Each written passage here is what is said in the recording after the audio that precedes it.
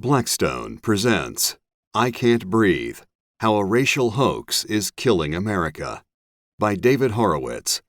This book is read by John McLean. To the Victims. Part 1. An American Catastrophe. A Summer of Insurrections. On May 25, 2020, the death of a Black American in the custody of Minneapolis police led to one of the greatest eruptions of lawlessness and violence in American history. The violence was provoked by a disturbing video that recorded the last breaths of George Floyd, a Minneapolis citizen who expired with a policeman's knee pressed firmly on the side of his neck for more than 9 minutes.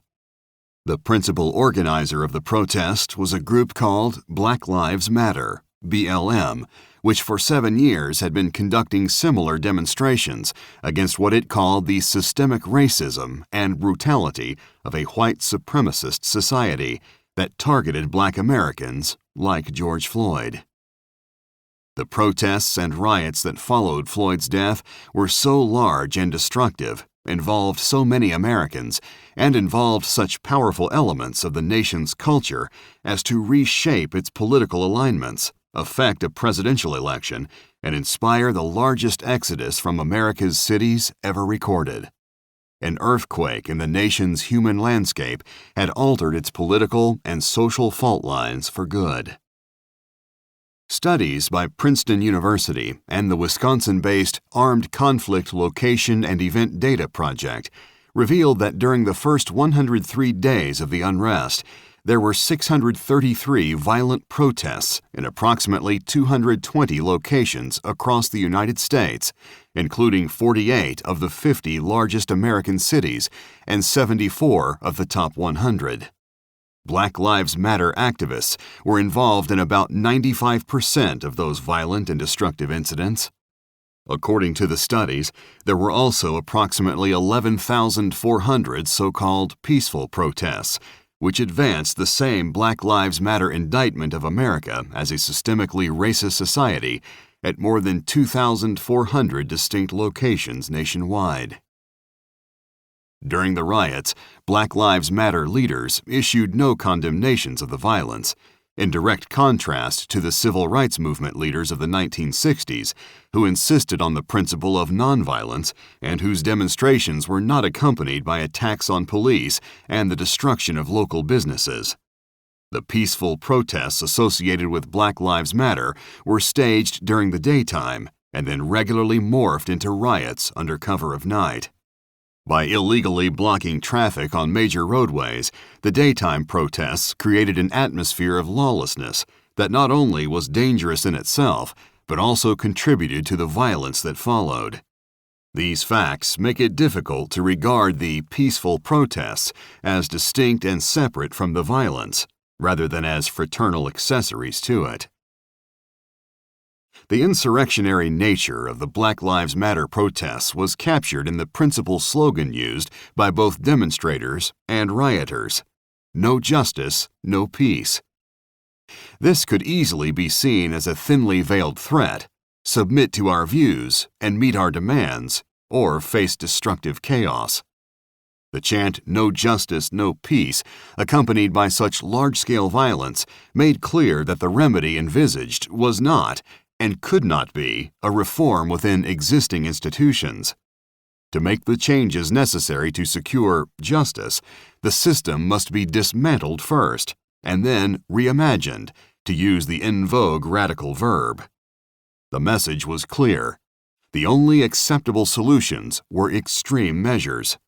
Only a revolutionary force outside the system could fix it, even though the systems in cities like Minneapolis and all the other major centers of the violence were entirely controlled by liberal Democrats who had endorsed the Black Lives Matter movement. Apparently, those liberals shared the goals of the radicals, but lacked the spine to achieve them. 6 years earlier, Black Lives Matter had instigated similar riots over a similar arrest in Ferguson, Missouri. The principal differences between the civil violence in Ferguson and Minneapolis were scope and scale. The Ferguson street battles, arsons, and lootings were mainly confined to one city and lasted roughly 1 month. But in the intervening years, Black Lives Matter had grown in number and capability to the point where it could now threaten civil order on a national scale. Its increased power was fueled by tens of millions of dollars donated by tax-exempt foundations, major American companies like Apple, Microsoft, and Amazon, and wealthy individuals on the political left, such as George Soros and LeBron James. During the 2020 sieges, hundreds of millions of additional dollars in donations from corporate America and celebrities in entertainment and sports flowed into the war chest of Black Lives Matter, making it the most powerful radical movement in American history.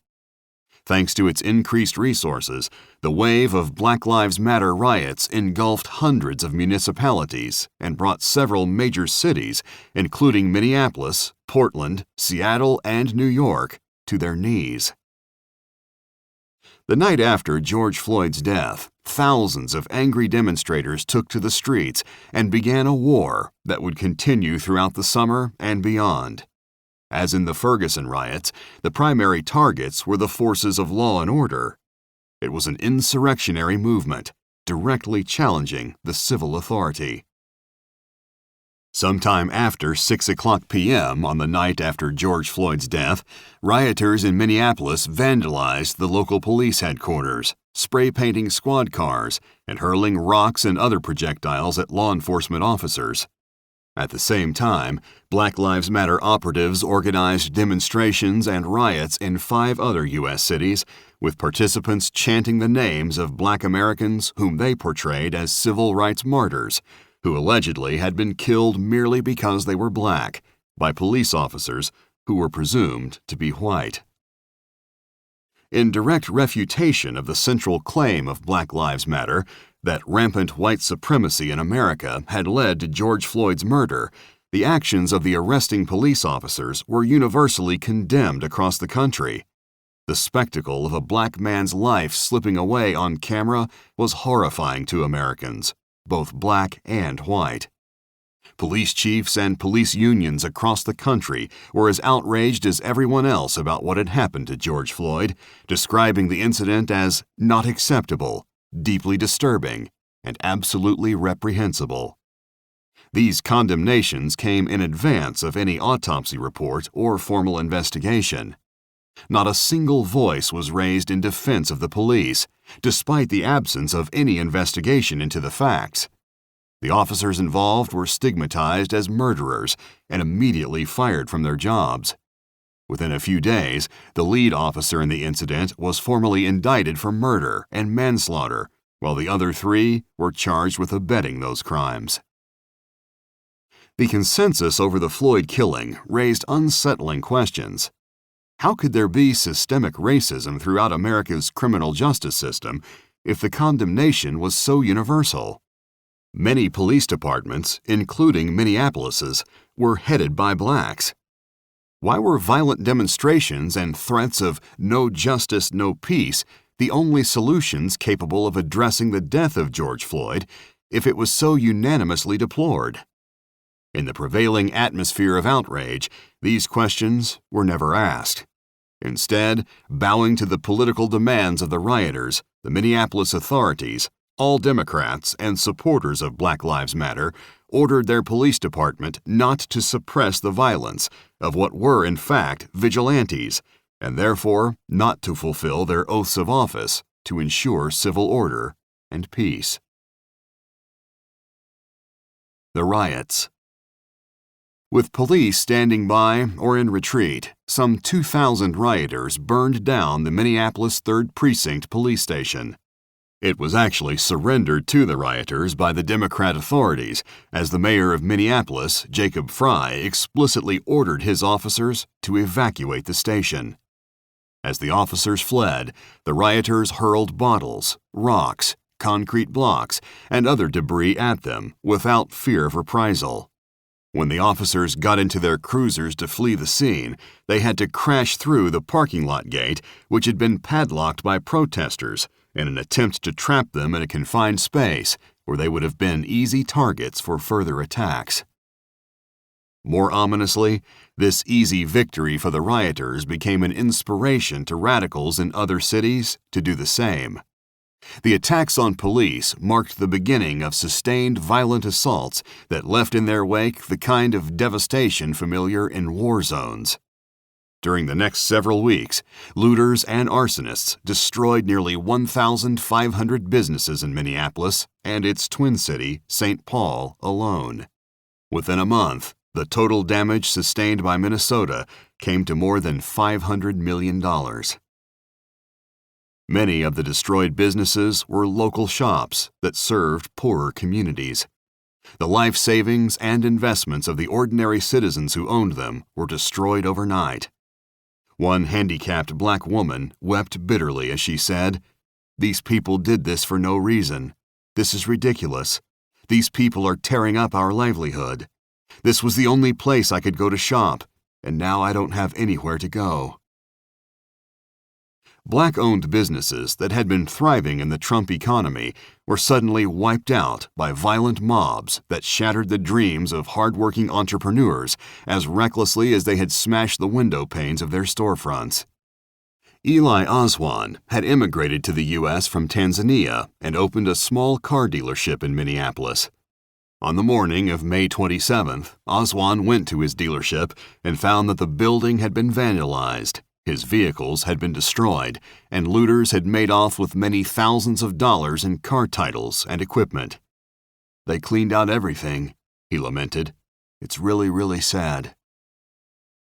On June 6th, 12 days after George Floyd's death, 500,000 people turned out for Black Lives Matter protests in nearly 550 cities and towns across the United States. By June 9th, those demonstrations had spread to more than 2,000 locales in all 50 U.S. states. As spring gave way to summer, in city after city, the rioters defaced both public and private property, smashed windows, looted stores, set vehicles and buildings ablaze, desecrated or toppled civic monuments and statues, attacked citizens who opposed them, assaulted police officers trying to stop them, and turned large urban areas into war zones where no one was safe. By June 3rd, at least 200 cities had imposed curfews in an effort to quell the mayhem. More than 30 states had activated 62,000 National Guardsmen to help restore order. Law enforcement personnel were among the primary targets of the protesters. By June 8th, 2 policemen had been killed in the nationwide riots, while more than 700 officers in 25 states had been injured, along with 60 Secret Service agents and 40 U.S. Park Police. 15 civilians had already died in the riots. One of the more poignant victims was David Dorn, a 77-year-old African-American retired police captain who was fatally shot on June 2nd by a man who was looting a St. Louis pawn shop where Dorn was employed as a security guard. On the night of Dorn's death, 4 active-duty police officers in St. Louis were also shot, while many others were attacked with rocks and fireworks, and 55 businesses were burglarized, vandalized, or burned. By the end of June, at least 14,000 protesters and rioters in more than 4 dozen separate cities had been arrested.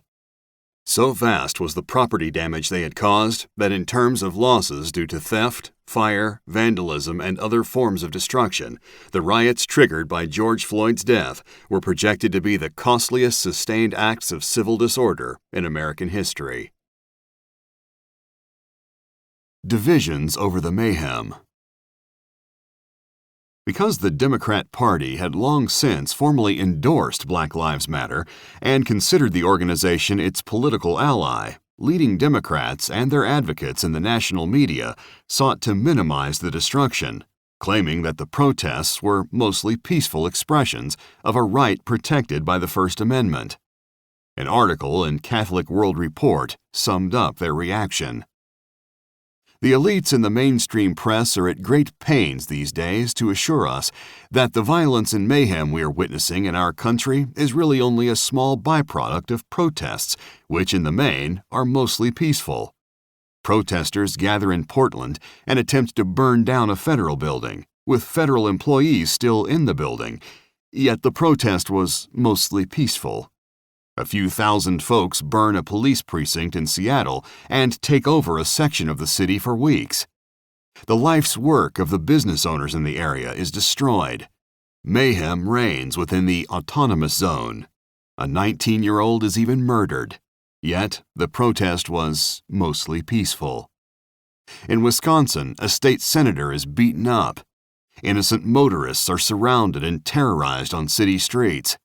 Each morning we wake up to news of cities burning, our emergency rooms clogged with the injured, even dead bodies being hauled to funeral homes. And yet we should ignore all this, since the protests are, according to our secular press, mostly peaceful. Here is how the New York Times described the mayhem. The vast majority of protesters in Minneapolis, like others around the country, marched peacefully, and some tried to intervene to stop the destruction. But even the violence, the Times explained, could be seen as an understandable response to years of injustice at the hands of the Minneapolis police, an explosion of anger that activists had warned was coming if the city did not reform law enforcement. The eagerness of Democrat partisans in the media to downplay the violence in Democrat cities was dramatized with almost comic clarity in a CNN segment in which correspondent Omar Jimenez reported from Kenosha, Wisconsin, which had been under siege for days. While a massive arson fire was visible in the background of his screenshot, Jimenez said, "What you're seeing is one of multiple locations that have been burning in Kenosha, Wisconsin over the course of the night. These images came in stark contrast to what we saw over the course of the daytime hours in Kenosha and into the early evening, which were largely peaceful demonstrations in the face of law enforcement." While fires engulfed buildings in the distance, a chyron at the bottom of the television screen read, "Fiery but mostly peaceful protests after police shooting." A seminal clash in Washington, D.C. The contrast between a media sympathetic to the rioters and the Trump administration, which was calling for law and order, reached a climax following a presidential address on June 1, 2020. Speaking from the White House Rose Garden, Trump condemned the nationwide riots as acts of domestic terror and urged governors to use as many National Guard troops as necessary to stop the violence. Following his speech, Trump's plan was to walk from the White House across the street to St. John's Episcopal Church, a historic building commonly known as the Church of Presidents. The night before, protesters had vandalized the church and set it on fire. Trump had demanded a greater law enforcement presence in the vicinity of the White House, but the Democrat mayor, Muriel Bowser, was a supporter of the rioters and refused to order it. As a result, the White House was being guarded by U.S. Park Police, the Secret Service, and some D.C. police. The night Trump spoke, the protesters had again massed in nearby Lafayette Square, broken police barriers, and hurled a variety of projectiles, including fireworks and flares, at the officers as they pressed towards the fence protecting the White House. Alarmed by the violence, the U.S. Park Police decided to clear the area and put up new fencing. A year later, a report from the Inspector General of the Department of the Interior established that this was in fact a decision of the Park Police, not President Trump. The police were concerned about the safety of the park and the White House. Trump decided to turn their decision into a teaching moment about public safety and civility. Accompanied by members of his cabinet, Trump was able to cross the street to the church and pose for photographers. It was a stark reminder to Democrat governors and mayors of their responsibilities as civic officials charged with protecting their citizens.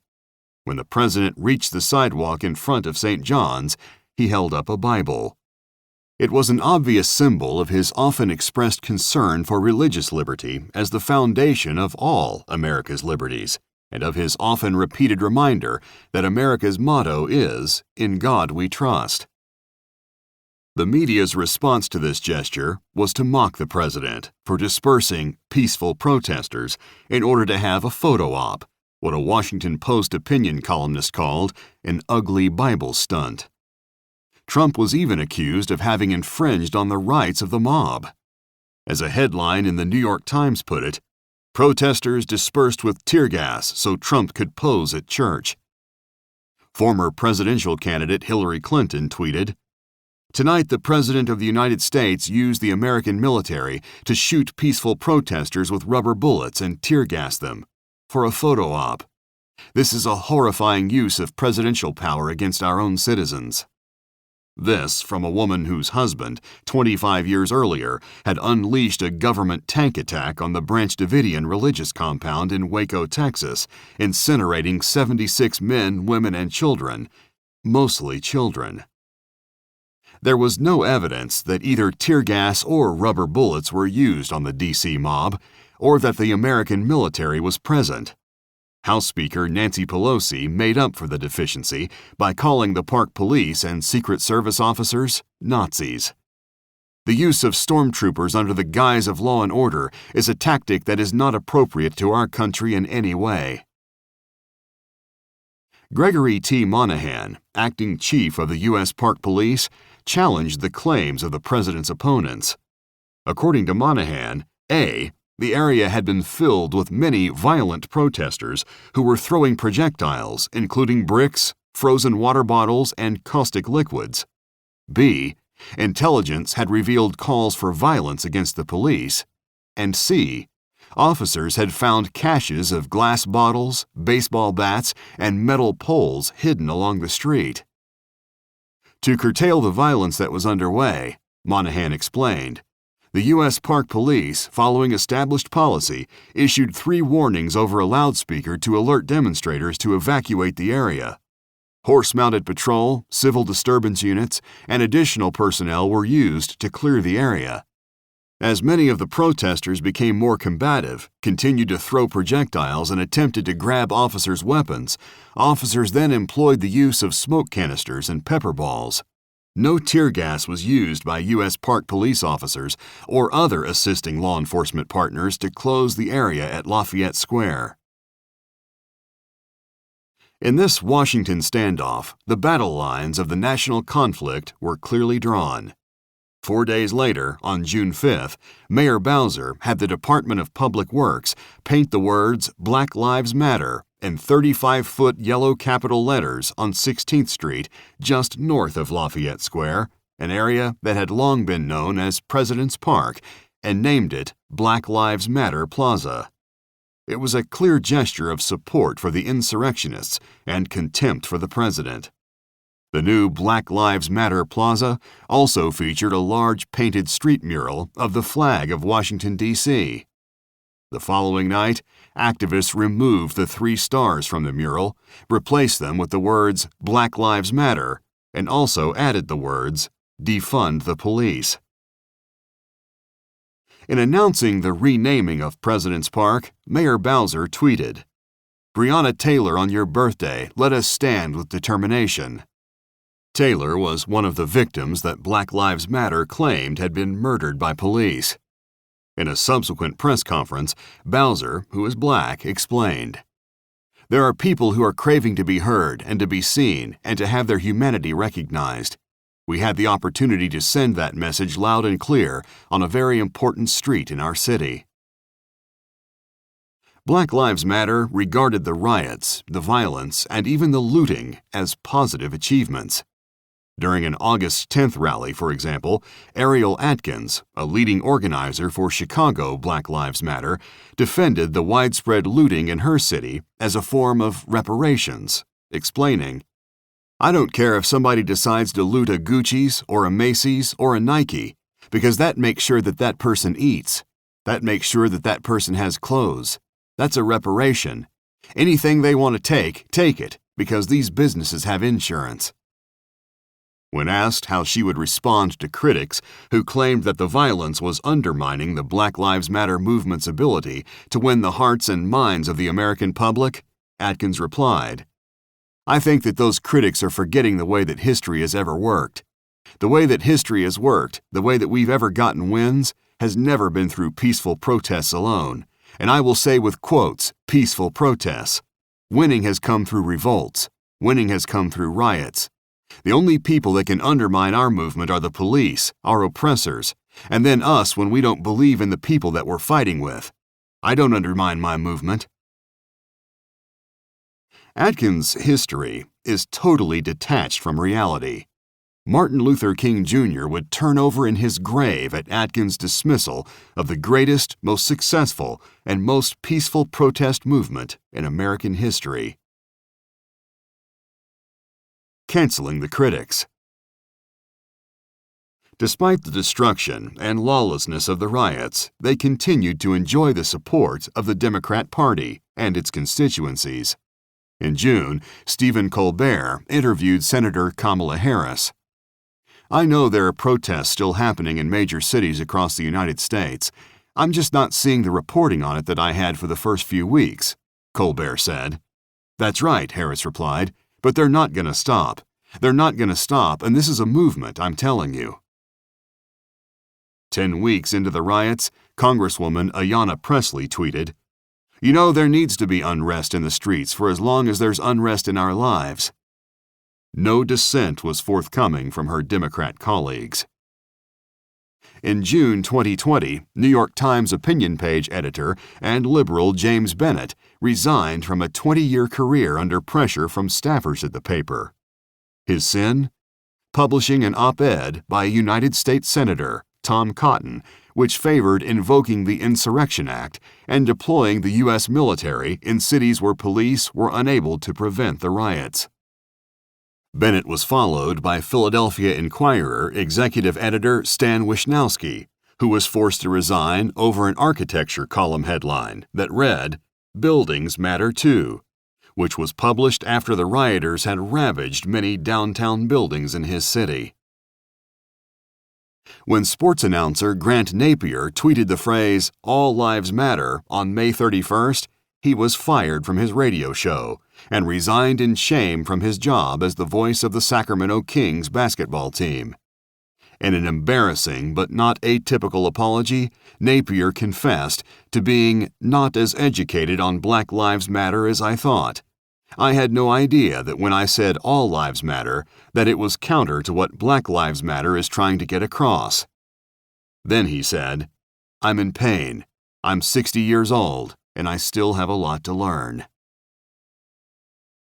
Professor Gordon Klein, who had been teaching at UCLA's Anderson School of Management since 1981, was put through the ringer in June after he rejected a student's emailed request that a final exam be postponed for blacks in his class because of the alleged trauma that George Floyd's death had caused them. In his response to that student, Klein wrote, "Thanks for your suggestion that I give black students special treatment, given the tragedy in Minnesota. Do you know the names of the classmates that are black? How can I identify them, since we've been having online classes only? Are there any students that may be of mixed parentage, such as half black, half Asian? What do you suggest I do with respect to them? A full concession, or just half?" One last thing strikes me.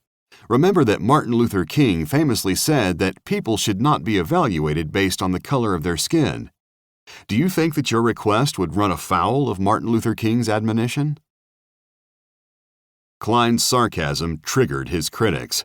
In response, UCLA senior Preet Baines started a Change.org petition asking the university to fire the professor for his extremely insensitive, dismissive, and woefully racist response to his students' request for empathy and compassion during a time of civil unrest.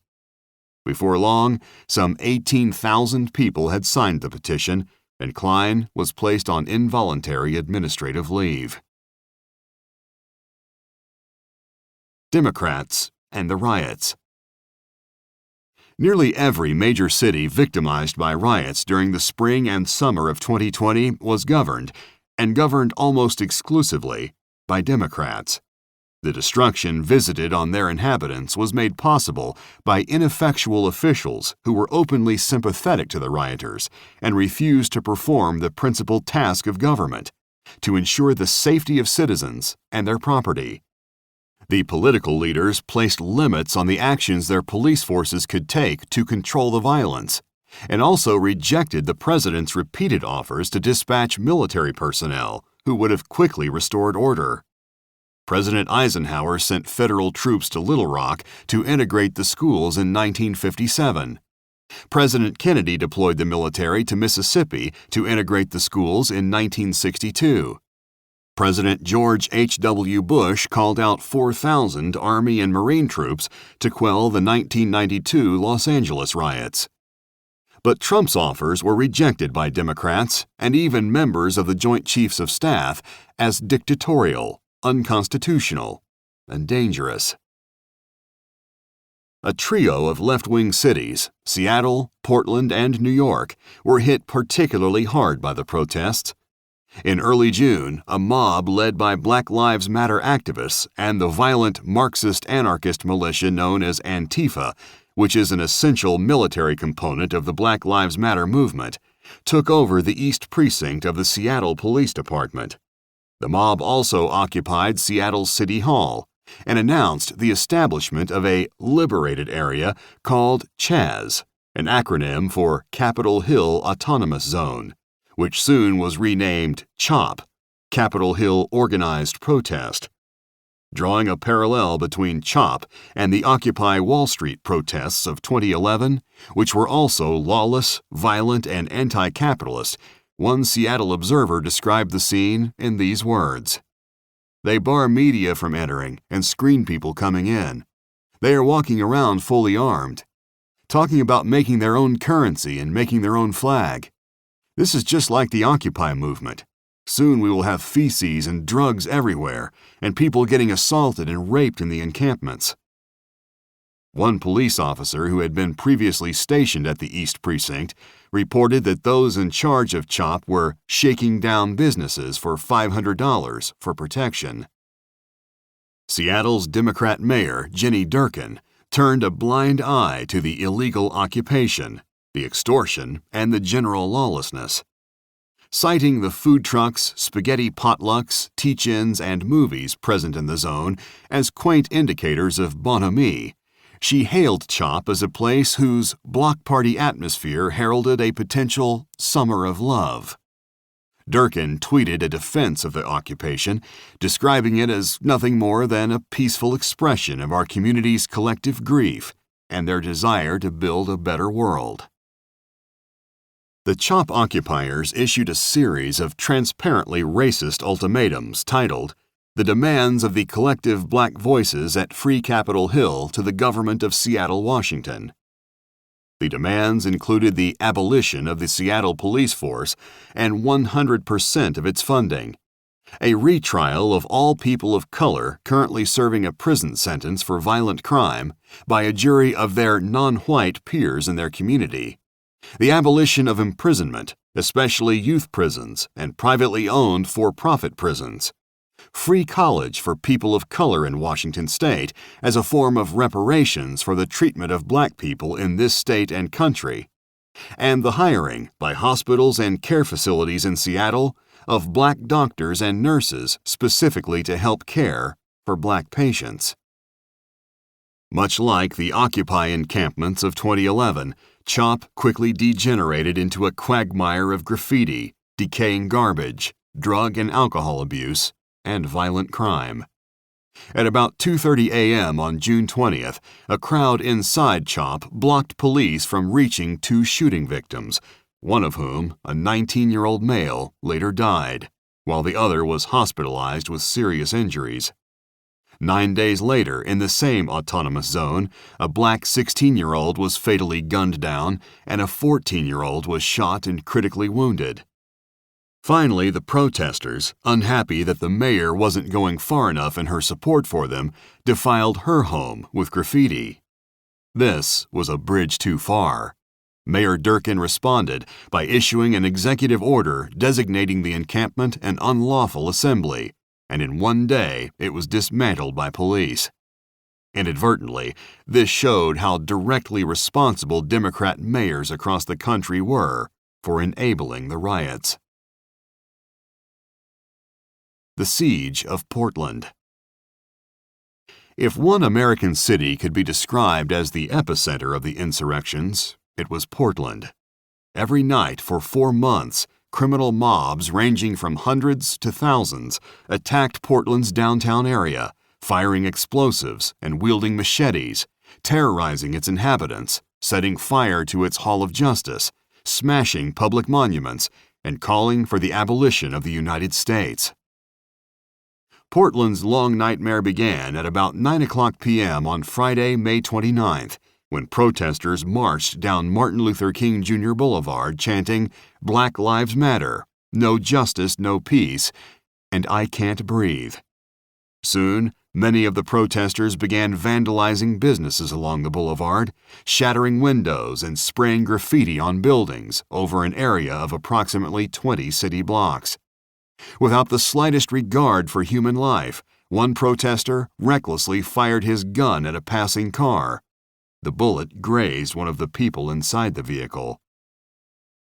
When the demonstrators reached the downtown area, they broke into the Multnomah County Justice Center and started a fire. Other arsonists lit additional fires throughout downtown Portland, torching dumpsters, trash cans, pallets, and automobiles. Portland Mayor Ted Wheeler declared a state of emergency, enacted a citywide overnight curfew, and publicly condemned the violence. But even as he took these actions, he signaled his sympathy for the anti-police sentiments of Black Lives Matter.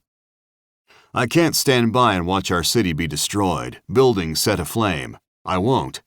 But nor will I stand silent as men like George Floyd are murdered by the very institutions that are supposed to protect and serve them." The U.S. Department of Homeland Security described the protesters who descended on Portland as violent anarchists who repeatedly blocked traffic, engaged in arson, destroyed and stole private property, and attacked police officers with fireworks, aerial mortars, laser beams capable of causing permanent eye damage, and various projectiles, including glass bottles, rocks, golf balls, ball bearings, metal railroad spikes, plastic eggs filled with paint, and balloons filled with feces. During one protest, a man smashed an officer in the head with a hammer. The mayor's brave words were not backed by actions effective to protect public safety and put an end to the riots. Between May 29th and August 22nd, the Portland Police Bureau formally declared a riot on 18 separate occasions, including 9 times in August alone. This chaos had disastrous and potentially deadly consequences that spread far beyond the areas directly hit by the rioters. During the overnight hours of August 15th and 16th, for example, more than 60 911 emergency calls went unanswered because the city's police officers had to direct all of their attention to the riots downtown. On the night of August 16th, a group of black protesters mobbed a pickup truck on a Portland street and dragged the white driver out of the vehicle, pushed him to the ground, and surrounded him as he pleaded for mercy. Before long, one of the crowd members ran toward the unsuspecting victim from behind and kicked him with full force on the side of his face, instantly knocking him out. "What the fuck is you talking about, nigger?" the assailant screamed as the victim's head hit the ground and bled profusely, while other protesters rifled through the man's truck in search of items they could steal. Meanwhile, other protesters repeatedly taunted the unconscious man.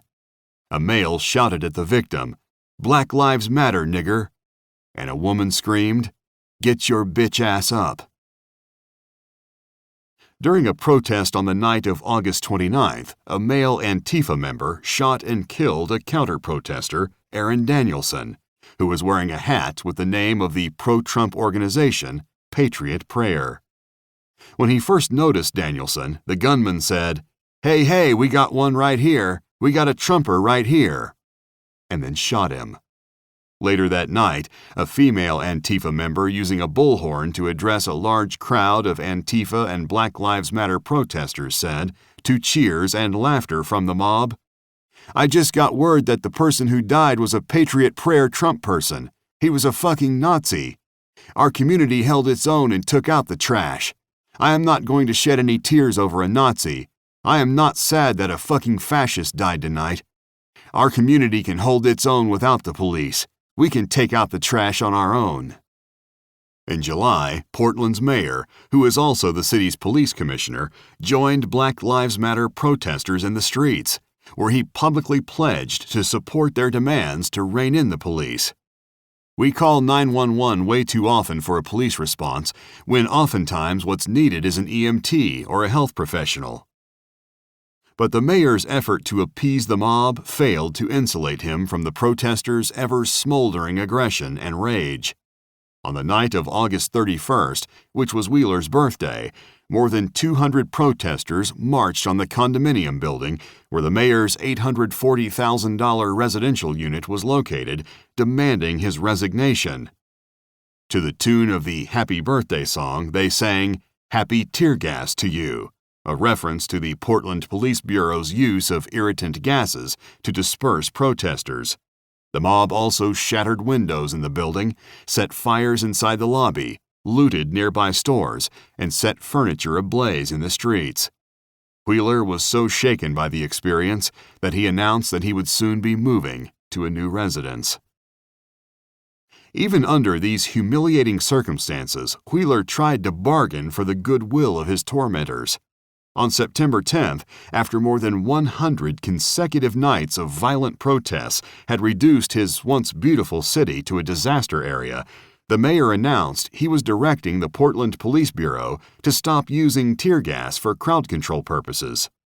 Such a measure, he said, would help him fulfill his obligation to create change and achieve justice for Black people and all people of color. New York chaos.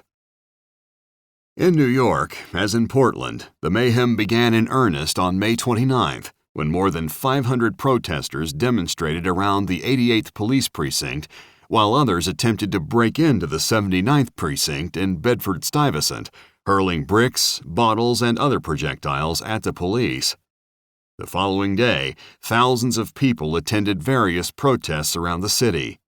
By the end of the day, 33 police officers had been injured and 47 police vehicles had been damaged or destroyed. On June 1st, The Gothamist described the effects of looting in Manhattan's Soho neighborhood, where the violence had been particularly pronounced. Shattered glass, bare mannequins, and flaming dumpsters littered the streets of Soho in the early morning hours on Monday, as another night of tumultuous protests against police violence ripped through New York City, giving way to widespread looting in one of the city's wealthiest neighborhoods. Bloomingdale's, Chanel, Gucci, Coach, Supreme, and Louis Vuitton were among the retailers picked clean by 3 a.m., their previously boarded-up windows cast aside on the sidewalk. Groups of young people sprinted through the streets carrying sneakers and luxury items as an army of officers bashed the windows of vehicles believed to be hauling stolen merchandise. On June 2nd, The Gothamist ran a similar report describing groups of looters who had surged through much of Manhattan, jumping into and out of smashed storefronts with duffel bags. The atmosphere on the ground was one of disbelief, as teenagers found themselves able to fill their bags without opposition. Meanwhile, nearly 700 looters and arsonists were arrested in the Bronx, where 2 police officers were struck and injured by automobiles in hit-and-run incidents. Between May 29th and June 9th, an estimated 450 businesses in New York City were looted or damaged by rioters and arsonists. The costs of the property damages were estimated to be in the tens of millions of dollars. By the end of July, at least 303 police vehicles had been destroyed citywide. By the end of September, more than 470 officers had been injured. One of the most remarkable facts about the riots in New York City is that so few of the violent perpetrators faced any consequences for their actions. This was because more than a year earlier, in March 2019, New York Governor Andrew Cuomo, with the enthusiastic approval of New York City Mayor Bill de Blasio, had signed into law a criminal justice reform measure that allowed most criminal suspects charged with misdemeanors and nonviolent felonies to walk free without having to post bail. Consequently, during the riots of 2020, most of those who participated in property destruction were immune from incarceration. As the New York Post explained, "Right now, anyone arrested for looting gets rapidly released, with no need to post bail to avoid jail until trial. The imposition of bail requires that the use of a dangerous instrument be part of the alleged crime. And the ruling from the state's top court is clear. Someone has to be on the other side of the window when you throw a brick through it. If no one's there, it's not a weapon, and jail/bail is off the table." Mayor de Blasio had long praised Black Lives Matter for awakening white Americans to the implicit bias that allegedly prevented them from understanding that young men of color live in fear all of the time. In June, following the example set by D.C. Mayor Muriel Bowser, de Blasio announced that the city would paint the words "Black Lives Matter" onto the pavement of Fifth Avenue, directly in front of Trump Tower. "It's an important message to the nation, and obviously we want the president to hear it because he has never shown respect for those three words," the mayor said. In a photo op, de Blasio actually helped paint the words on the street, as did his wife, and racial demagogue Al Sharpton. In a July 9th CNN interview, de Blasio said that because this is a historic moment of change, he would permit Black Lives Matter protesters to continue marching through the streets of the city, while all other large events, traditional parades and festivals, would be canceled at least through September because of the COVID-19 pandemic. Defund the police. The anti-police rhetoric of political figures such as Mayors Bill de Blasio, Ginny Durkin, and Ted Wheeler helped fuel the climate of extreme hostility toward law enforcement officers. Central to creating this toxic environment was Black Lives Matter's call for a national defunding of police, founded on the premise that as long as we continue to pump money into our corrupt criminal justice system at the expense of housing, health, and education investments, we blacks will never be truly safe. Black Lives Matter co-founder Patrisse Cullors explained that it's not possible for the entity of law enforcement to be a compassionate, caring governmental agency in black communities. Democrat leaders across urban America jumped on board the defund the police bandwagon. On June 26th, Minneapolis City Council members voted unanimously to dismantle the Minneapolis Police Department and replace it with an alternative entity relying heavily on social workers and emergency medical technicians. In late June, New York's Mayor de Blasio reported that his city council had decided to shift more than $1 billion in annual funding out of the New York Police Department. At least 11 more cities voted to defund their police departments to varying degrees. Police budgets were cut by $27 million in Portland, $150 million in Los Angeles, $150 million in Austin, $120 million in San Francisco, and $4 million in Seattle. Just hours after the Seattle City Council voted on its cuts, a dispirited police chief announced her resignation. Carmen Best was the first African-American police chief in Seattle's history. The budget cut meant she would have to fire 100 recently hired officers, about 40% of whom were non-white. "We have 800,000 calls for service every year," she stated. "If you just lop off even 100 officers, that's going to be highly detrimental to a department that wasn't staffed enough to deal with the calls we did have." Crime wave.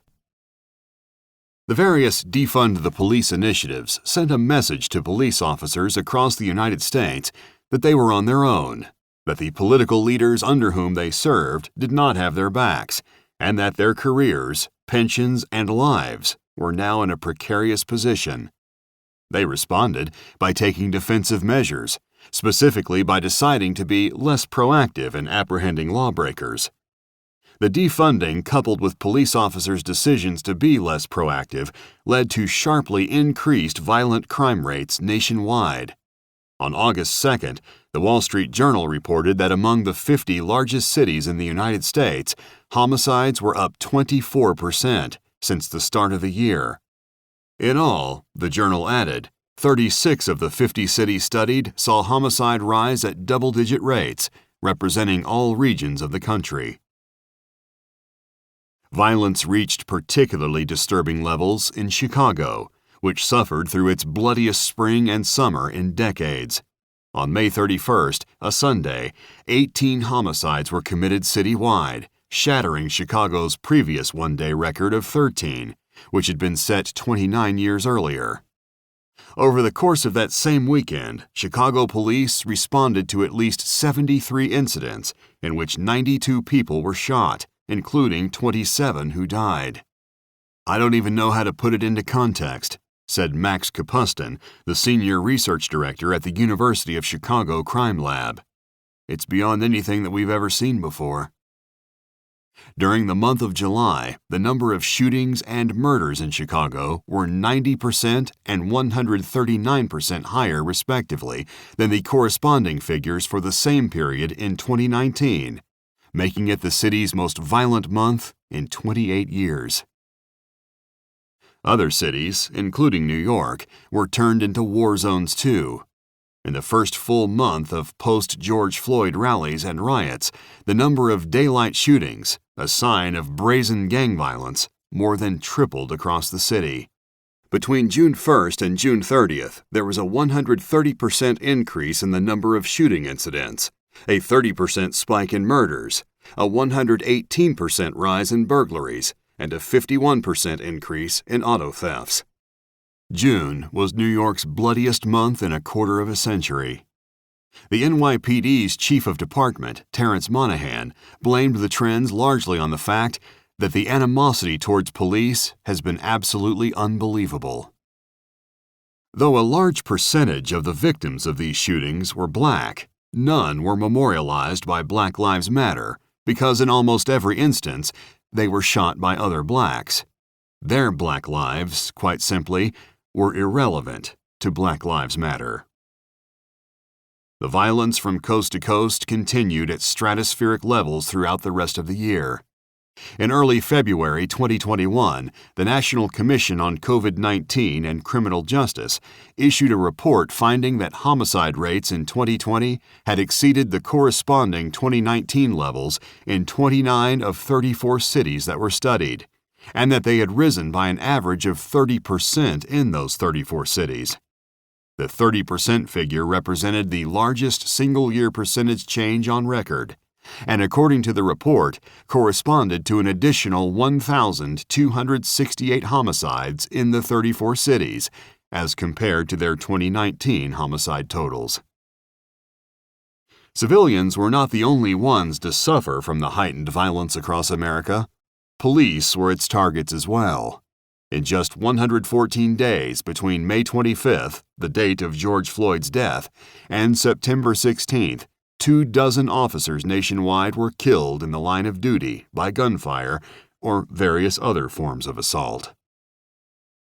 The virulent hate directed at law enforcement, coupled with the fact that numerous Democrat mayors were sympathetic to the attacks on police, caused widespread demoralization in police departments. In New York City, large numbers of officers decided that it was time to leave. Between May 25th and July 3rd, some 503 NYPD police officers filed for retirement, a 75% increase over the 287 who had filed for retirement during the same time period in 2019. Police in Washington, D.C. were similarly dispirited, as evidenced by a June press release in which the city's Metropolitan Police Union reported that 71% of the members it had surveyed were considering leaving the department. In Minneapolis, where it all began, the Democrat City Council voted unanimously on June 12 to approve a measure to disband the city's police department and replace it with what a Forbes News report described as a community-led public safety system. On July 21st, the New York Times reported that nearly 200 officers in Minneapolis, roughly one-fifth of the city's police force, had officially filed paperwork to leave their jobs, citing post-traumatic stress. An anti-American meme. One of the hallmarks of Black Lives Matter rioters that emerged clearly during the protests of 2020 was their uncompromising hatred for the country they lived in. In an August protest in Kenosha, chants of "Kill the Police" were accompanied by shouts of "Death to America." On August 30th, hundreds of protesters also chanted "Death to America" as they marched through the streets of Oakland, California, threw projectiles at police officers, lit fires, smashed windows, and vandalized buildings. July 4th is the nation's holiday, celebrating its birth as a people dedicated to the proposition that all human beings are created equal and have a God-given, unalienable right to liberty. America inherited slavery from the British and abolished it within a little over one generation at the cost of 350,000 mainly white Union lives, a fact that gets no recognition from Black Lives Matter partisans. Colin Kaepernick, a former National Football League quarterback, is one of the most prominent supporters of the organization and its cause. Kaepernick was raised by white parents after his black father abandoned him and his white birth mother. On July 4th, Kaepernick posted an online video showing images of the Ku Klux Klan, police brutality, slavery, and lynchings. Above the video, he had written the following caption: "Black people have been dehumanized, brutalized, criminalized, and terrorized by America for centuries, and are expected to join your commemoration of independence while you enslaved our ancestors. We reject your celebration of white supremacy and look forward to liberation for all." Actually, America did not enslave Kaepernick's ancestors. Black African slavers did that and sold them at auctions to British slavers who brought them to America. White Americans, within a short time historically speaking, freed Kaepernick's ancestors. Kaepernick's historical illiteracy frames the whole Black Lives Matter narrative. It is useful to remind ourselves of the facts.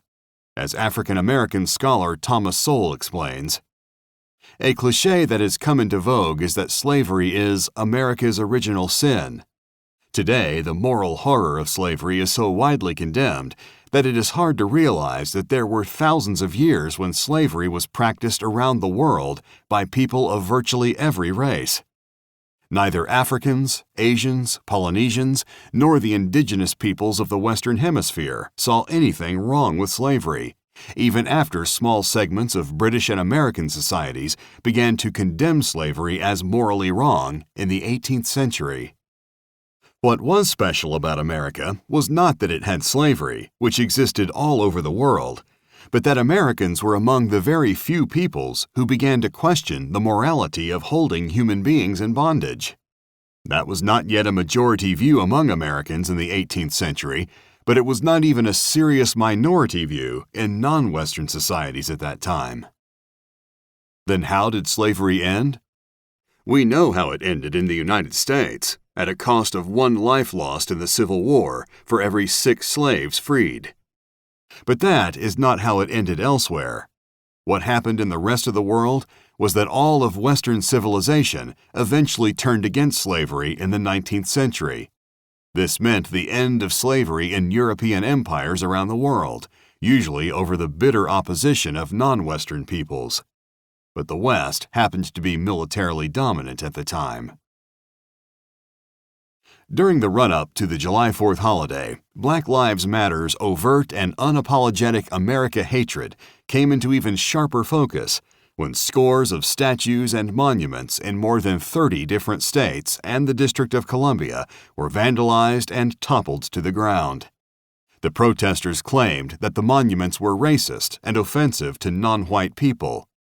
Some of the statues were taken down at the order of city officials, who were intimidated by raucous protests and threats of violence into removing them from the public square. On June 1st, in Montgomery, Alabama, a statue of Confederate General Robert E. Lee was knocked off its base. That same day in Birmingham, a statue of Charles Lynn, a city founder who served in the Confederate Navy, was toppled to the ground. On June 10th, a statue of Christopher Columbus was decapitated in Boston. The same day, another statue of Columbus was toppled at the state capitol in St. Paul, Minnesota. On June 13th, a statue of Confederate President Jefferson Davis was removed from the rotunda of the Capitol building in Frankfort, Kentucky, on the order of city authorities. The targets were by no means limited to Confederates and the discoverer of America. On June 18th, a crowd of protesters in Portland set fire to the head of a statue of George Washington before pulling it to the ground with ropes. The statue was spray-painted with the messages BLM, Genocidal Colonist, You're on Native Lands, Big Floyd, a reference to the late George Floyd, and 1619, the year in which allegedly the first African slaves were brought to North America. Those Africans were actually indentured servants, like the majority of the Virginia labor force, which was mainly white. On June 19th, protesters in San Francisco toppled a statue of Francis Scott Key, author of the Star-Spangled Banner. On June 21st, New York Mayor Bill de Blasio announced that the bronze statue of Theodore Roosevelt on horseback, flanked by a Native American and an African, would be removed from the position it had occupied near the entrance to the American Museum of Natural History for 80 years. Roosevelt had invited the former slave Booker T. Washington to dine with him and his family at the White House in a milestone event in the struggle for equal rights. On June 22nd, Black Lives Matter leader Shaun King demanded that religious statues showing a light-skinned Jesus be toppled to the ground because they represented a form of white supremacy. On June 30th, the Boston Art Commission voted to remove from the city's Park Square a replica of Thomas Ball's 1876 Emancipation Memorial, a statue depicting President Abraham Lincoln freeing a black slave. The original statue in Washington, D.C. had been donated by liberated black slaves. During the July 4th weekend, a Rochester, New York statue of the famed abolitionist and former slave Frederick Douglass was ripped from its base and thrown into a gorge, an action that showed that the vandals were motivated by contempt for America rather than any concern for black lives or racial justice. Capturing the culture. As the protests and riots gathered steam, a large number of celebrities in the fields of sports, entertainment, and the arts stepped forward to declare their support. Former baseball star Alex Rodriguez and actress Jennifer Lopez joined a rally in Los Angeles at which they carried homemade signs that read, #Enough is enough, and Let's get loud for Black Lives Matter. On Instagram, Rodriguez lamented the senseless way George Floyd was killed in Minneapolis and the many brutal, unnecessary, ugly murders that came before him. Other cultural luminaries to declare their solidarity with Black Lives Matter included Beyoncé, Jane Fonda, Madonna, Trevor Noah, Rihanna, Keke Palmer, Jamie Foxx, Adam Lambert, Gigi and Bella Hadid, Ariana Grande, Harry Styles, Blake Lively, Ryan Reynolds, and Drake. Even though I will never know the pain and suffering blacks have endured, or what it feels like to try to survive in a world plagued by systemic racism, said Kim Kardashian, speaking for many, I know I can use my own voice to help amplify those voices that have been muffled for too long. 5 of the Black Lives Matter martyrs not only had thousands of people say their names, but were the subjects of flattering films.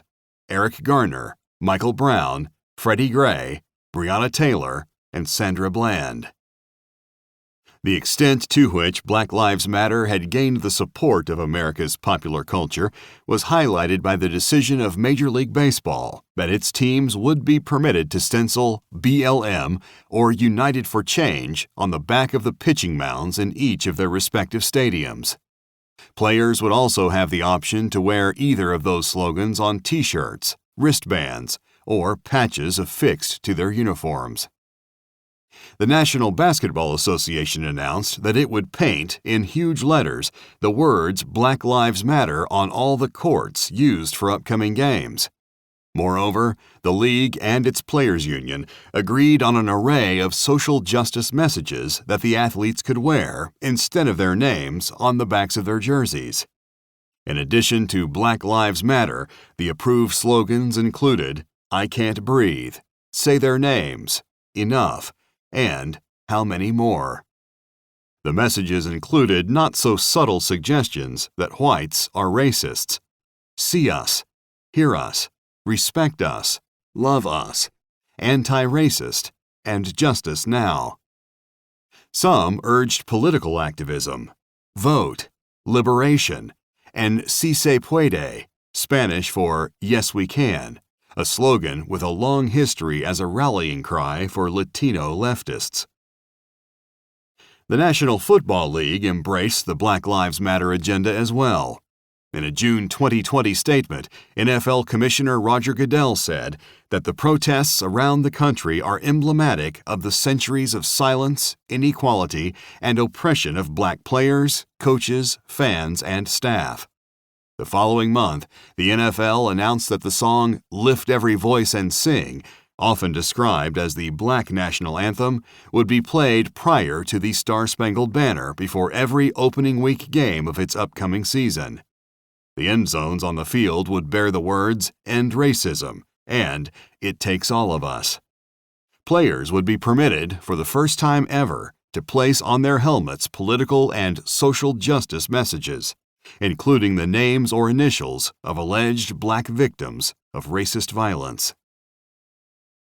It was estimated that during the first 6 weeks following George Floyd's death, between 15 and 26 million people participated in the various demonstrations from coast to coast, prompting the New York Times to run this headline on July 3, 2020.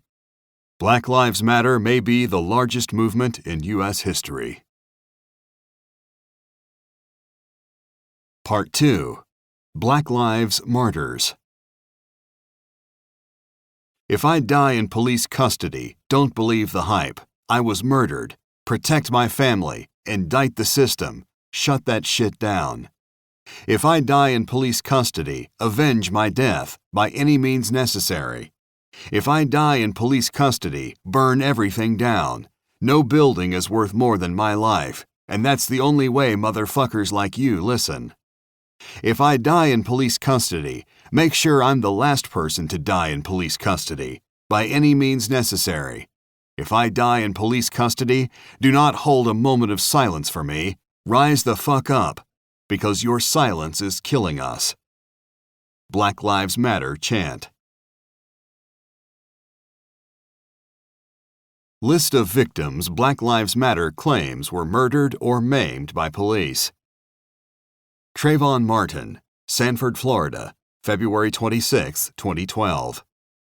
Dontre Hamilton, Milwaukee, Wisconsin, April 30, 2014. Eric Garner, Staten Island, New York, July 17, 2014. Michael Brown, Ferguson, Missouri, August 9, 2014. Ezell Ford, Los Angeles, California, August 11, 2014. Akai Gurley, Brooklyn, New York, November 20, 2014.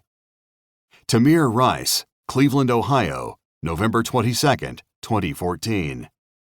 Tony Robinson, Madison, Wisconsin, March 6, 2015. Megan Hockaday, Oxnard, California, March 28, 2015. Walter Scott, North Charleston, South Carolina, April 4, 2015. Freddie Gray, Baltimore, Maryland, April 19, 2015. Sandra Bland, Waller County, Texas, July 13, 2015. Alton Sterling, Baton Rouge, Louisiana, July 5, 2016. Philando Castile, Falcon Heights, Minnesota, July 6, 2016. Corinne Gaines, Randallstown, Maryland, August 1, 2016. Terrence Crutcher, Tulsa, Oklahoma, September 16, 2016. Keith Lamont Scott, Charlotte, North Carolina, September 20, 2016. Alfred Olongo, El Cajon, California, September 27, 2016. Jacquees Clemens, Nashville, Tennessee, February 10, 2017. Ahmaud Arbery, Glen Country, Georgia, February 23, 2020. Breonna Taylor, Louisville, Kentucky, March 13, 2020. Daniel Prude, Rochester, New York, March 23, 2020. George Floyd, Minneapolis, Minnesota, May 25, 2020. Tony McDade, Tallahassee, Florida, May 27, 2020. Rayshard Brooks, Atlanta, Georgia, June 12, 2020. Jacob Blake, Kenosha, Wisconsin, shot and paralyzed August 23, 2020. The cause. For the Black Lives Matter campaign to be able to launch its destructive attacks on American cities, raise hundreds of millions of dollars in the process, and gain the support of a major political party for its actions is a remarkable, even unthinkable achievement. It was possible only because the campaign was driven by a moral argument so powerful that it touched the hearts of all Americans and intimidated critics from stepping forward to challenge it. That moral argument was framed by a series of capital crimes allegedly committed by a justice system that was systemically racist, regularly targeting Black Americans because of their skin color. The litany of victims from minority communities outraged a majority of Americans who had believed, or wanted to believe, that America had overcome its racial past and had put such legal lynchings behind it. The overwhelmingly sympathetic response to the slogan Black Lives Matter contained an irony, however, that was widely ignored. If Americans of all hues, including white, responded so eagerly and so generously to this cry for social justice, how could the indictment be anywhere close to true? The indictment is formally stated on the Black Lives Matter webpage in these stark and uncompromising words.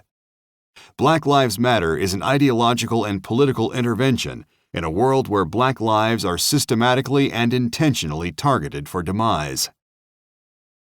Black Lives Matter has become a mantra for social justice activists as a result of the campaign that Black Lives Matter's co-founders launched in 2013 following the 2012 shooting death of Black teenager Trayvon Martin, whose killer was acquitted in a trial that many saw as a miscarriage of justice. During the ensuing 7 years of the Black Lives Matter campaign, its accusations have caused a sea change in the attitudes of people one would not have associated with political causes, let alone such inflammatory ones. In early May 2020, weeks before the death of George Floyd, a Black jogger named Ahmaud Arbery was tracked and accosted by a retired police officer and his son, who suspected that Arbery was a burglar. In the scuffle that accompanied their attempt to make a citizen's arrest, Arbery was shot and killed. The perpetrators of this vigilante act were arrested and charged with murder. The extreme reaction to the case was the harbinger of the violent summer ahead. On May 6th, Black sports icon and centimillionaire LeBron James tweeted this response to what had happened. "We're literally hunted every day, every time we step foot outside the comfort of our homes. Can't even go for a damn jog, man. Like, WTF, man, are you kidding me? No, man, are you kidding me? I'm sorry, Ahmaud, rest in paradise, and my prayers and blessings sent." 5 months later, another national sports icon, former National Basketball Association great Bill Russell, published a long essay claiming that Racial injustice is rampaging throughout every sector of American society. Black kids today don't grow up worried the Klan will kill them in the middle of the night. They worry the police will. Like James, Russell didn't bother to provide any statistics showing that cops are killing black kids in the middle of the night or at any hour in the day. The only facts Russell alleged to support his indictment were these. America is not the land of the free when black people have to worry that they will be murdered in their sleep, like Breonna Taylor. America is not the land of the free when black people have to worry that a police officer will kneel on their necks for 8 minutes and 46 seconds, like they did to George Floyd, until the life was choked out of him. America is not the land of the free when black children can't play with a toy gun without fear of being murdered, like Tamir Rice.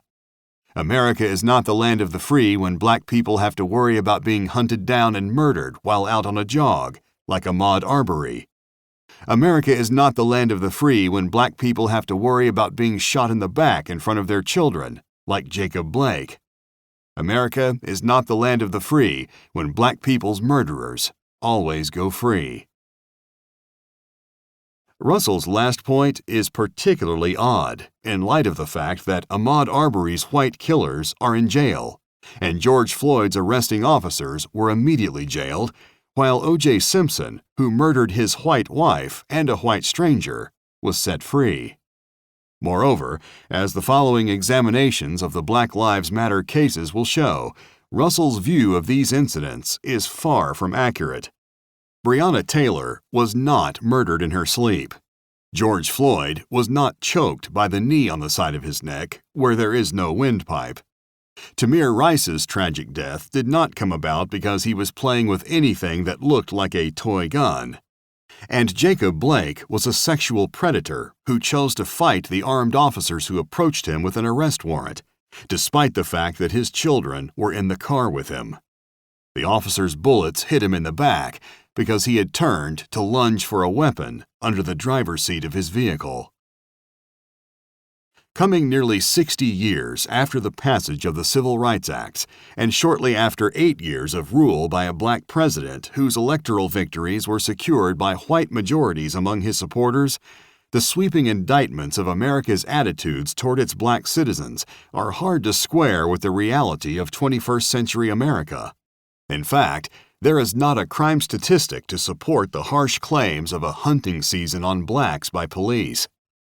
The statistics show that more unarmed whites are killed by police every year than unarmed blacks.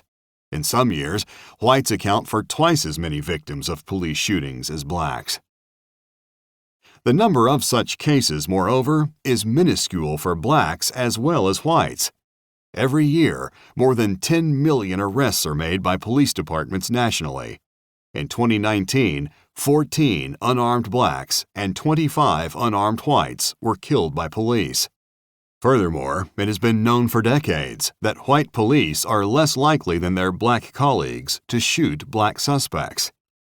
As a 2001 Justice Department report stated, that when a white officer kills a felon, that felon is usually a white, and when a black officer kills a felon, that felon is usually a black. Nor has anything changed in the years since then. In 2017, a study by John R. Lott and Carlisle E. Moody found that black officers killed unarmed black suspects at a significantly higher rate than white or Hispanic officers. And in 2018, a research team led by Charles Menefield, Dean of the School of Public Affairs and Administration at Rutgers University, found that white police officers actually kill black and other minority suspects at lower rates than we would expect if killings were randomly distributed among officers of all races, while non-white officers kill both black and Latino suspects at significantly higher rates than white officers.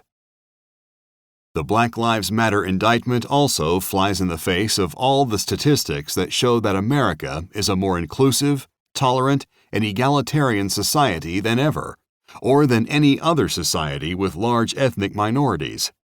Never in the history of nations has a previously oppressed minority like Black Americans been so integrated into the dominant culture of a nation. This is manifest in the integration of blacks in the sports and entertainment cultures that captivate and inspire America's youth. It can be seen in the sea of commercial advertisements that are eager to showcase integrated families and communities, which would be disastrous for sales if the claims of Black Lives Matter were even remotely true.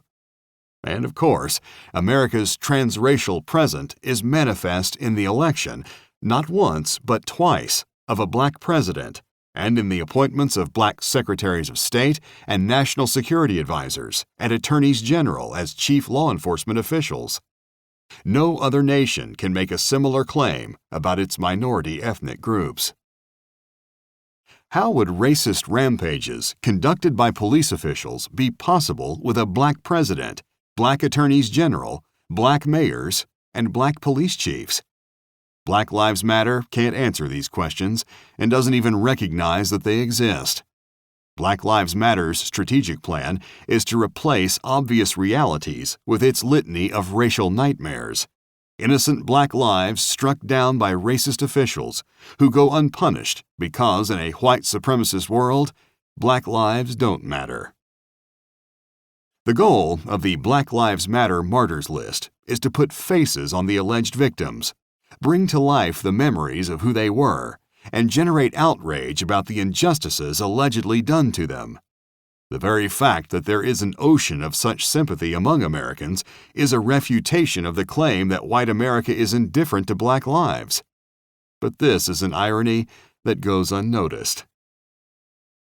To generate the sympathy that justifies its rage and its hate, Black Lives Matter calls on its supporters to say their names, to remember the martyrs and secure justice for them.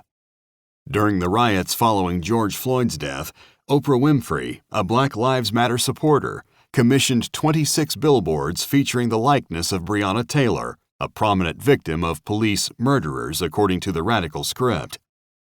"Demand that the police involved in killing Breonna Taylor be arrested and charged," said each of the billboards. Black Lives Matter is still promoting the myth of hands up, don't shoot, memorializing Michael Brown's alleged surrender to police, who then allegedly murdered him in cold blood.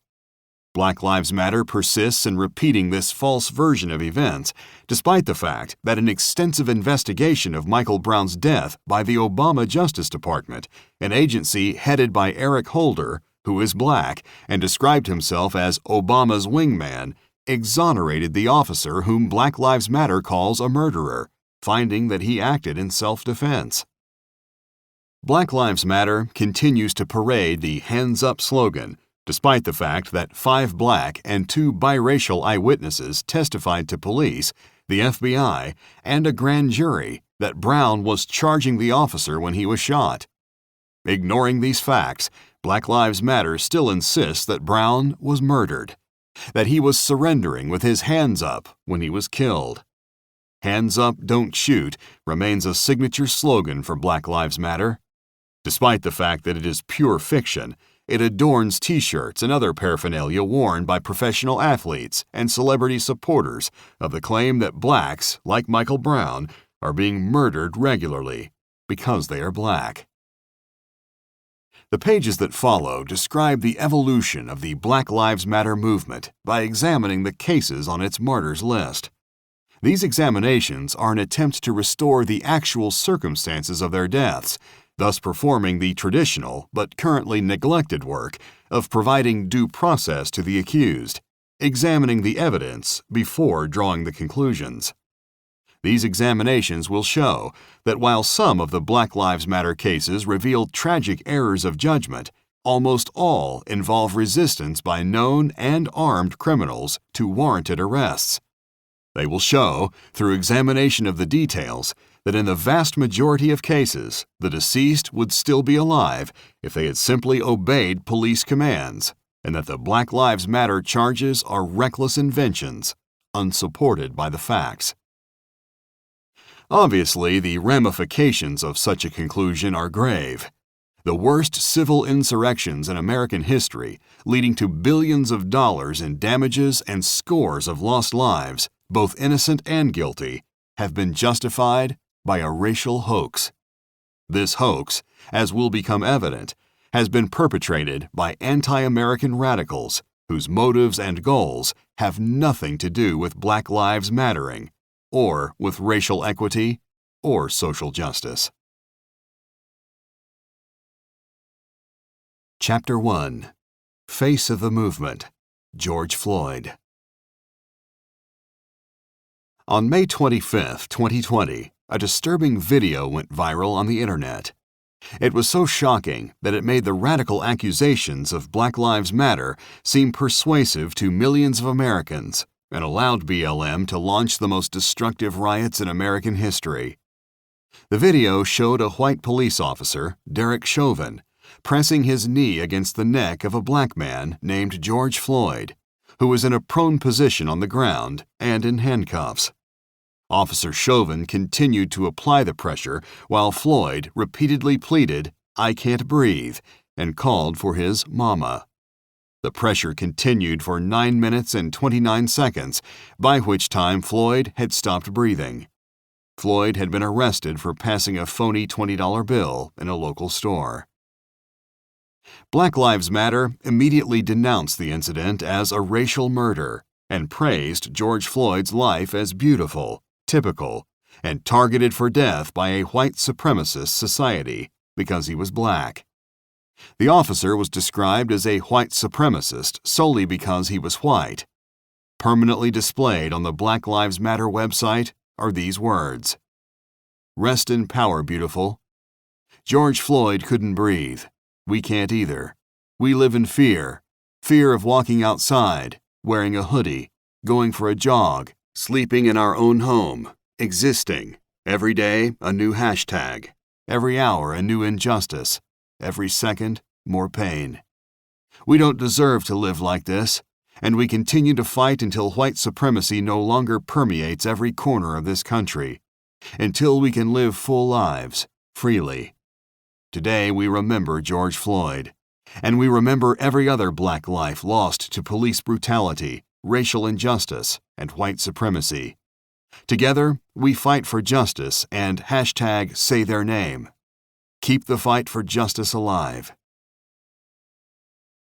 Contrary to this Black Lives Matter eulogy, George Floyd's was not a typical black life, and black Americans have no reason to live in fear of walking outside lest they meet George Floyd's fate.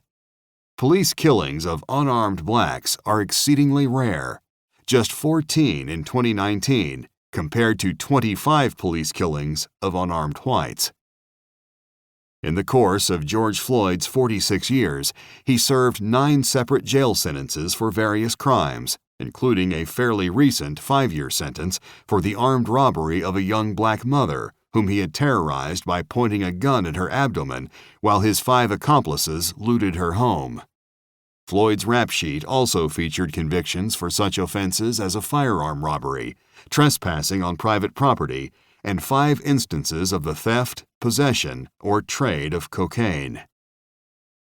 To describe George Floyd as a typical black citizen is to defame the black community, the overwhelming majority of whose members are not drug addicts or drug dealers or armed robbers, but law-abiding assets to our nation, to whose well-being they have contributed since its inception. It is also a reprehensible attempt to make them fear for their lives for simply existing. Although no one at the time seemed to note the fact or appreciate its implications, the characterization of Floyd's death as a race crime didn't make any sense, and not merely because there was a lack of any evidence that the 4 officers involved had any racial animus towards him.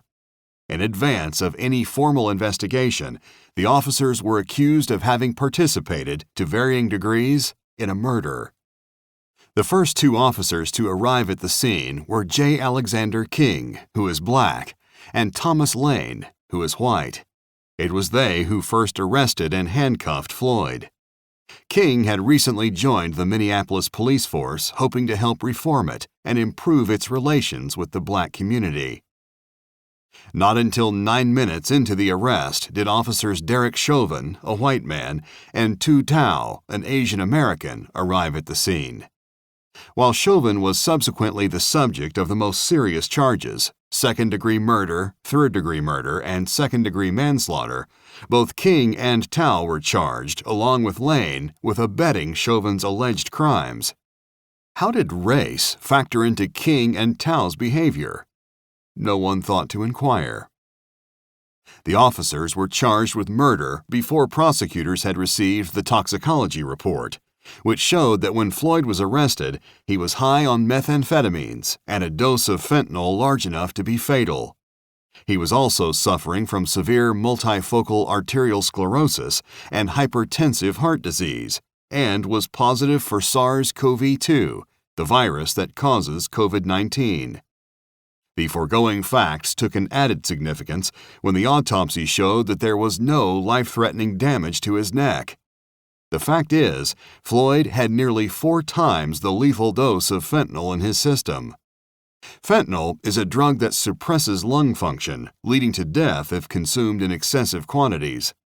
According to the Centers for Disease Control, fentanyl is 50 to 100 times more potent than morphine. WebMD explains, "Fentanyl has rapid and potent effects on the brain and body, and even very small amounts can be extremely dangerous. It only takes a tiny amount of the drug to cause a deadly reaction. Fentanyl can depress breathing and lead to death. The risk of overdose is high." There were no signs of asphyxiation resulting from the knee Officer Chauvin placed on Floyd's neck, nor would there be, since the knee was not applied to his windpipe. Its purpose was not to shut off Floyd's breathing, but to subdue him. As a prosecutor specializing in police brutality cases reported in the American Spectator, Minnesota police are trained to use a neck restraint technique, which is defined in the official training literature as compressing one or both sides of a person's neck with an arm or leg without applying direct pressure to the trachea or airway, front of the neck.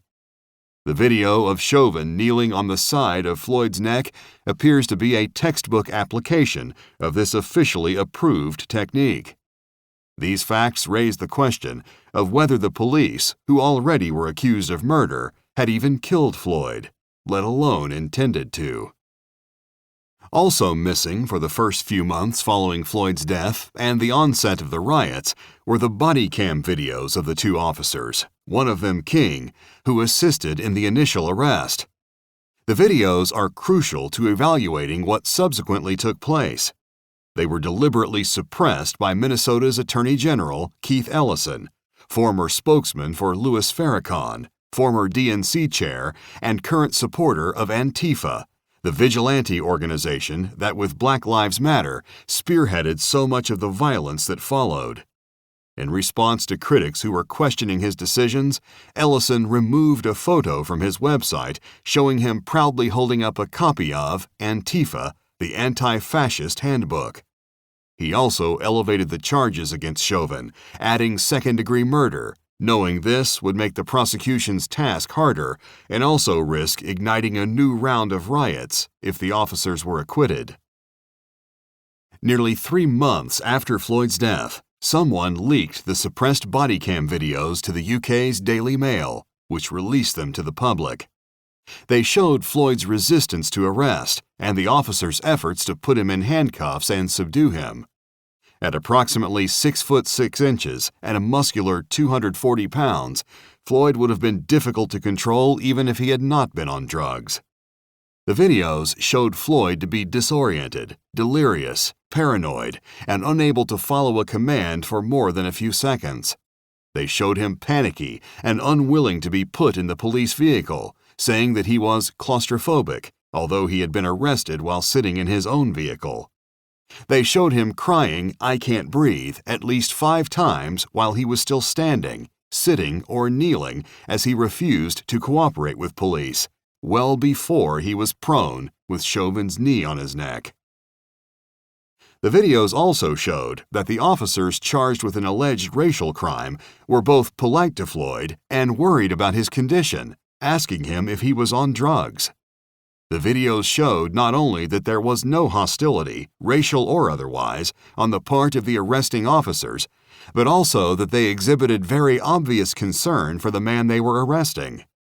Approximately 1 minute after Chauvin began pressing his knee into Floyd's neck, the officers, in response to Floyd's complaints that he couldn't breathe, called an ambulance. In other words, prior to the infamous video showing him cuffed and prone with Officer Chauvin's knee on his neck, George Floyd was already having difficulty breathing and was likely dying from the lethal levels of fentanyl he had ingested, exacerbated by his serious heart condition. The officers, of course, were unaware of the fentanyl in Floyd's system, his heart disease, or the dangerous impact the drug was having on his respiratory functions. After Chauvin applied his knee to Floyd's neck, Floyd said variations of "I can't breathe," "I cannot breathe," and "please let me breathe" more than 20 additional times during the next 5 minutes before passing out. Officer Chauvin's knee to Floyd's neck, alarming as it appeared, was, as already noted, a standard procedure for Minneapolis police. They had used neck restraint techniques on at least 237 other individuals, rendering 44 of them unconscious in the previous 5 years in order to prevent them from harming themselves and others. None of them died, which suggests that factors other than Chauvin's knee may have caused Floyd's death.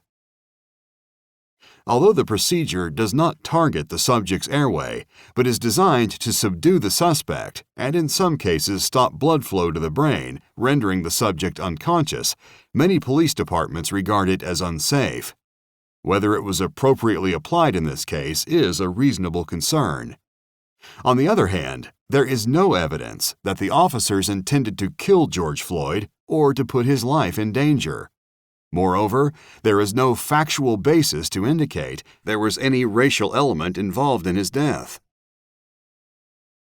For the skeptical, who think that only blacks are the subject of rough police tactics, there is video evidence readily available on YouTube of unarmed white suspects similarly pleading for their lives, only to die in interactions with police. One video, for instance, shows a young white man named Daniel Shaver being fatally shot while begging for leniency on January 18, 2016, by an Arizona officer concerned that Shaver might have been reaching for a weapon. Another YouTube video shows a 2016 incident in Dallas with striking similarities to the George Floyd case. In the Dallas incident, a 32-year-old unarmed white man named Tony Timpa, who was high on cocaine and had failed to take his prescription medication for schizophrenia, was handcuffed, forced to the ground in a prone position, and pinned under a police officer's knee for nearly 14 minutes. Timpa pleaded for mercy more than 30 times before he lost consciousness and died. Moreover, the officers at the scene were highly unsympathetic toward Timpa, laughing and joking even after the man had stopped breathing. Dallas County District Attorney John Cruzo eventually dismissed all criminal charges against the officers in whose custody Timpa had died. Despite the evidence, crucial parts of which were suppressed for months by Attorney General Ellison, the claims that George Floyd was murdered and that his murder was part of a systemic racism that targeted blacks for destruction continued to be a relentless theme of Black Lives Matter spokespeople, the organizations allied with their movement, supportive politicians, and the media. "I can't breathe" became the slogan behind which the rioters and looters justified their destructive rampages, despite the evidence that Floyd couldn't breathe because of the lethal dose of fentanyl that he had voluntarily ingested into his system. White supremacist malice was also the theme of the public memorial held for Floyd, which national celebrities, members of America's corporate elite, and the mothers of 3 previous Black Lives Matter martyrs, Trayvon Martin, Eric Garner, and Michael Brown, all attended. In keeping with the racial message of the movement, the eulogy for Floyd was delivered by one of the nation's most notorious racial demagogues, Al Sharpton, who used it to indict all white Americans and America itself. George Floyd's story has been the story of black folks because ever since 401 years ago, the reason we could never be who we wanted and dreamed of being is you kept your knee on our neck. We were smarter than the underfunded schools you put us in, but you had your knee on our neck. We could run corporations and not hustle in the street, but you had your knee on our neck. We had creative skills. We could do whatever anybody else could do, but we couldn't get your knee off our neck. What happened to Floyd happens every day in this country, in education, in health services, and in every area of American life. It's time for us to stand up in George's name and say, "Get your knee off our necks." A normal human being would have a hard time placing this statement in the year 2020. Today, the majority of Black Americans are comfortably part of America's middle, upper, and working classes. Black celebrities, sports figures, film stars, singers, and social satirists occupy an outsized place in America's national culture. They are revered icons of American youth, white as well as Black. They are also a powerful constituency in the nation's political institutions, the mayors and district attorneys of major American cities, including Minneapolis. America's Black citizens have more rights, more privileges, and more opportunities than Blacks anywhere else in the world, including all of Black Africa and the Black West Indies, where countries like Haiti have been independent and run by Blacks for over 200 years. In the words of Harvard sociologist Orlando Patterson, an award-winning scholar on slavery and race who is himself Black, America, while still flawed in its race relations, is now the least racist white majority society in the world, has a better record of legal protection of minorities than any other society, white or Black, and offers more opportunities to a greater number of Black persons than any other society, including all of Africa.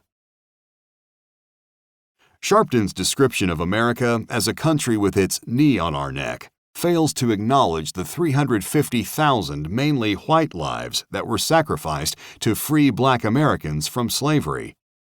It also fails to acknowledge the massive affirmative action programs, special race-based scholarship offerings, and diversity seminars designed to give Black Americans a leg up in educational and job opportunities and to counter any pejorative attitudes towards them. None of these efforts to support Black Americans fits even remotely the caricature of America in Sharpton's racist attack.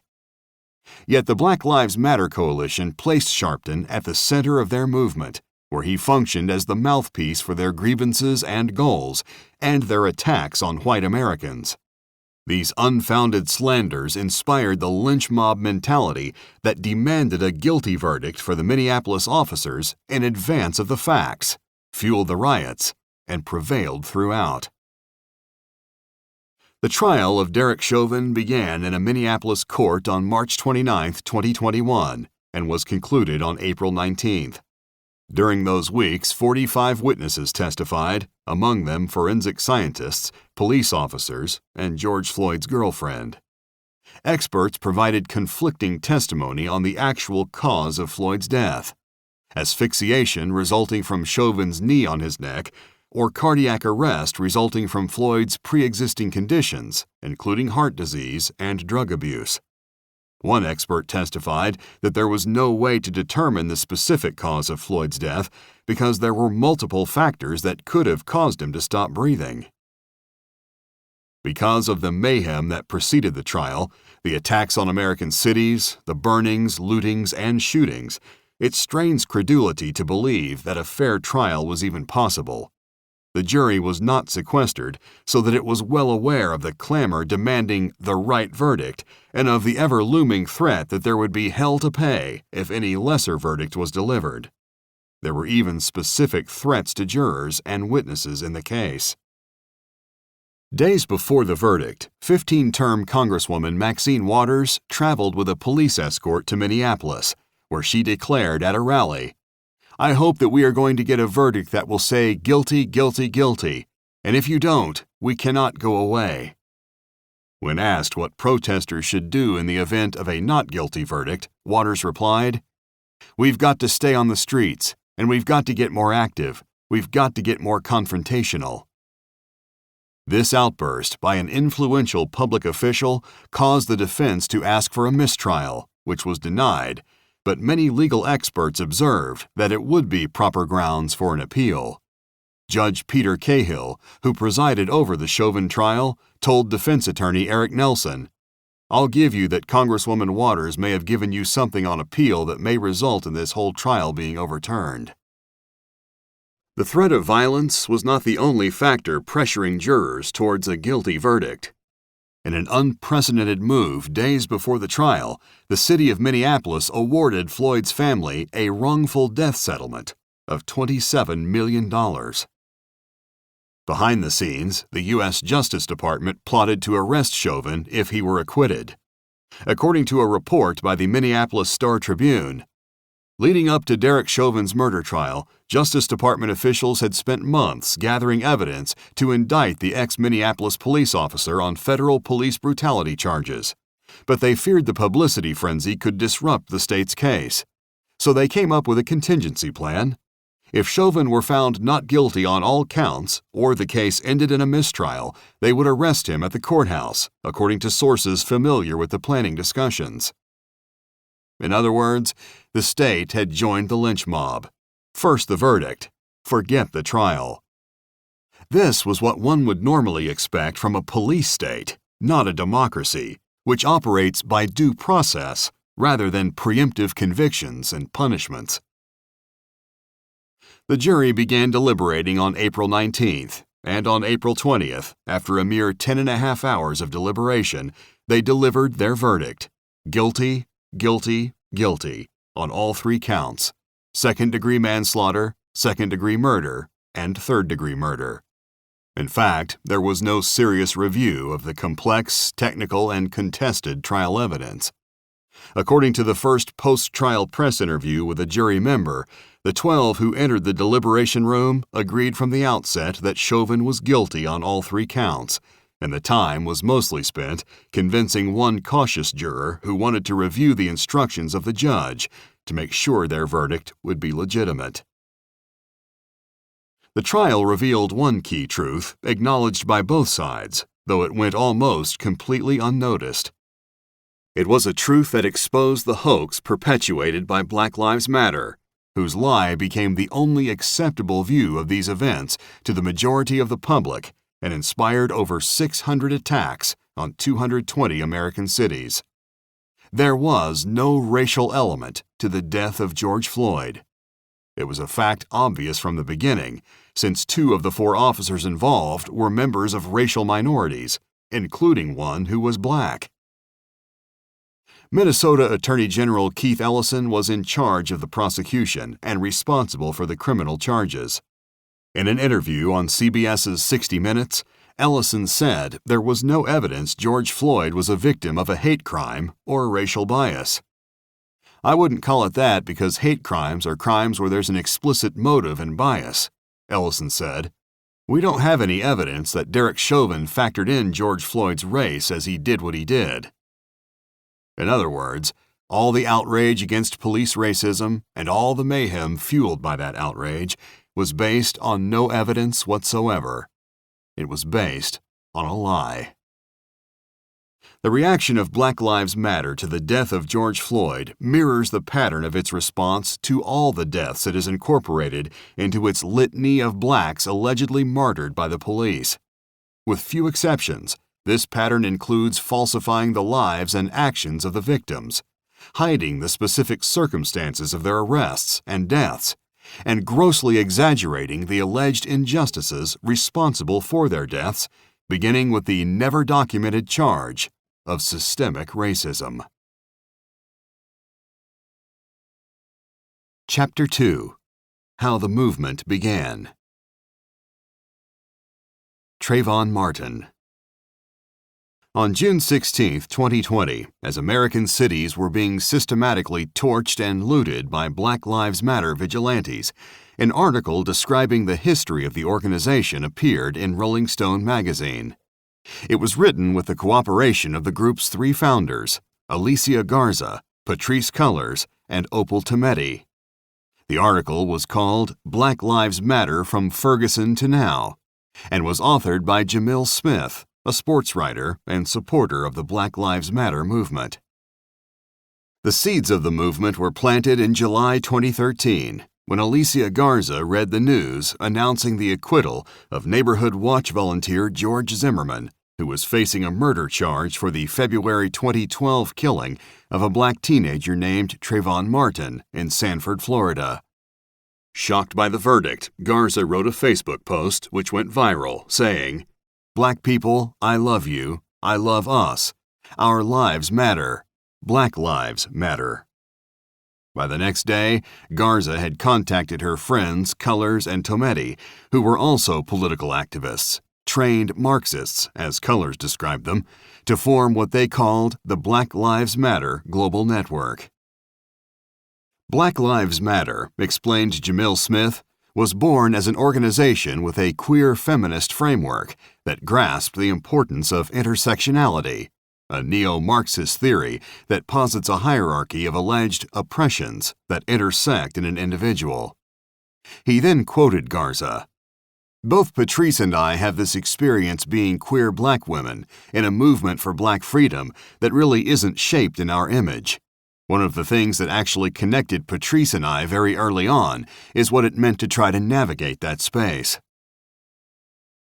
The Trayvon Martin case proved to be a watershed moment in the creation of a racial left ready to support the aggressive tactics of what became the Black Lives Matter movement.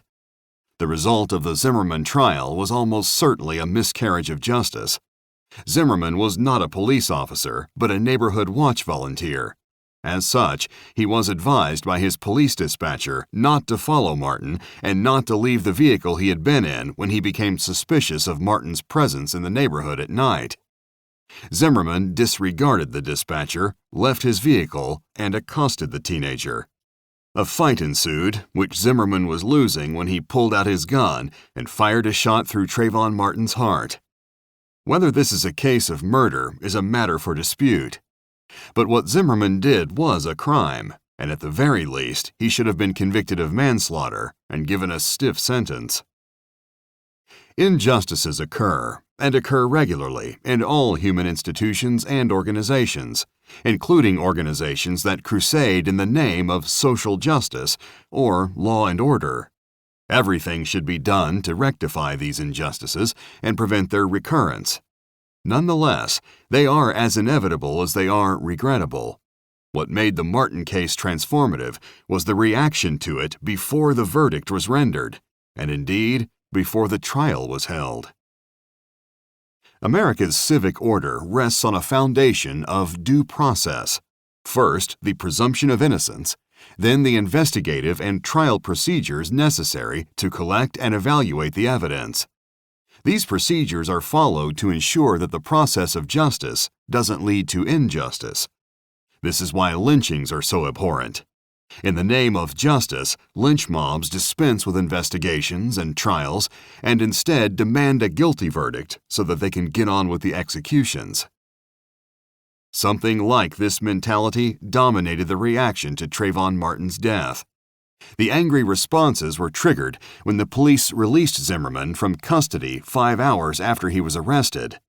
In a public statement, the police chief said there was no evidence to refute Zimmerman's claim of having acted in self-defense, and that under Florida's Stand Your Ground statute, the police were prohibited by law from making an arrest. The police chief also said that Zimmerman had a right to use lethal force to defend himself. These statements were indefensible. A homicide victim and his family have the right to an inquiry into the circumstances of his death, to due process. Was there a racial dimension to the refusal to conduct such an inquiry in the case of Trayvon Martin? There can be little question that there was. This injustice triggered a massive reaction from Trayvon's defenders on the left. Prior to Zimmerman's indictment for murder on April 11th, protests demanding his prosecution were staged at locations all across the United States, with people carrying banners and placards that bore slogans like "Justice for Trayvon," "We are all Trayvon Martin," and "Enough is enough." Trayvon's parents, Tracy Martin and Sabrina Fulton, initiated a Change.org petition demanding Zimmerman's arrest and conviction. With more than 2.2 million signatures, it became the largest petition in Change.org's history. Because Martin was wearing a hoodie jacket at the time of his death, hoodies became symbols of protest for people demanding justice in the case. Basketball star LeBron James and all of his Miami Heat teammates posted a photograph of themselves donning hoodies in Martin's honor. In a very different venue, Democrat Congressman and former Black Panther Bobby Rush wore a hoodie while addressing the House of Representatives on the topic of racial profiling. On March 21st, the family of Trayvon Martin joined thousands of demonstrators, including Occupy Wall Street activists, in a million hoodie march across New York City to protest the Florida teenager's death. 2 days later, students at more than a dozen high schools in Miami-Dade County participated in organized walkouts from their classes. Florida authorities responded to the protests by arresting Zimmerman and starting the legal process that had been wrongfully delayed. But the protesters went further than demanding due process. Like the lynch mobs they despised, they wanted an immediate verdict. Speaking on April 11th, the day of Zimmerman's rearrest, Al Sharpton said, "45 days ago, Trayvon Martin was murdered. No arrest was made." Jesse Jackson described Martin as murdered and martyred.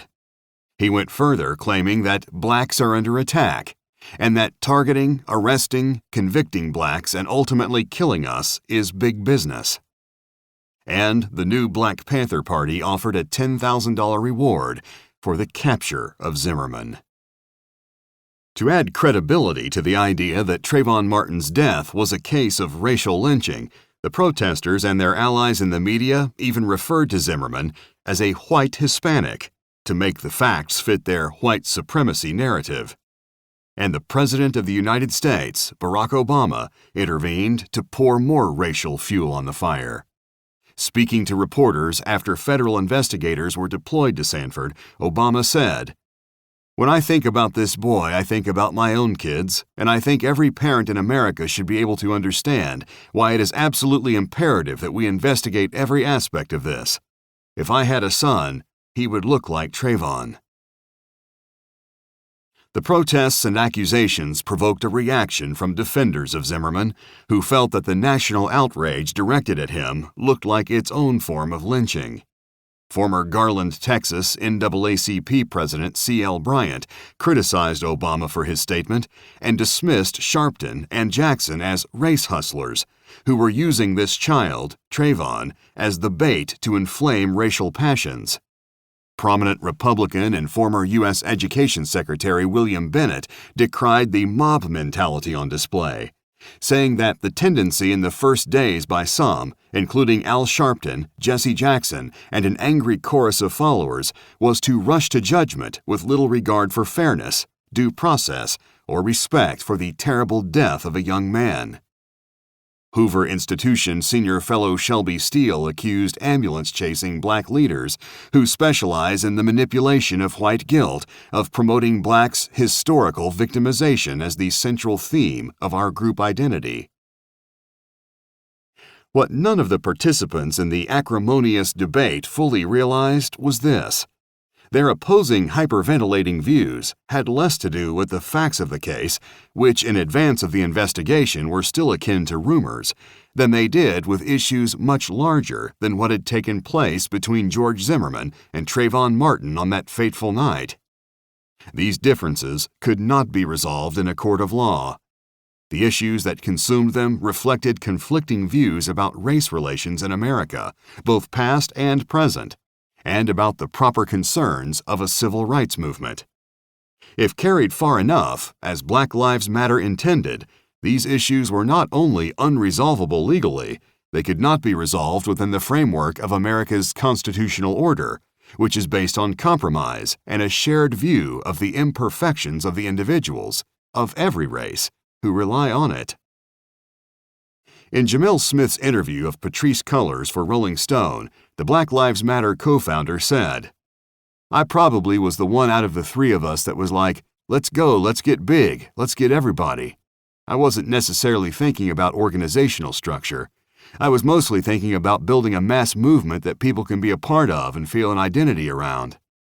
I was interested in giving folks like black poor people who've been marginalized, brutalized, an opportunity to have more visibility." Then she added this incomprehensible observation. "Before 7 years ago, the time of the Trayvon Martin protests, we could barely get the news to talk about police violence, let alone police death." The statement was incomprehensible because it was so far removed from the reality of American life nearly half a century after the Civil Rights Acts, which were passed by large, mainly white congressional majorities. These acts guaranteed equal treatment under the law to every American regardless of race. Americans, white Americans, were far from being unwilling to talk about police violence involving black citizens. As a direct result of the peaceful protests of Martin Luther King Jr. and his followers, for many decades now, white America had been actively concerned about the treatment of black Americans, and actually quick to seize on perceived incidents of injustice, even when the situation hasn't warranted it. A prime instance was the arrest and beating of Rodney King Jr. in 1991. It was an episode that compelled the attention of the entire nation, including President Bush, led to the arrest and incarceration of 2 of the officers involved, and also precipitated the Los Angeles riots of 1992. The actual events of that case are instructive. Officers attempted to arrest King for drunk driving, and instead were led on a wild and dangerous car chase on the I-210 freeway. When the chase came to an end, King still resisted arrest, refusing to follow the officers' commands. Rodney King was 6 foot 3 inches and weighed approximately 190 pounds. He was high on PCP, also known as angel dust, the effects of which include a sense of super strength and invulnerability, combined with the inability to feel pain and poor judgment. This was evident in a bystander's video of the arrest that showed King being tased twice, with 50,000 volts in each shot. Far from being subdued, he can be seen charging the police with the taser wires attached to him and knocking them over. This scene had its origin in an earlier decision by the liberal authorities of Los Angeles County to ban chokeholds. Previously, chokeholds had provided an efficient, if dangerous, method of bringing a perpetrator as strong as King to a prone position where he could be handcuffed. Since the tasers had failed and the chokehold was outlawed, the officers were left with one remaining option: to use their batons to club King into submission. Thus, a reform designed to protect perpetrators resisting arrest turned into a prescription for a brutal beating. The video of this beating, with the tasing and charging sequences edited out, was aired on all the TV news shows. Although they had followed the book laid down by the liberal authorities, the 4 officers were put on trial for using excessive force and committing assault with a deadly weapon.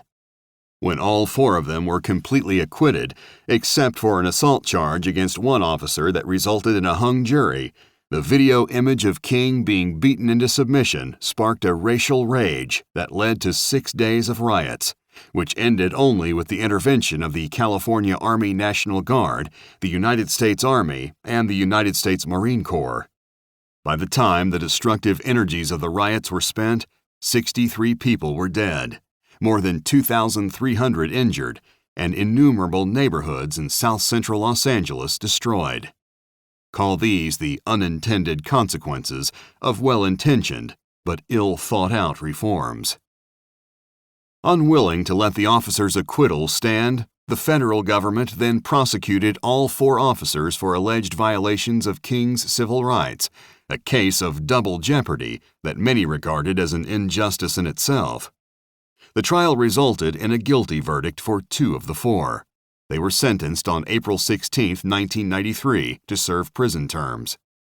In a separate civil lawsuit in 1994, a jury found the city of Los Angeles liable for King's arrest and awarded him $3.8 million in damages. In sum, Patrisse Cullors had no idea what she was talking about when she claimed no one cared about injustices to Black Americans before the Trayvon Martin shooting. Blacks were not invisible or without support from Americans before she and her fellow Marxists began to promote their racial caricatures of white behavior and to launch an indictment of alleged police malfeasance so extreme as to justify riots and assassinations in the name of social justice. Dontre Hamilton. On April 30, 2014, an officer in downtown Milwaukee, Wisconsin, responded to a call from some Starbucks employees reporting a homeless man asleep in a local park. The officer began to pat down the individual, whose name was Dontre Hamilton. Hamilton woke up thinking he was being attacked and began to fight. The officer tried to use his baton to subdue Hamilton, but Hamilton got control of the baton and swung it at the officer, hitting him with great force on the head and the side of the neck. Fearing for his safety, the officer shot Hamilton, who was black, killing him. As a result of the shooting and the public clamor it sparked, the officer was fired from the police force, and a decision was made to equip Milwaukee officers with body cameras. Dontre Hamilton was 31 years old and had a history of mental illness, which included treatment for schizophrenia. He also had a prior history of arrests which were directly connected to mental health issues, according to Milwaukee's police chief. In 2013, for example, Hamilton had attempted suicide by stabbing both sides of his own neck, subsequently telling those who had intervened to interrupt his death wish. "Voices told me to kill myself, and you people too." Hamilton's mother reported that the day before her son died, he had told her that he was tired and hungry and that somebody was going to kill him.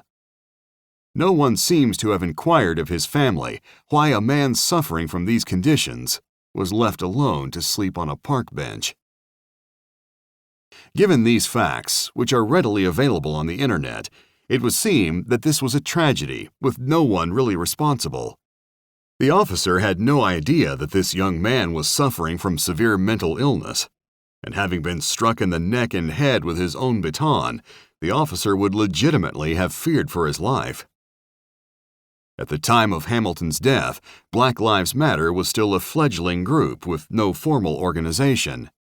But its leaders were not prepared to let the opportunity provided by a white officer's shooting of a black man go to waste. To them, it was a clear case of racist oppression, even though there was no evidence to suggest that the officer's patting down of the defendant or his decision to defend himself was racially motivated. Black Lives Matter held rallies to protest Hamilton's death and to demand that charges be brought against the officer who had shot him, though given the facts of Hamilton's condition and the absence of any witnesses to what happened, it is difficult to imagine what those charges might be. In attendance at one of the rallies was Hamilton's brother, Nate, who made this ignorant racial comment to a reporter covering the event.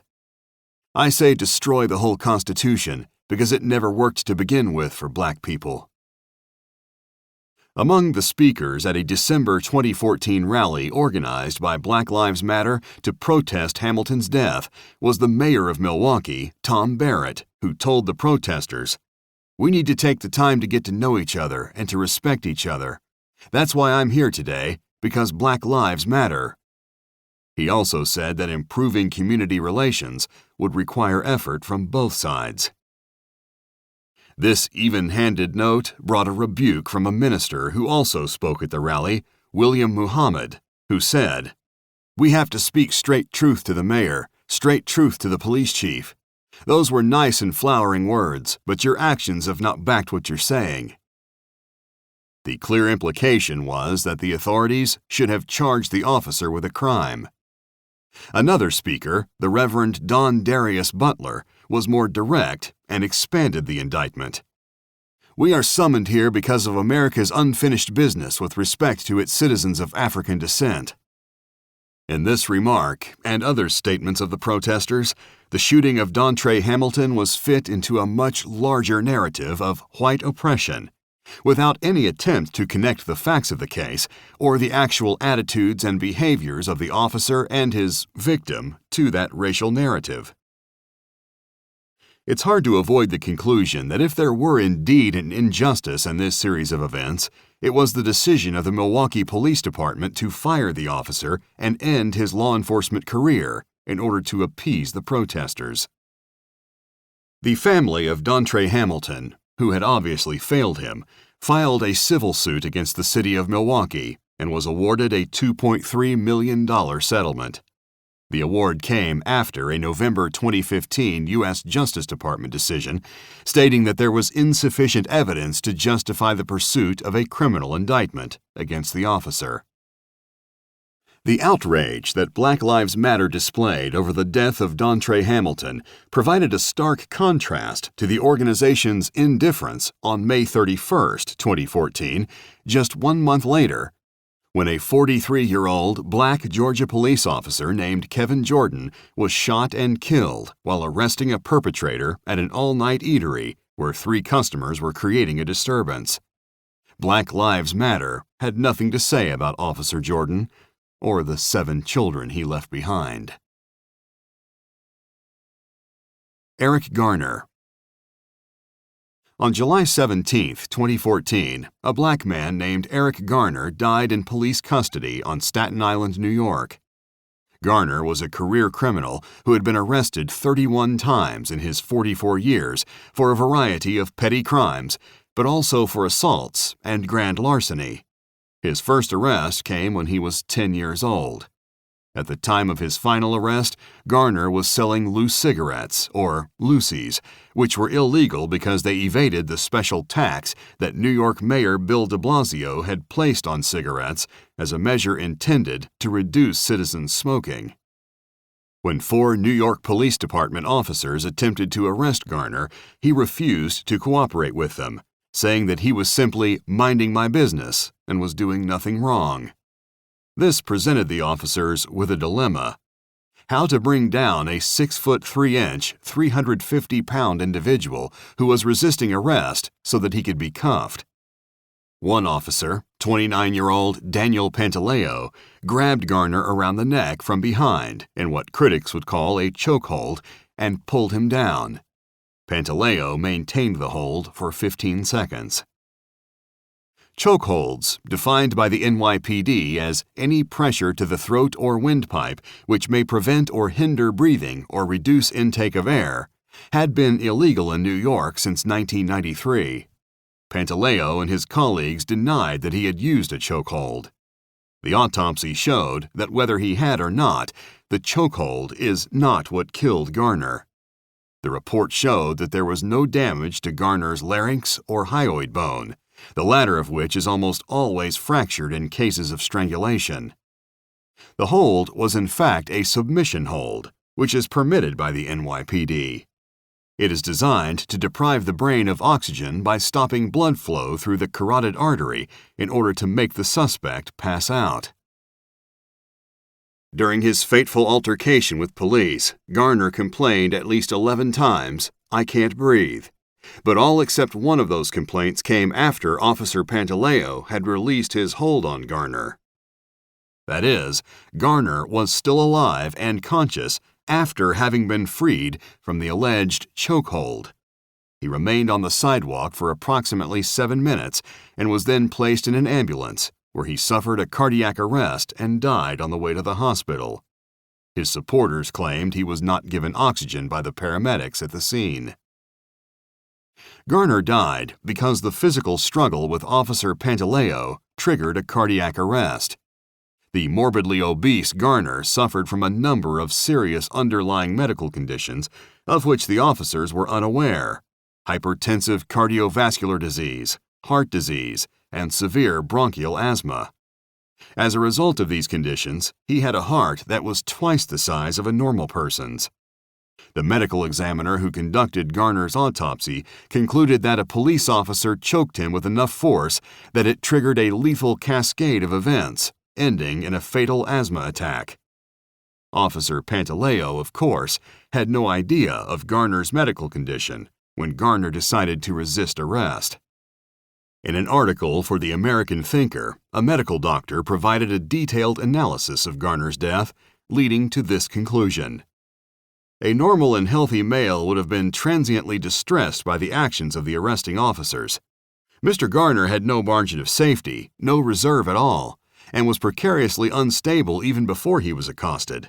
The actions of the arresting officers, undoubtedly used many times before without significant ill effect, combined with Garner's pathophysiology to rapidly produce hypoxia, very likely aggravated by carbon dioxide retention and narcosis, which suppresses the normal reflex to breathe. This was rapidly followed by cardiac arrhythmia and death. There is no evidence for Black Lives Matter's contention that racism was the cause of the police officers' actions. It is even contradicted by the fact that the sergeant in charge at the scene of the altercation was an African-American female who oversaw the whole series of events as they unfolded. Despite these facts, the public protests led to the firing of Officer Pantaleo, who was also denied his pension. If Eric Garner had been a white career criminal with this medical history resisting arrest, it is difficult to imagine such disciplinary action against the police officer, or the protests that followed Garner's death.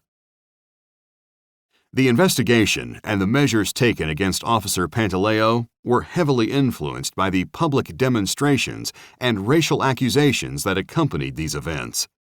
A coalition of civil rights and social justice organizations led the way. Among them was a Chicago-based group calling itself Assata's Daughters, after former Black Liberation Army leader and convicted cop killer Assata Shakur, a fugitive in communist Cuba. Assata's Daughters was formed in direct response to the fact that Officer Pantaleo had not been criminally indicted.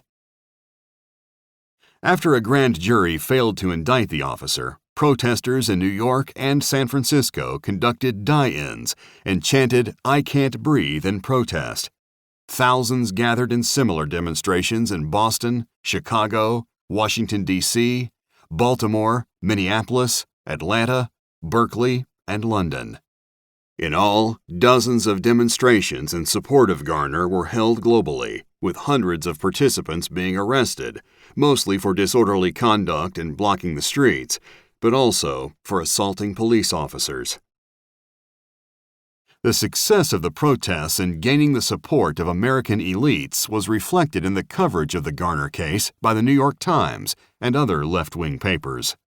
A Times headline stated, "Man's death after chokehold raises old issue for the police."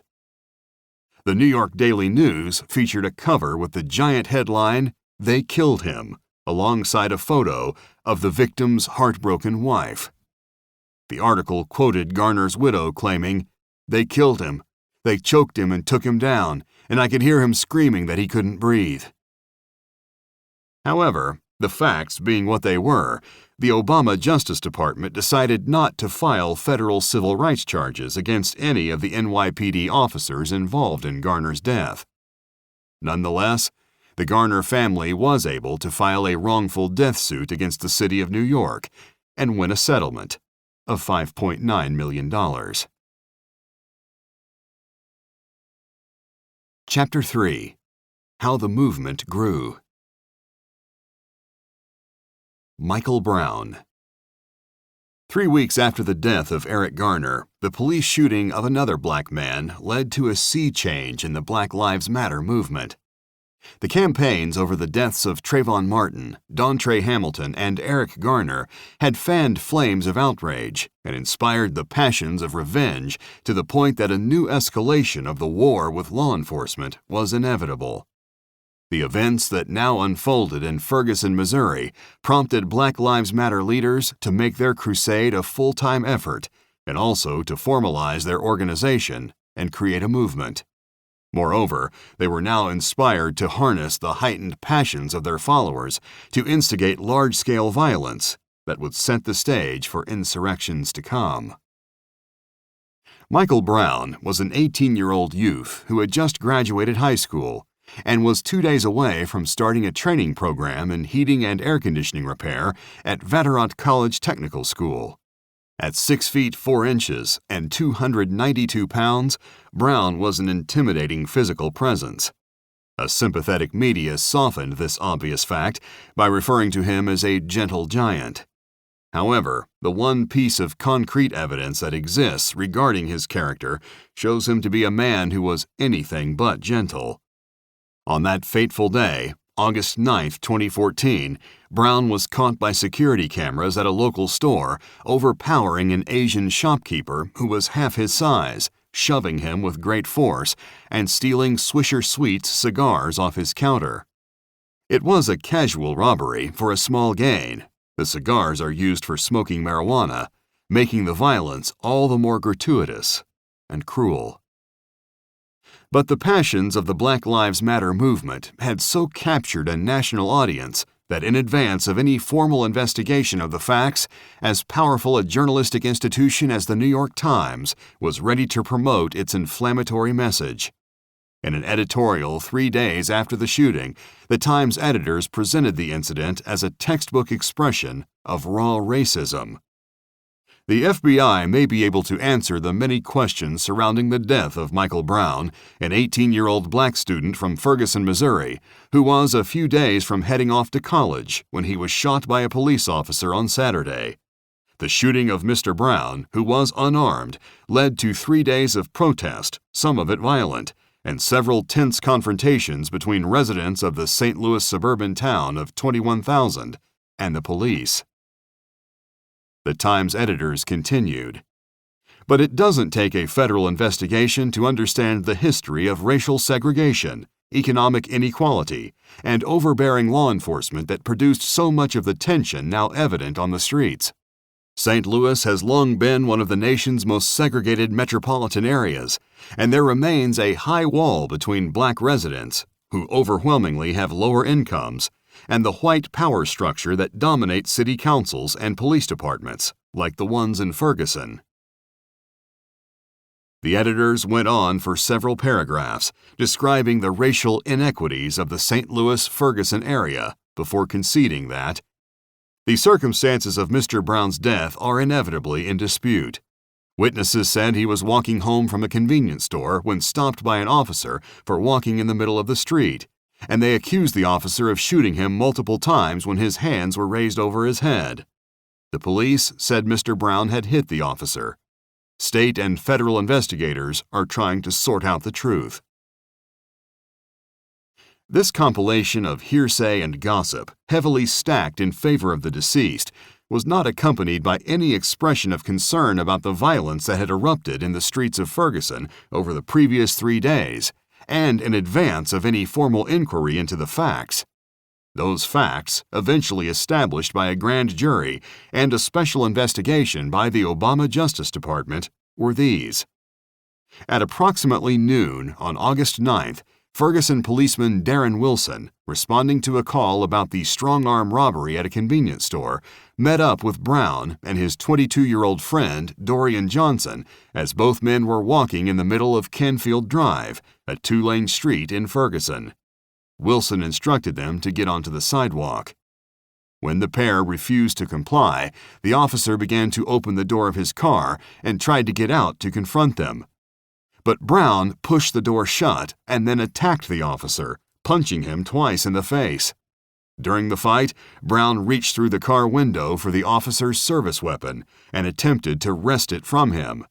Brown's DNA was subsequently found on Officer Wilson's gun, on the left thigh of Wilson's pants, and on the inside driver's door handle of Wilson's police SUV, corroborating the officer's testimony regarding the scuffle. During the fracas, Wilson fired 2 shots, one of which grazed Brown's hand.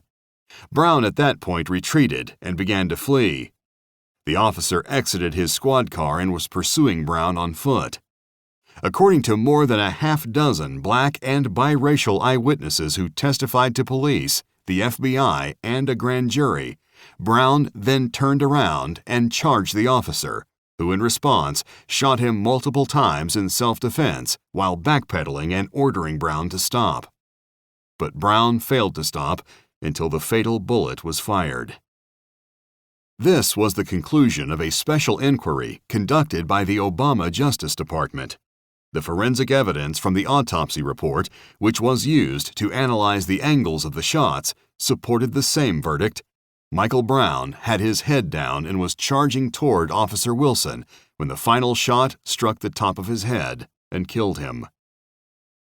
The evidence was conclusive, but not for the Black Lives Matter leaders, who rejected the testimony of the black eyewitnesses, the Obama administration's conclusions, and the forensic evidence. Instead, they clung to the words of Michael Brown's accomplice in the strong-arm robbery, Dorian Johnson, who claimed that Brown had been shot and killed while he was surrendering with his hands up. This was how "Hands Up, Don't Shoot" became the battle cry of Black Lives Matter protesters. It summed up their view of events, which was without a shred of proof, that Mike Brown was murdered by Ferguson police officer Darren Wilson. 5 years later, one of the 3 founders of the Black Lives Matter movement, Patrisse Cullors, published a memoir titled "When They Call You a Terrorist." In it, she recalled an incident of police brutality that she had witnessed in her childhood. "I will not think of this particular incident until years and years later, when the reports about Mike Brown start flowing out of Ferguson, Missouri, and he is morphed by police and the press from a beloved 18-year-old boy, a boy who was heading to college and a boy who was unarmed, into something like King Kong, an entity swollen, monster-like, that could only be killed with bullets that were shot into the top of his head. Because this is what that cop did to him. He shot bullets into the top of his head as he knelt on the ground with his hands up." This delusional racial fantasy, so remote from the facts, remains a principal incitement for the Black Lives Matter movement. The fact that it is believed by so many people, and so many violent people, is a threat to the cohesion of America's communities and to the people caught in the crosshairs of the hate. The Ferguson officer had done nothing wrong, and he was exonerated by the Democrat authorities in Ferguson, by the grand jury, and by the independent inquiry conducted by the Obama Justice Department. Yet, he had to leave the police force, uproot his family, and go into hiding because of the inflammatory lies spread by Black Lives Matter. As in previous cases, the city of Ferguson settled a wrongful death claim by paying Brown's family $1.5 million, despite the culpability of Michael Brown in his own death. Before any investigation was conducted or any evidence gathered, demonstrators from all over the country began descending on Ferguson. Black Lives Matter leaders decided to join them and use the protests to transform their Black Lives Matter hashtag into a movement. During Labor Day weekend of 2014, they organized a number of concurrent Black Lives Matter's Freedom Rides to Ferguson and aggressively promoted the Black Lives Matter Global Network Foundation as the formal hub of their activities. The Freedom Rides brought approximately 600 out-of-state protesters to Ferguson to set the city on fire. In an article for The Guardian, Cullors compared their efforts to those of the famous Freedom Riders who had crossed the segregated South during the early 1960s. She called the modern-day rides a tangible example of self-determination in the face of anti-black violence on the part of Ferguson residents and those of us who traveled from across the country to join them. Cullors and fellow Black Lives Matter activist Darnell Moore elaborated on Cullors' blog on October 30, 2014. The Black Lives Matter ride was organized in the spirit of the early 1960s interstate freedom rides in the racially segregated South, after the visuals of Michael Brown's lifeless and blood-drenched body brought to mind images of lifeless black bodies hanging from lynching trees in the all-too-recent past, after the militarized police forces looked all too similar to the response of police to protesters during the civil rights movement. Leaving aside the insulting linkage of Michael Brown's fate to the racial lynchings in the South more than half a century before, these Black Lives Matter's Freedom Rides bore no resemblance to the civil rights demonstrations of the 1960s, which led to no looting, arson, or rioting by the participants. This was because their leader, Martin Luther King Jr., was a disciple of Mahatma Gandhi and committed his followers to a strict strategy of non-violence.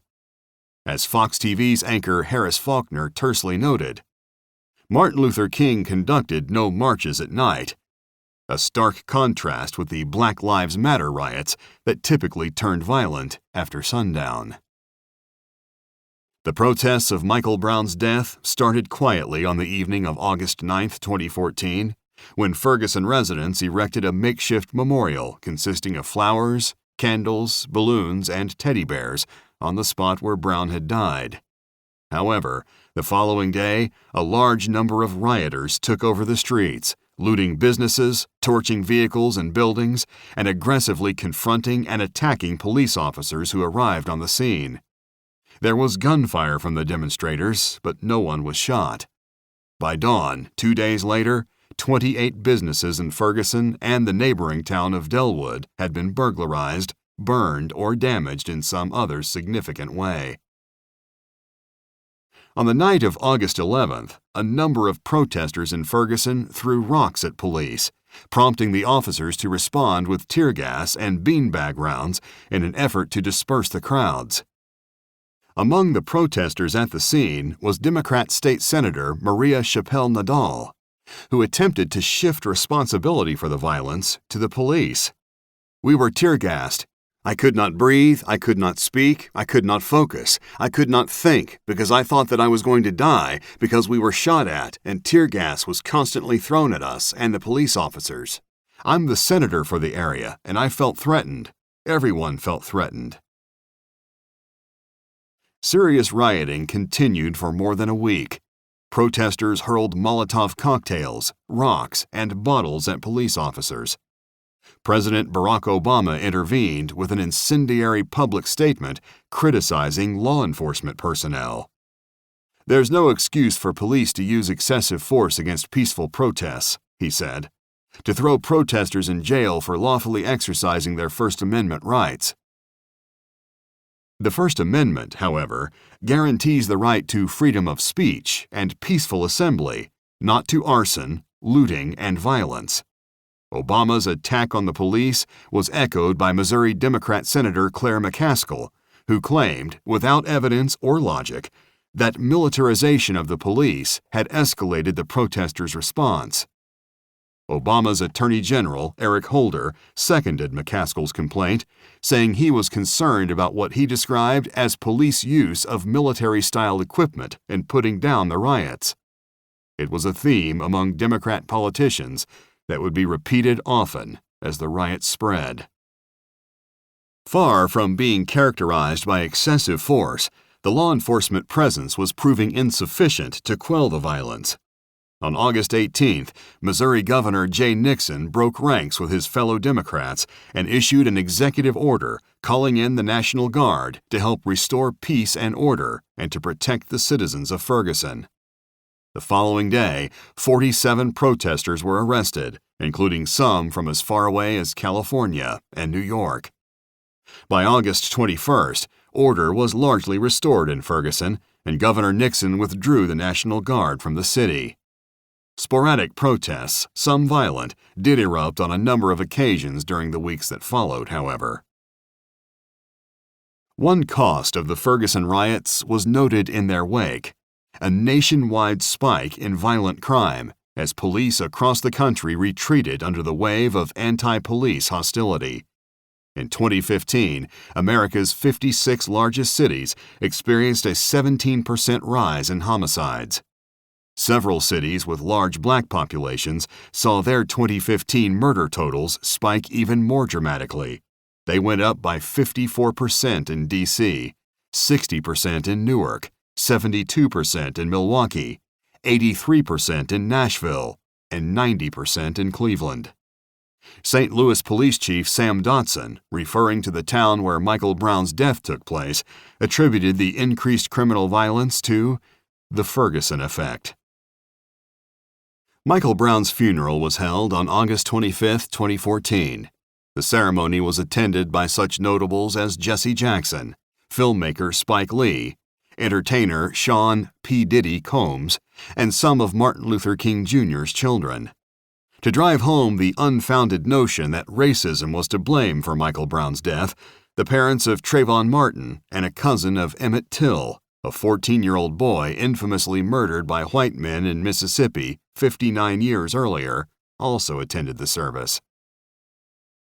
The tenor of the proceedings was conveyed by a Kansas City Star report that said, "More than 4,500 mourners filled Friendly Temple Missionary Baptist Church in St. Louis for the service, which at times seemed like a cross between a gospel revival and a rock concert.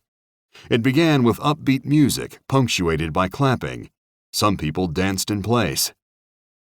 The eulogy was delivered by the Reverend Charles Ewing, who claimed that the blood of Michael Brown was crying from the ground, crying for vengeance, crying for justice. 3 months later, on November 25th, major violence broke out in Ferguson again, after a grand jury decided not to charge Officer Wilson with a crime in the shooting death of Michael Brown. 61 people were arrested in Ferguson that night and into the next morning, in addition to at least another 20 elsewhere in the vicinity. Meanwhile, protests demanding justice for Brown and his family erupted in New York, Seattle, Oakland, and other cities. From August through December, the unrest in Ferguson cost taxpayers at least $26 million in expenses related to the National Guard, the Missouri Highway Patrol, overtime pay for police and other emergency personnel, and the repair of property that was damaged, burned, looted, and vandalized. But this was only the beginning of the costs to Americans generally, since the Ferguson riots provided the template for Black Lives Matter riots to come. It was the Ferguson riots of 2014 and the massive publicity they generated that transformed Black Lives Matter from a loosely organized initiative into a highly influential, highly organized insurrection, which large numbers of donors, big and small, were eager to fund. As USA Today noted in August 2016, promoting the Brown myth, "Since police officer Darren Wilson fatally shot unarmed teenager Michael Brown in Ferguson, Missouri, the words Black Lives Matter have morphed from a public outcry into a national movement." Chapter 4. How the Movement Became National. Ezell Ford. In 2014, Ezell Ford was a 25-year-old black man suffering from depression, bipolar disorder, and schizophrenia. Shortly after 8 p.m. on August 11th, 2 Los Angeles police officers spotted Ford in the company of known local gang members.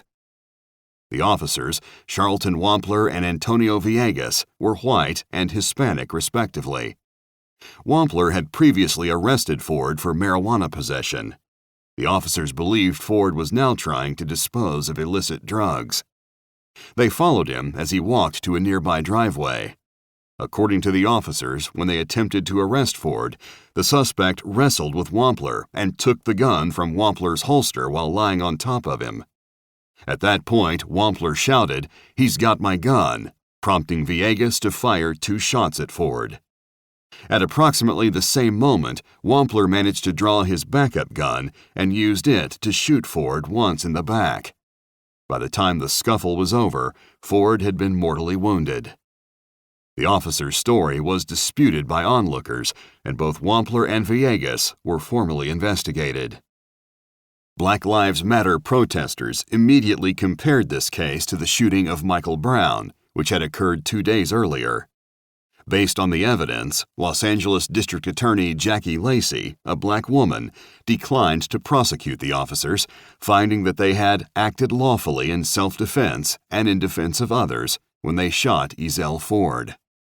Her report explained, "The evidence indicates that Ford was on top of Wampler, struggling to obtain Wampler's primary service weapon and posing an immediate threat to his safety and his partner's safety.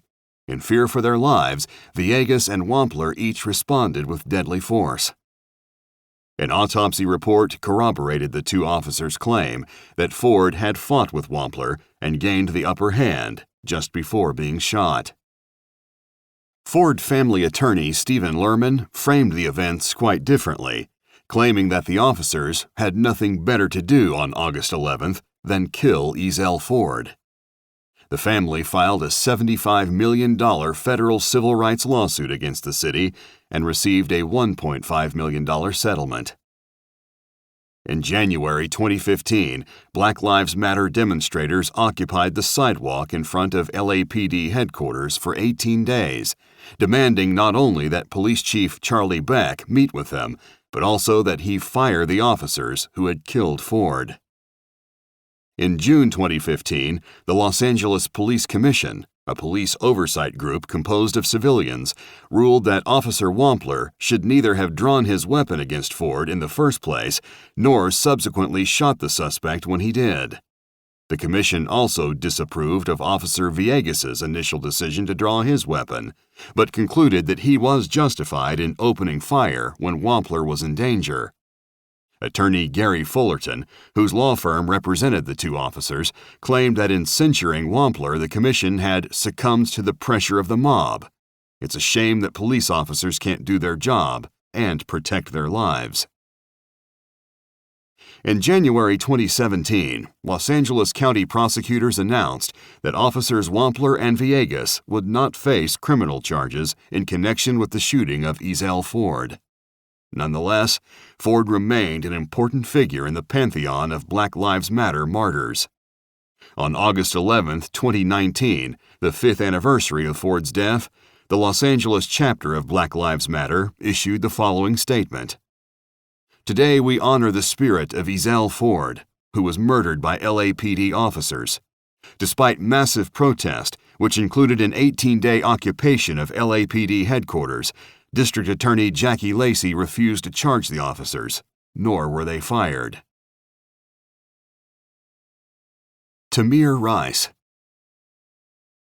A more troubling incident took place on the afternoon of November 22, 2014, when Cleveland police received a call from a man outside of a local recreation center who said, "I'm sitting in the park.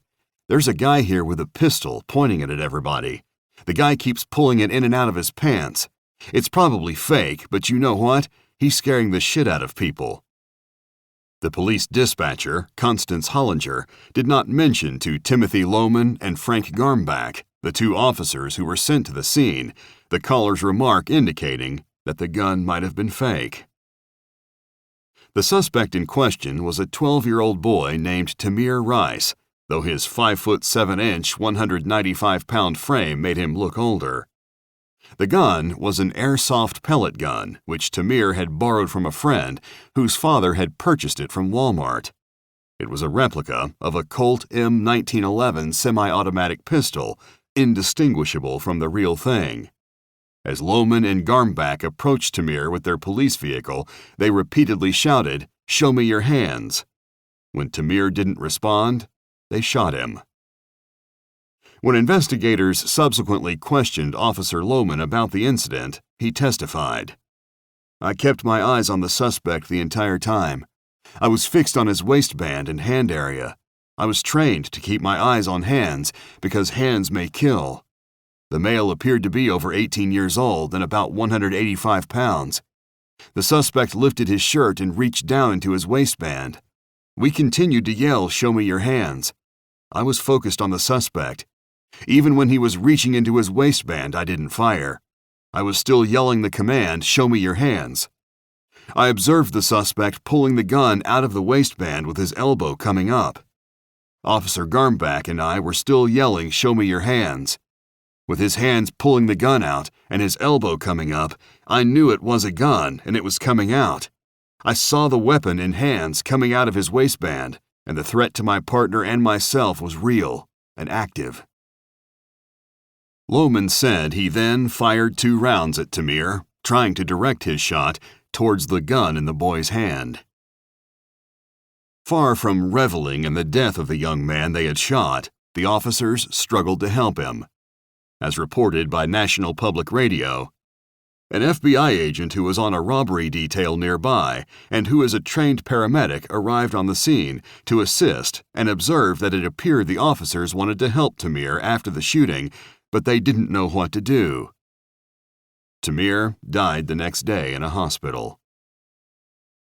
Although there was no evidence of racial bias on the part of the officers, Black Lives Matter protested the Tamir Rice shooting as though there was. Members of Black Lives Matter Cincinnati organized a rally on the local courthouse steps, where Black Lives Matter activist Ron Arundel said, "African Americans are under attack all over the country, especially here in Cincinnati."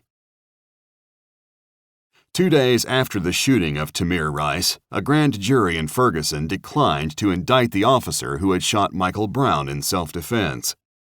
Although it was hard to perceive any relationship between the two cases, Brown was killed resisting arrest for a strong-arm robbery, while Tamir was an innocent child caught up in tragic circumstances. Black Lives Matter didn't distinguish between the two, and they became the focus not only of protests in Cleveland, but of similar demonstrations across the country in the months to come. On December 5, 2014, Tamir Rice's family filed a wrongful death lawsuit against the city of Cleveland and against officers Lohman and Garmbach, alleging that they had acted unreasonably, negligently, and recklessly. In December 2015, a Cleveland grand jury declined to indict the officers, primarily on the grounds that Tamir Rice was drawing what appeared to be an actual firearm from his waist as the police arrived. "Given this perfect storm of human error," said prosecutor Tim McGinty, "mistakes in communications by all involved that day, the evidence did not indicate criminal conduct by police. It is likely that Tamir, whose size made him look much older, and who had been warned his pellet gun might get him into trouble that day, either intended to hand it over to the officers or show them it wasn't a real gun. But there was no way for the officers to know that, because they saw the events rapidly unfolding in front of them from a very different perspective." Black Lives Matter was outraged by the grand jury's decision. In an interview with National Public Radio, Black Lives Matter activist L. Hearns said, "The reality is, nothing is more unfavorable than having to bury your child, a 12-year-old child, because the police pulled the trigger, because the police murdered your child. There's nothing more unfavorable or unjust than that." In April 2016, the Rice family was awarded $6 million in its suits against the officers and the city of Cleveland. Akai Gurley and Dead Cops. A month after the shooting of Tamir Rice, the anti-police anger stoked by oversimplified or distorted versions of the facts took an ugly turn. On December 13, 2014, 3 weeks after Rice's death, a protest called the Millions March Rally was held in New York City. The awkward name was an homage to Louis Farrakhan's Million Man March in Washington, D.C. nearly 20 years earlier. Sponsored jointly by Al Sharpton, Black Lives Matter, the Trayvon Martin Organizing Committee, and a group called Turn Up the Anger, the 2014 march featured this chant: "What do we want? Dead cops. When do we want it? Now." 7 days after that march, a gunman named Ismael Brinsley ambushed and killed 2 New York Police Department officers, Wenjian Liu and Rafael Ramos. One was a Chinese American and the other a Hispanic American. Brinsley said his action was a protest against the recent deaths of Eric Garner and Michael Brown. 3 hours before this double murder, Brinsley had posted the following message on his Instagram page: "I'm putting wings on pigs today. They take one of ours, let's take 2 of theirs." In a separate post, he wrote, "I'd rather die a gangster than go to sleep a coward." After killing the 2 officers, Brinsley committed suicide.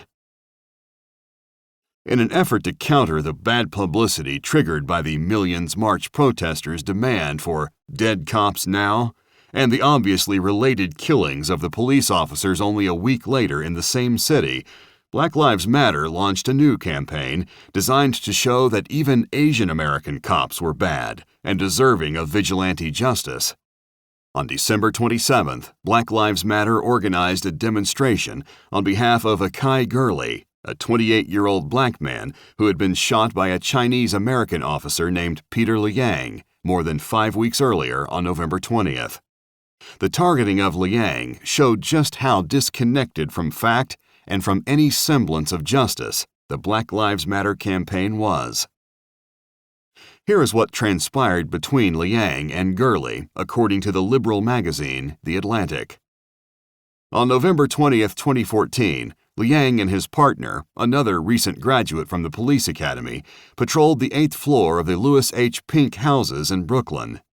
Liang's defense called the building notorious among officers for crime and said that's why, as he opened the door to the stairwell, Liang drew his gun, his finger off the trigger. In the dark, Liang said a loud noise surprised him. It was a quick sound and it just startled me, and the gun just went off after I tensed up. Gurley and his girlfriend, Melissa Butler, had just walked into the stairwell, one flight below. The left-handed Liang used his right hand to pull out his flashlight while he unholstered his 9mm Glock pistol with his left hand. He then used his right shoulder to shove open the stairwell door, turned left to face the 7th floor landing below, and for safety placed his finger on the trigger of his gun. Neither Liang nor Gurley was aware of the other's presence in the stairwell at that moment. Then, surprised by the loud noise in the stairwell, Liang accidentally fired one shot in the direction of the 7th floor below. In a tragic twist of fate, the bullet ricocheted off a wall of the stairwell and struck Gurley in the chest.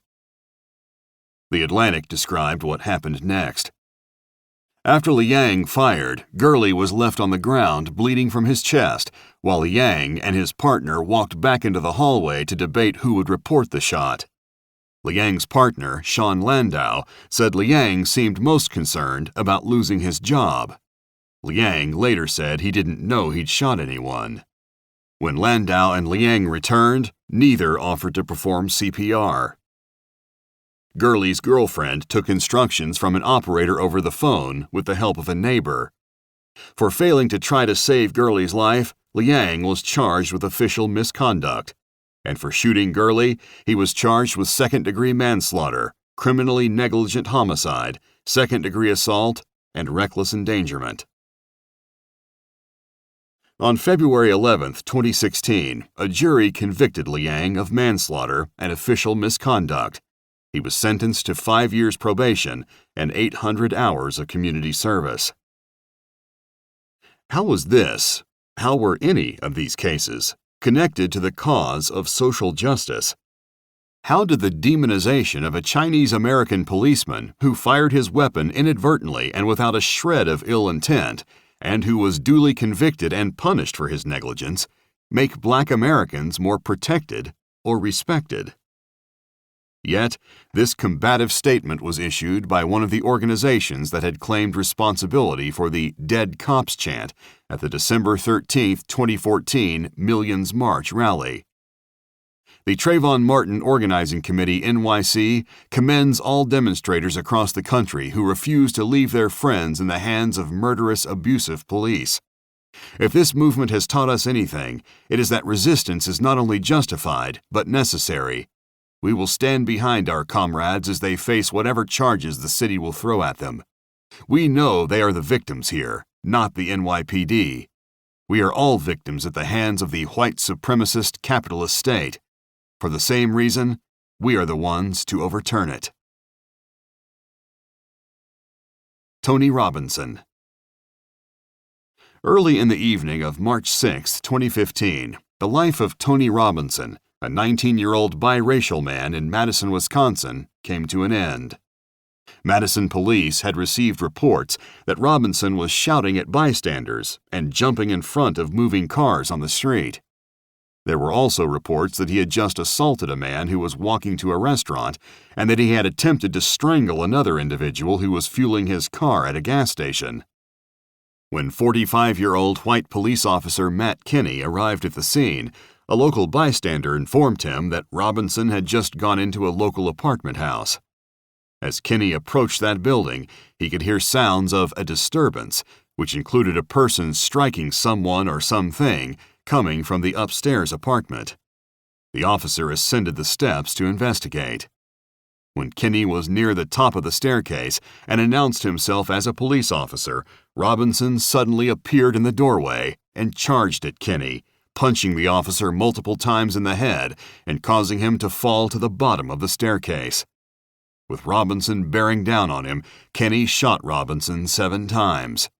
He then tried to administer first aid, but to no avail. Robinson died of his wounds. An internal police department investigation determined that when Officer Kenny shot Robinson, he had reasonable cause to believe that he was in imminent danger of death or great bodily harm, and thus was justified in using deadly force. An autopsy report revealed that Robinson had ingested Xanax, psilocybin mushrooms, and marijuana just hours before the shooting that ended his life. Court documents also showed that Robinson was on probation after having pleaded guilty to armed robbery in 2014. In an online Facebook petition, Black Lives Matter completely misrepresented the circumstances that had led to Robinson's death, saying that 19-year-old Tony Robinson was murdered by Madison, Wisconsin police officer Matt Kinney after Tony and friends called 911 to get him help. Please sign this petition to demand justice for Tony Robinson. During the weekend immediately following Robinson's death, Madison locals staged Black Lives Matter protests. On March 9th, more than 1,000 people, including many high school and university students who walked out of their classes, held a demonstration at the state capitol building. They chanted, "Hands up, don't shoot," the phrase that activists had used to falsely frame the death of Michael Brown. In an open letter to Madison and Dane County officials, local religious leaders wrote, "Black Lives Matter. Our history, both nationally and locally, with respect to our African American community is unacceptable. Many of the incidents, shootings, and deaths that we see reported on the news find their root cause in the intolerable disparity present in our community." On March 14th, a crowd of over 1,000 people gathered at a Madison high school to demand justice for Robinson.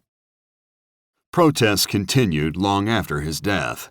On May 13, 2015, for instance, hundreds of people staged walkouts throughout the city of Madison and demanded that Officer Kinney be fired from the police department and charged with murdering Tony Robinson. In February 2017, Robinson's family was awarded $3.35 million to settle a federal civil rights lawsuit they had filed against the city of Madison over his death.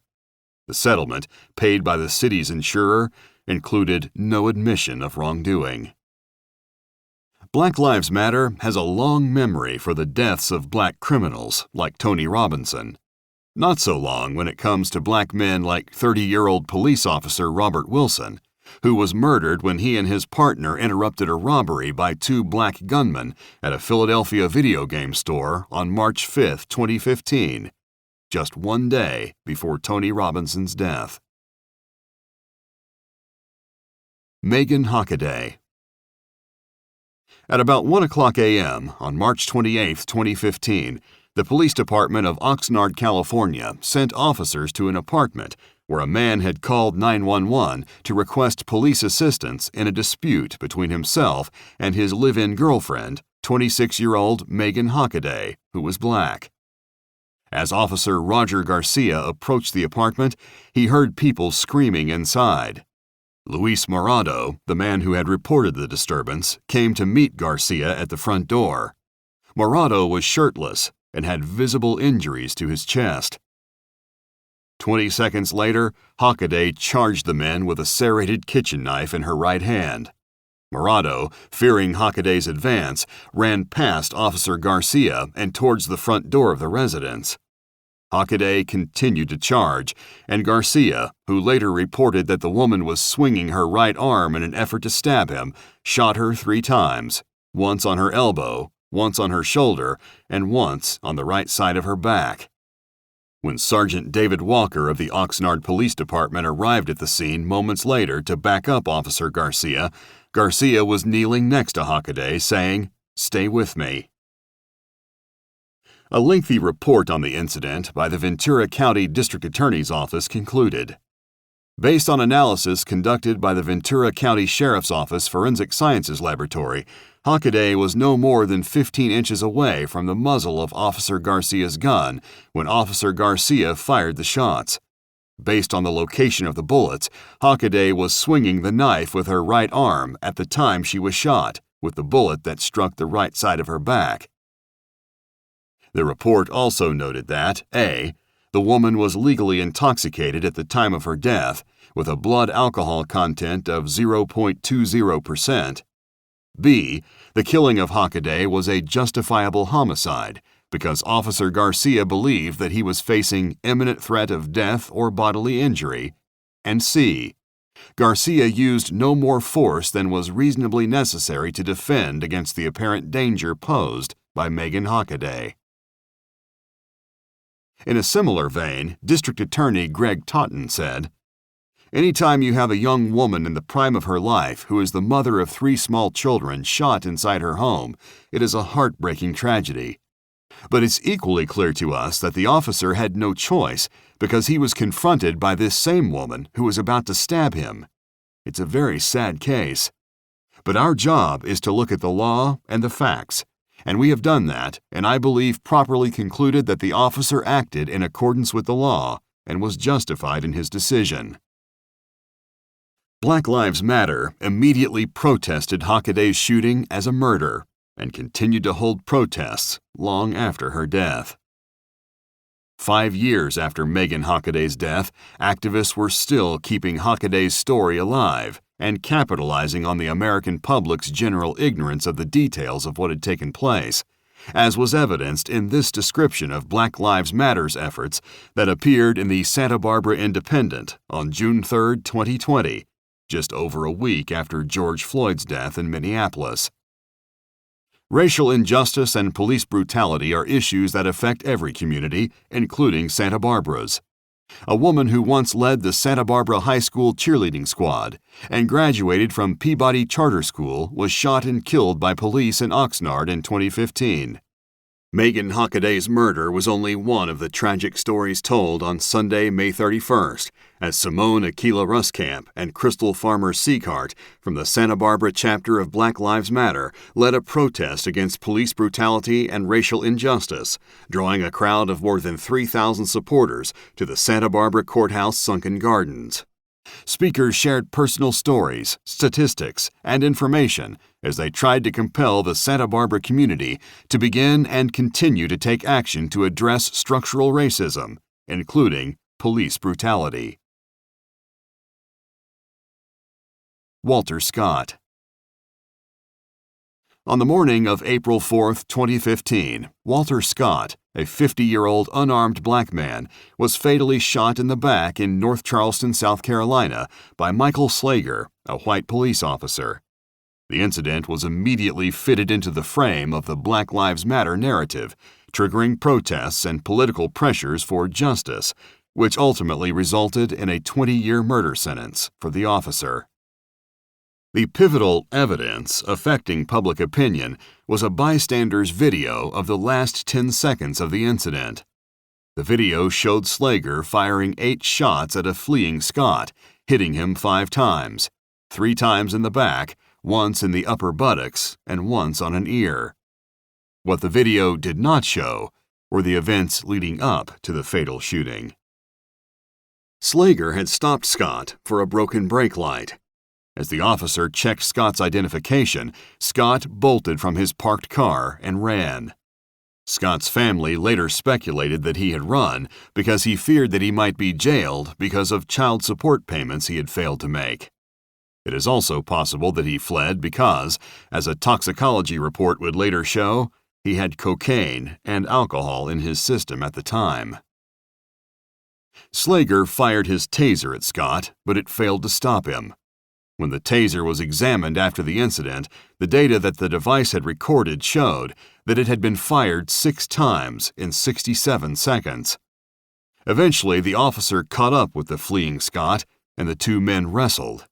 According to the officer, Scott grabbed the taser and ran away. It was then that Slager fired the fatal shots, which were caught on the bystander's video. A video of Scott bolting from his car and running also existed, but the bystander's video proved decisive.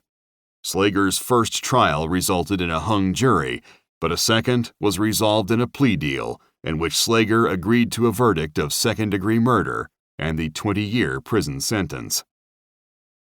After Scott's death, Black Lives Matter held rallies with chants of "Hands up, don't shoot," again a reference to the false narrative Black Lives Matter had promoted after the death of Michael Brown 8 months earlier in Ferguson, Missouri. Black Lives Matter also demanded that authorities convene a citizen review board to assess Officer Slager's behavior and promised to hold continued protests until its demands were met. The Wikipedia account of these events summarizes the massive forces that were brought to bear on Slager to prompt him to agree to a plea deal. It is readily accessible and refutes the Black Lives Matter claim that the system is indifferent to black life, so definitively that one can easily wonder if the result was an injustice itself. The case was independently investigated by the South Carolina Law Enforcement Division, SLED. The Federal Bureau of Investigation, FBI, the Office of the U.S. Attorney for the District of South Carolina, and the Justice Department's Civil Rights Division conducted their own investigations. In June 2015, a South Carolina grand jury indicted Slager on a charge of murder. He was released on bond in January 2016. In late 2016, a 5-week trial ended in a mistrial due to a hung jury. In May 2016, Slager was indicted on federal charges including violation of Scott's civil rights and obstruction of justice. In a May 2017 plea agreement, Slager pleaded guilty to federal charges of civil rights violations, and he was returned to jail pending sentencing. In return for his guilty plea, the state's murder charges were dropped. In December 2017, Slager was sentenced to 20 years in prison, with the judge determining the underlying offense was second-degree murder. In October 2015, in an out-of-court settlement, the city of North Charleston agreed to pay $6.5 million to Scott's family.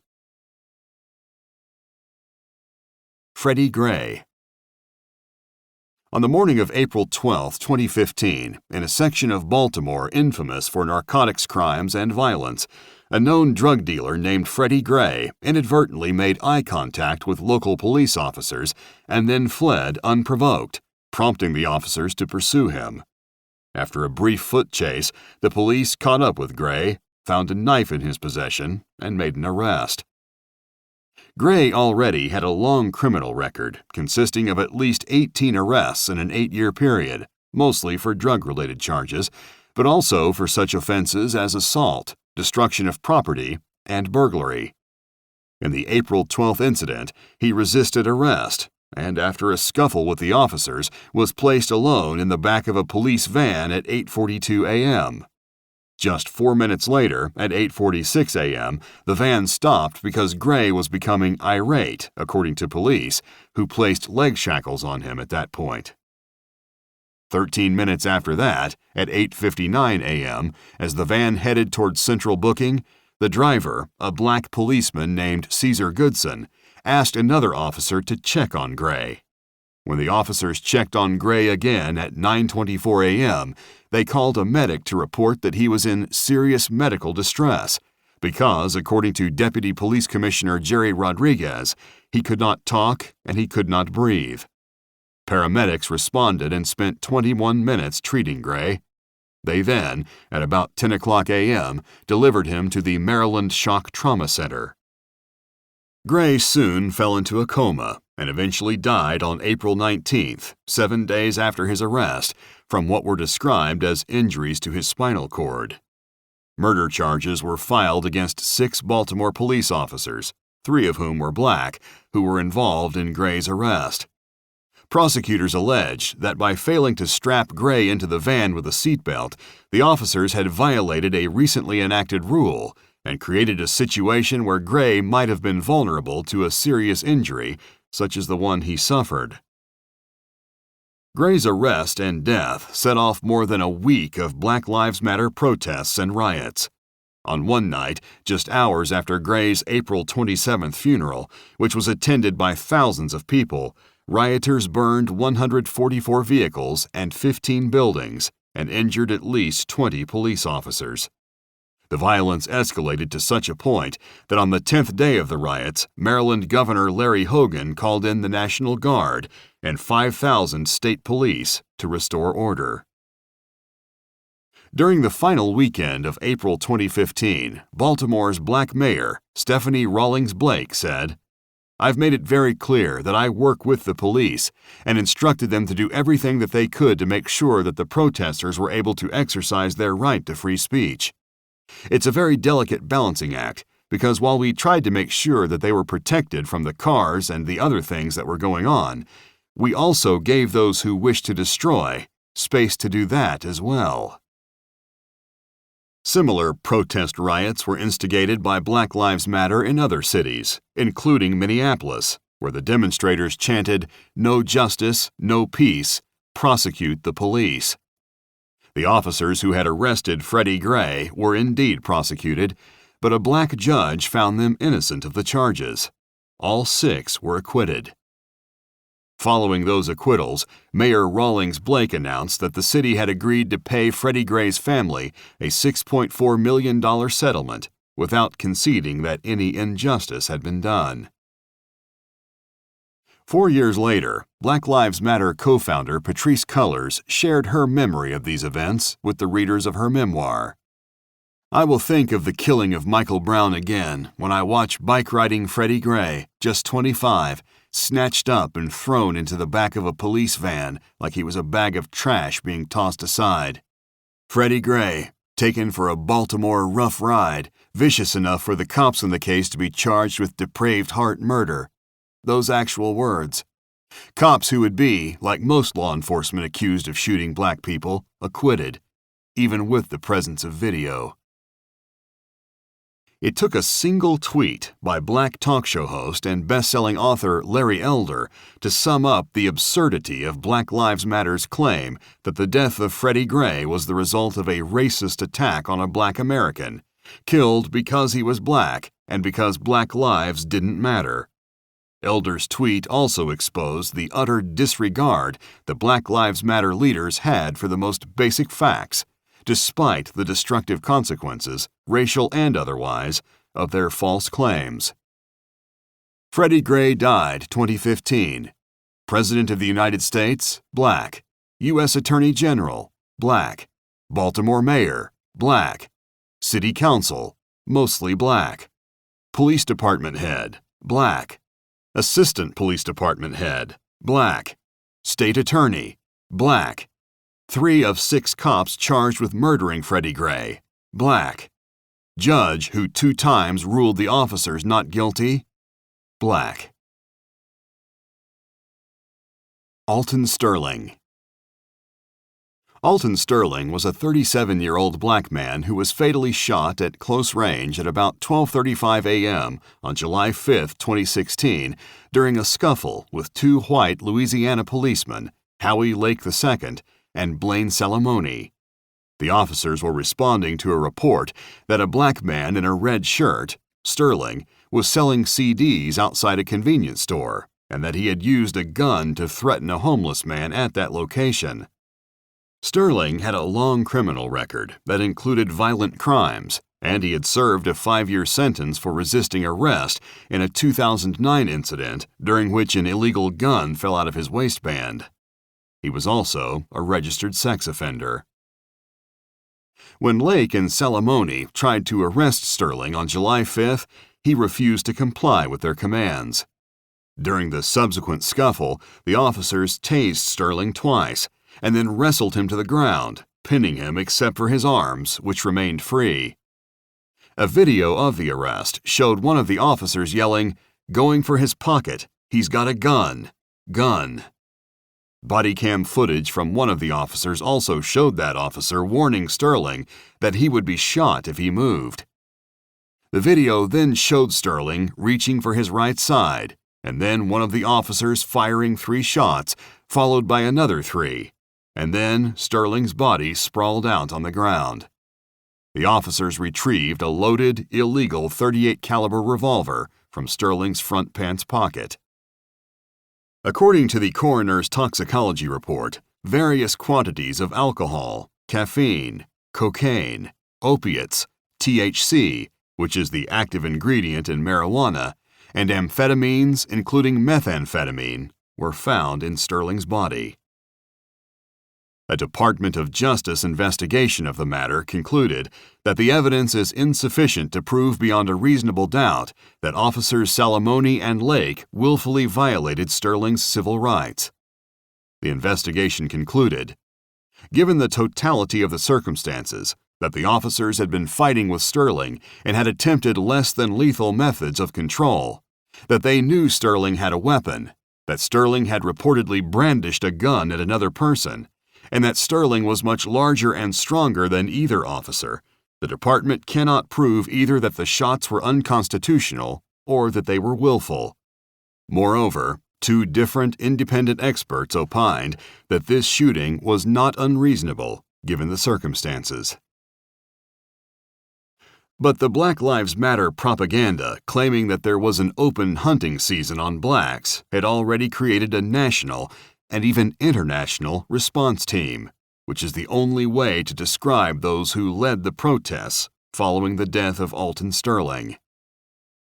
On the night of July 5th, more than 100 demonstrators in Baton Rouge shouted, "No justice, no peace," set off fireworks, and blocked an intersection to protest Sterling's death. On July 9th, another Sterling protest in Baton Rouge involving the new Black Panther Party turned violent, with one police officer getting several teeth knocked out. All told, police arrested 102 people and confiscated 8 firearms, 3 rifles, 3 shotguns, and 2 pistols from the protesters. In a July 2016 opinion piece published in the Globe and Mail, Professor Peniel E. Joseph, founding director of the Center for the Study of Race and Democracy at Tufts University, said that the deaths of Alton Sterling and Philando Castile, a black man killed by police the day after Sterling's death, evoked the past spectacle of lynching, the grotesque practice that normalized horrific brutality against black bodies in one era, just as the videotaped killings of black people do in our own. In early July, 3 young black males stole several guns as well as ammunition from a home and a pawn shop in Baton Rouge, with the intent of using the stolen items to shoot local police officers at protests for Alton Sterling. On July 13th, local organizing groups and the American Civil Liberties Union's Louisiana branch filed a lawsuit against the Baton Rouge Police Department for violating the First Amendment rights of demonstrators. The plaintiffs claimed they had been protesting peacefully against Sterling's death. On July 17th, a black gunman named Gavin Long murdered 3 police officers and wounded several others in Baton Rouge before he was killed by a SWAT team. There is no doubt whatsoever that these officers were intentionally targeted and assassinated, Colonel Michael Edmondson, superintendent of the Louisiana State Police, said at a news conference. It was a calculated act. 2 years after Sterling's death, Black Lives Matter co-founder and serial liar Patrisse Cullors issued a statement saying, "We continue to mourn the brutal murder of Alton Sterling." Philando Castile. Philando Castile was a young black man killed by a police officer in Falcon Heights, Minnesota, following a routine traffic stop for a broken taillight. His killing took place on July 6, 2016, the day after the death of Alton Sterling. Geronimo Yanez, the officer who shot Castile, was Hispanic and clearly, but inexcusably, panicked. Castile informed the officer that he was carrying a firearm, which indicated that he was not intending to use it on the officer and did not present a danger to him. But when Castile reached for his ID, the officer panicked and fired 7 quick shots, ending the young man's life. At his trial, Officer Yanez cried on the witness stand, claimed that Castile did reach for his gun, and recalled his own state of mind. "I told him, 'Don't pull it out,' he said, referring to the gun. But then, I was able to see the top of the slide and the back of the tab of the firearm. That's when I engaged with Mr. Castile and shot him." Yanez continued, My family popped into my head. My wife, my baby girl. I did not want to shoot Mr. Castile at all. Those were not my intentions. I was scared to death. I thought I was going to die. The trial jury, which included 2 black members, voted to acquit the officer. They apparently had trouble understanding the charge, which was culpable negligence. Castile's death was a tragedy that never should have happened. But there was no evidence of malice on the part of the officer who killed Castile. The officer was fired from the police force, and the Castile family received a $3 million settlement, although that could hardly compensate them for their loss. The criminal justice system had failed, but it was hard to see what could be done to remedy the failure, which was the result of human error rather than racial malice, as the protests that followed contended. The slogan of the Black Lives Matter protests was, "Philando can be any of us." This was false and incendiary. Meanwhile, the war that Black Lives Matter had declared on law enforcement, and specifically the calls for dead cops, could lead a police officer to think, that dead cop could be me. Fear is always present when an officer attempts to make an arrest. Thanks to Black Lives Matter, the fear is there the minute an officer puts on his uniform. It was made clear just how realistic that fear was when 2 days after Alton Sterling's death and 1 day after Philando Castile's, a Black Lives Matter demonstration in Dallas ended with a massacre. Chapter 5. 5 Dead Cops in Dallas. On July 7, 2016, Black Lives Matter held a march in Dallas to protest the deaths of Alton Sterling and Philando Castile, which had taken place during the preceding 2 days. The contrast between the 2 men could not have been starker. Sterling was a violent criminal who had robbed people at gunpoint only days before, was high on drugs, and was carrying a weapon he took pains to conceal. He resisted arrest and was reaching for his gun despite warnings from the officers that he would be shot if he did so. Philando Castile was a law-abiding citizen who informed the officer that he was carrying a firearm and was the victim of a panicked, unjustifiable, but not malicious, police shooting. The inability of Black Lives Matter to distinguish between 2 such different cases or to hold individuals accountable for their acts if they are black is indefensible and racist, and shows that justice is the last thing its leaders have in mind. In case after case, their failure to hold black criminals accountable for their actions is coupled with their reckless insistence that any cop involved in a shooting incident with a black adversary is a murderer, regardless of circumstances or intentions. This pattern has justified both BLM's indictment of the entire criminal justice system as systemically racist and their incitement to black Americans to regard police as their enemies, and even to kill them. This accurately reflects the way the criminal element in the black community sees things, but not how the vast majority of law-abiding black citizens view them.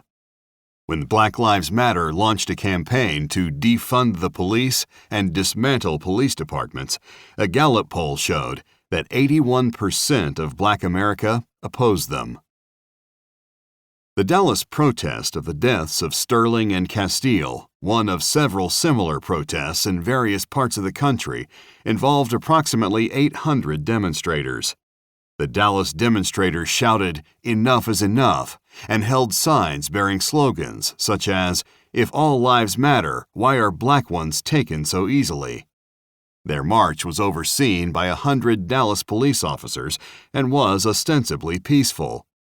At the same time, according to Dallas Police Chief David Brown, about 20 to 30 open-carry gun rights activists joined the protest march, some wearing gas masks, bulletproof vests, and fatigues. Everyone had the sense that war could break out at any moment. That included one particular individual lurking in the shadows, who had his own idea of what Black Lives Matter and resisting systemic racism entailed. Micah Xavier Johnson was an Army Reserve veteran of the Afghan War who had associations with black extremist organizations like the New Black Panthers, the Nation of Islam, and the Black Riders Liberation Army, who were part of the movement that Black Lives Matter had unleashed. During negotiations with Dallas Police Chief David Brown, Johnson, according to Brown, stated he wanted to kill white people, especially white officers. In a matter of minutes, Johnson killed 5 officers and wounded 7 others. 2 civilians were also wounded. The officers killed were Senior Corporal Lauren Ahrens, age 48, who had been with the Dallas Police Department for 14 years, in addition to 11-year service in California. Officer Michael Kroll, 40, who had been with the department for 9 years, in addition to 4-year service in Michigan. Sergeant Michael Smith, 55, a former Army Ranger who had been with the department for 27 years. Officer Patricio Patrick Zamarripa, 32, a former Navy sailor and Iraq War veteran who had been with the department for 6 years. Officer Brent Thompson, 43, a former enlisted Marine who had been with the Dallas Area Rapid Transit DART Department for 9 years and was the first DART officer to be killed in the line of duty since the department's inception in 1989. This was the deadliest single incident for law enforcement officers in the United States since the September 11, 2001 terrorist attacks. In the firefight that ensued, Johnson was hit but was able to make his way to the campus of El Centro College, where he shot and wounded 2 campus police officers, and then found a secure spot from which he fired intermittently at police. A standoff ensued, and negotiations were attempted. Johnson said that he would only talk to black officers. Police Chief David Brown, who is black, then attempted to negotiate Johnson's surrender. Johnson told Brown that he had acted alone. According to Brown, Johnson appeared delusional. We had negotiated with him for about 2 hours, and he just basically lied to us, playing games, laughing at us, singing, asking how many did he get, and that he wanted to kill some more. Brown saw no possibility of persuading Johnson to surrender, and Johnson remained armed and dangerous. To end the threat, Brown ordered his officers to use a bomb disposal remote control robot armed with C4 explosive, maneuver it against a brick wall, and then detonate it so the wall fragments would kill the shooter swiftly. The plan worked perfectly. The device exploded as intended, instantly killing Johnson. Black Lives Matter co-founder Patrisse Cullors wasted no time casting Johnson as yet another victim of America's systemic racism against blacks.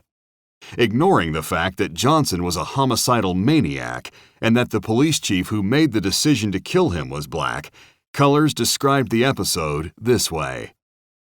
In the early morning hours of July 8, 2016, Micah Johnson became the first individual ever to be blown up by local law enforcement. They used a military-grade bomb against Micah Johnson and programmed a robot to deliver it to him. No jury, no trial. No patience, like the patience shown the white killer who gunned down 9 worshipers in Charleston, or moviegoers in Aurora, Colorado. Despite Black Lives Matter's years of incitements to violence against police, its racist attitudes, and its disregard for the facts, President Obama had invited its leaders to the White House a number of times. When the Black Lives Matter leaders arrived at the White House on one of those occasions, in February 2016, Obama put his arms around them figuratively and said, "They are much better organizers than I was when I was their age, and I'm confident that they are going to take America to new heights." Several months before that, in August 2015, the Democratic National Committee had passed a resolution endorsing the Black Lives Matter movement and its false narrative. The DNC joins with Americans across the country in affirming Black Lives Matter and the Say Her Name efforts to make visible the pain of our fellow and sister Americans as they condemn extrajudicial killings of unarmed African American men, women, and children. The Democrats' resolution went on to 1.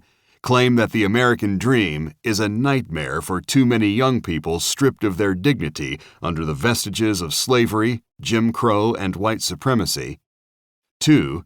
Demand the demilitarization of police, an end to racial profiling, criminal justice reform, and investments in young people, families, and communities. And 3. Assert that, without systemic reform, this state of black unrest jeopardizes the well-being of our democracy and our nation.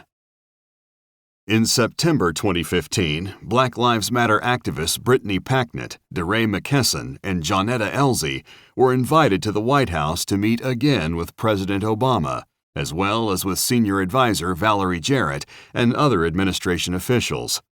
For Packnett, it was the 7th visit to the Obama White House. Afterward, Packnett told reporters that the president personally supported the Black Lives Matter movement.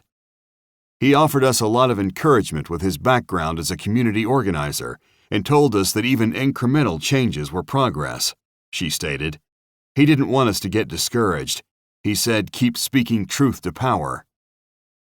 Evidently, it was the police forces in Dallas, Chicago, Baltimore, and other cities, headed by blacks and under siege from the left, that constituted the power needing to be confronted.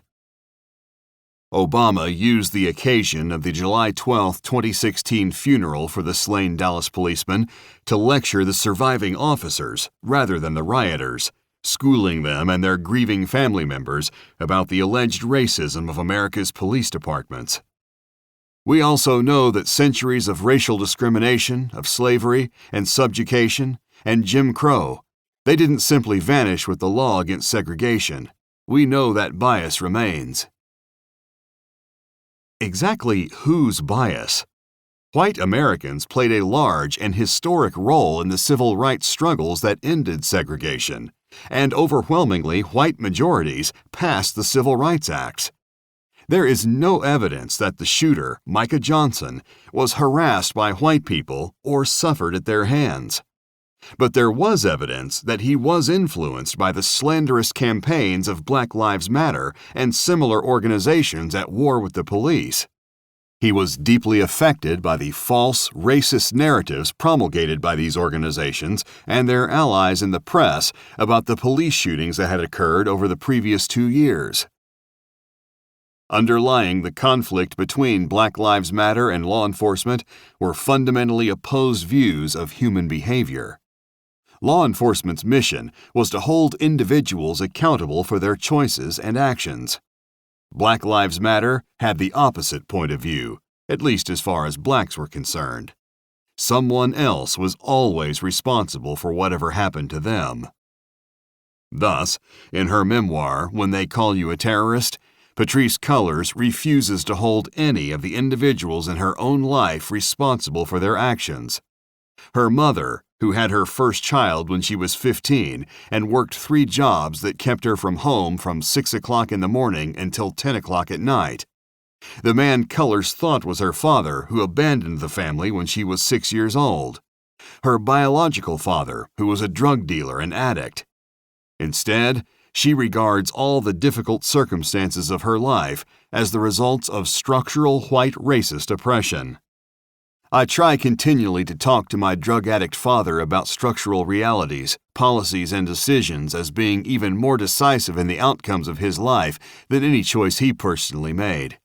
I talk about the politics of personal responsibility, how it's mostly a lie meant to keep us from challenging real-world legislative decisions that chart people's paths, that undo people's lives.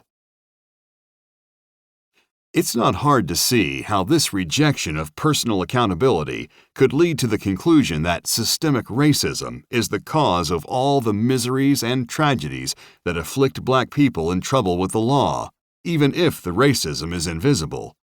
As Cullors also wrote in her memoir, "It was easy to understand that the politics of personal responsibility was a lie when race was a blatant factor," a friend says to me in a political discussion one afternoon. Jim Crow left no questions or confusion. But now that race isn't written into the law, she says, look for the codes. Look for the coded language everywhere, she says. They rewrote the laws, but they didn't rewrite white supremacy. They kept that shit intact, she says. Look for the coded language everywhere. These are the words of paranoid delusion. If in fact white supremacy, even after being outlawed, remains a palpable factor in institutions and behaviors, then the rewritten civil rights laws provide remedies to punish the perpetrators. Racial discrimination, like murder, is illegal, and there are penalties for practicing it. There are thousands of black judges, prosecutors, lawyers, and officers of the law. Where are the legal cases exposing and punishing the implementers of these supposed codes? There are none, because these codes and systemic racism are political myths invented by the left to use as weapons against their political opponents. Chapter 6. The Target is the Law. Sandra Bland. Sandra Bland was a 28-year-old Texas schoolteacher and Black Lives Matter activist who became involved in an acrimonious argument and scuffle with an officer following a traffic stop in Prairie View, Texas, on July 10, 2015. Her erratic behavior and refusal to comply with police orders led to her being arrested and charged with assaulting an officer. 3 days later, she was found hanged in her jail cell. The hanging was ruled a suicide after security surveillance videos failed to show anyone entering her jail cell in the time frame surrounding her death. A toxicology report found a remarkably high concentration of THC, the active ingredient in marijuana, in her system for someone who had been incarcerated for 3 days. A toxicologist for the county medical examiner's office concluded that Bland either had access to the drug in jail or she was a consistent user of the drug, and her body had accumulated THC to the point that it was slowly releasing it over time. In March 2015, 4 months before her death, Bland had posted a video to her Facebook page in which she said she was suffering from a little bit of depression as well as PTSD, post-traumatic stress disorder. Following Bland's death, county officials produced jail intake forms that indicated Bland had previously attempted suicide. One stated that Bland had taken pills in 2015 after having a miscarriage. Another form said that she had attempted suicide even earlier, in 2014. Her family adamantly denied she was suicidal. It is probable that the drug in Bland's system contributed to the altercation with the officer, who was later reprimanded and then fired for not following protocols when making the arrest. Within 3 days after Bland's death, some 200,000 internet users had tweeted her name. By July 29, 2015, there had been at least a dozen protest demonstrations across the U.S., including a July 17th event where 150 protesters gathered outside the jail chanting, "No justice, no peace."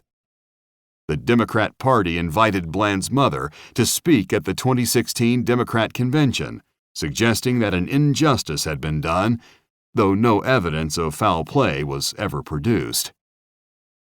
According to the New York Times, the case of Sandra Bland was considered a turning point in the Black Lives Matter movement, intensifying outrage over incidents of mistreatment of black people by white officers.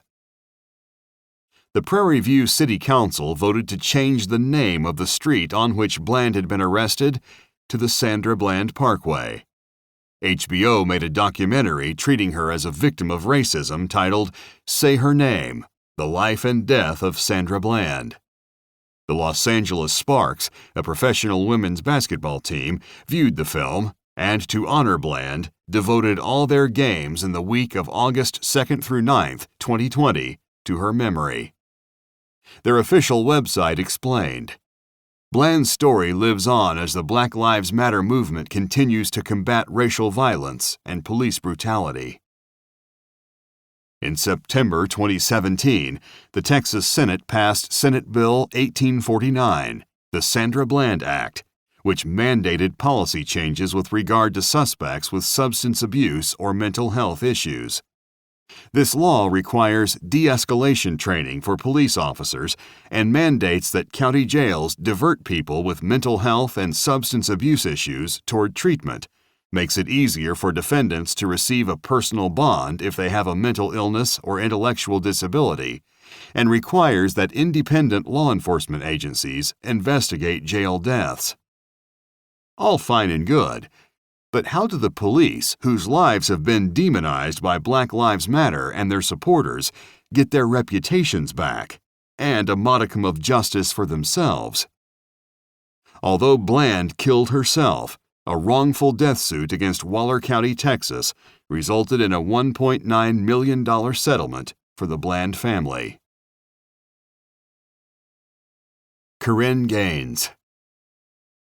Corinne Gaines was a 23-year-old black woman who lived in Randallstown, Maryland. On August 1, 2016, 3 officers attempted to serve her with a warrant related to a March 10 incident in which she had been stopped for driving without a license plate. Although her 5-year-old son was in the car with her, Gaines refused to cooperate or give police her driver's license. She told them that if they put their hands on her, they would have to murder me and carry me out in a body bag. She also called the officers pigs and urged her child to bite them. Gaines subsequently failed to show up for her court date related to the March 10 incident. Anticipating that police would eventually come to rearrest her, she posted on Instagram a picture of herself loading a shotgun, along with a caption thanking her father for teaching her how to protect myself and who to protect myself from. The officers did indeed go to Gaines's house on August 1st to serve her with a warrant, as well as to serve a separate warrant for her fiancé, who was wanted for assault. Gaines refused to open the door for the police. One of the officers then borrowed a key from the apartment rental office of the complex where Gaines lived and unlocked the door, but found it to be chain-locked as well. At that point, the officer kicked in the door and entered the apartment, only to find Gaines pointing a shotgun at him. As in the car standoff of March 10th, her 5-year-old son was with her. The officer retreated from the apartment and thus began a standoff that lasted more than 5 hours. Gaines was live streaming on Facebook during the standoff, and the people following along were encouraging her to defy the police with all necessary violence. Law enforcement worked with Facebook to get Gaines's account shut down while they tried to negotiate with her. At one point, several hours into the standoff, Gaines told the officers, "If you don't leave, I'm going to kill you." It is difficult for an outsider to understand what was in this woman's mind. Eventually, one of the officers saw Gaines raising her shotgun to a shooting position. He fired 1 round in her direction. Gaines fired back 2 rounds. Officers then responded with 3 shots, hitting Gaines and killing her. Her 5-year-old was wounded in the arm, though it was unclear whether he was struck by a bullet from an officer's or his mother's gun. In 2018, an all-female jury decided that the fatal shot was a violation of Gaines's civil rights and awarded the Gaines family $38 million in damages. The verdict was overturned in February 2019 when a judge ruled the officers had acted in an objectively reasonable way.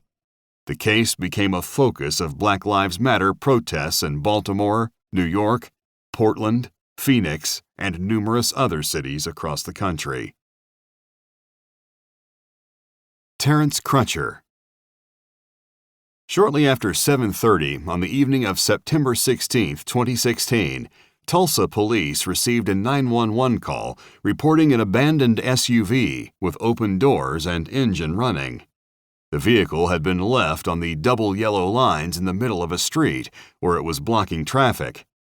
The caller said the driver who had abandoned the vehicle seemed to be impaired and was claiming that the car was going to blow up. Police came to the scene and observed Terrence Crutcher walking towards his vehicle. He had his hands up as he was approaching the SUV, while several officers walked toward him. One officer said Crutcher was sweating heavily and smelled of PCP chemicals. PCP is a drug commonly called angel dust and is known for its mind-altering effects. At a certain point, however, Crutcher placed his hands on the vehicle and then moved to reach into the vehicle, despite being told to stop. One officer tased Crutcher, and another, a female, shot him. Crutcher died later that evening in a local hospital. No weapon was recovered from the scene of the shooting, either on Crutcher's person or in his vehicle. Autopsy results released by the Oklahoma State Medical Examiner indicated that at the time of the shooting, Crutcher had acute phencyclidine, PCP, intoxication. The report further indicated that Crutcher had tested positive for tenocyclidine, TCP, a psychostimulant and hallucinogen that is even more potent than PCP. The district attorney charged the female officer who shot Crutcher with manslaughter, but a jury acquitted her because Crutcher, despite being ordered to stop, had reached into his car, provoking the fatal shot. Black Lives Matter protested Crutcher's death and held a die-in in his memory. The event was organized by the Revolutionary Baddies, a student organization at the University of Oklahoma led by black women, and created to protest not only Crutcher's death, but all police violence. They chanted, "No justice, no peace, no racist police," although there was no indication that race had played any part in the incident, whose main contributing factor was drugs. On September 16, 2020, the 4th anniversary of Crutcher's death, religious leaders from Tulsa's churches and temples gathered outside a Midtown Unitarian church to commemorate Crutcher and to endorse the message that Black Lives Matter. Rabbi Dan Kamen of Congregation B'nai Emunah said, "We see a need, the need right now to hold up this phrase, Black Lives Matter, and to reclaim it for our lives, for all our lives, here in Tulsa. We do not view this phrase, Black Lives Matter, as political speech, but as a declaration of something that should be obvious, but is not." Keith Lamont Scott. On September 20, 2016, two plainclothes officers in Charlotte, North Carolina, were sitting in an unmarked police vehicle in the parking lot of the apartment complex where a 43-year-old African-American named Keith Lamont Scott resided. The officers were preparing to serve an arrest warrant on Scott, who had a long record of criminal violence, including felony assault with a deadly weapon with intent to kill and aggravated assault with a deadly weapon in a case where Scott had fired 2 gunshots at police officers. Eventually, Scott pulled up beside the officers in a white SUV and proceeded to roll a marijuana blunt. The officers then saw Scott holding a gun as he exited the vehicle. The Washington Post describes what happened next.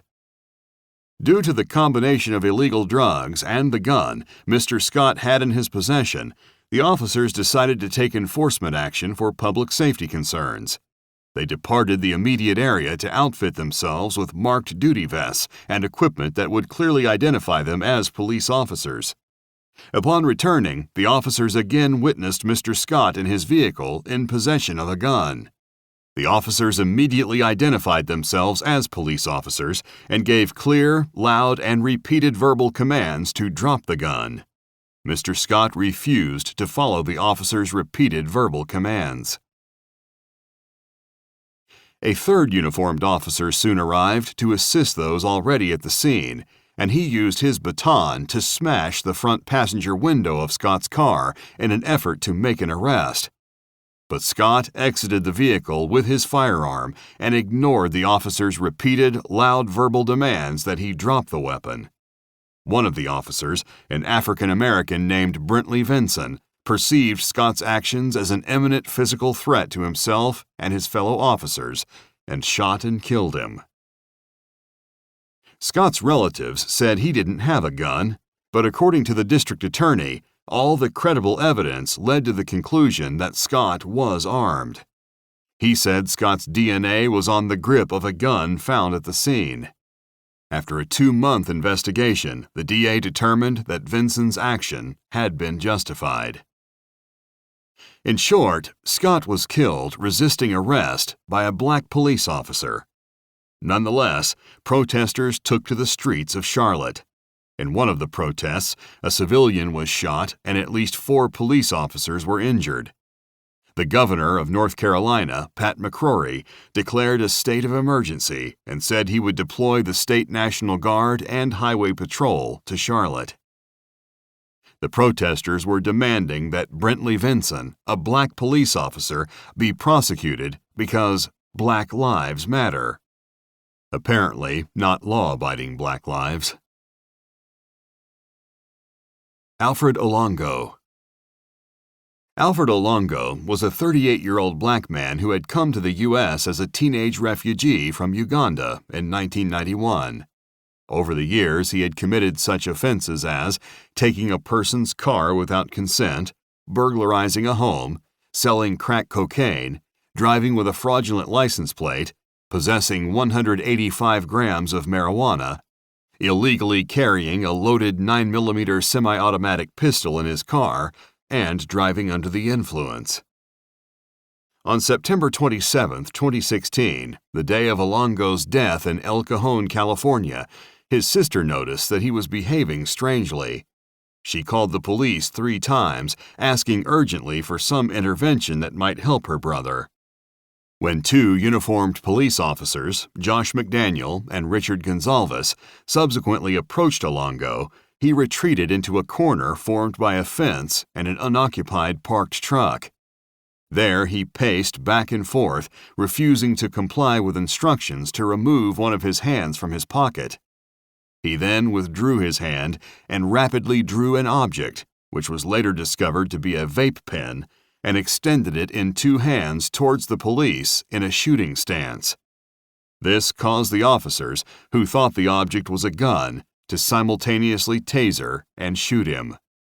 The fatal gunshot was fired by Officer Gonzalez. Olongo was rushed to a local hospital where he died. Although mental illness, rather than race, was the central fact of this tragic incident, and the officer who shot Olongo was Hispanic, the Black Lives Matter protesters who gathered to chant "No justice, no peace" found a way to put race at the center. "You don't shoot someone who is having a mental breakdown," said one protester.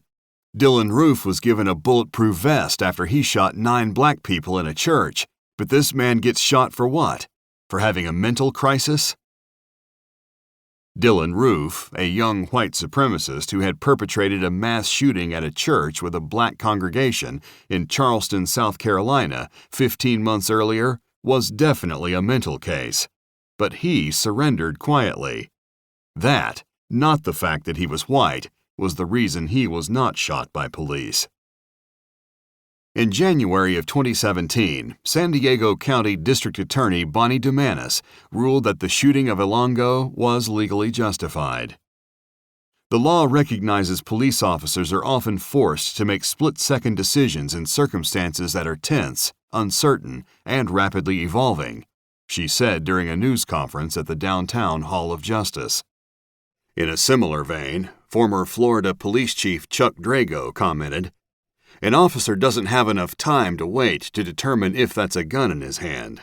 If a person is pointing something at an officer and he believes it's a gun, and it is a gun, and that officer doesn't have his gun out, that officer will lose that gunfight." In July 2019, a jury in a civil trial unanimously found that El Cajon police officer Richard Gonzalez was not negligent when he shot and killed Olongo. The killing of Alfred Olongo sparked weeks of Black Lives Matter protests on the streets of El Cajon, where demonstrators blocked traffic, vandalized automobiles, threw projectiles at police officers, and shouted the slogans "Black Lives Matter" and "No justice, no peace, no racist police."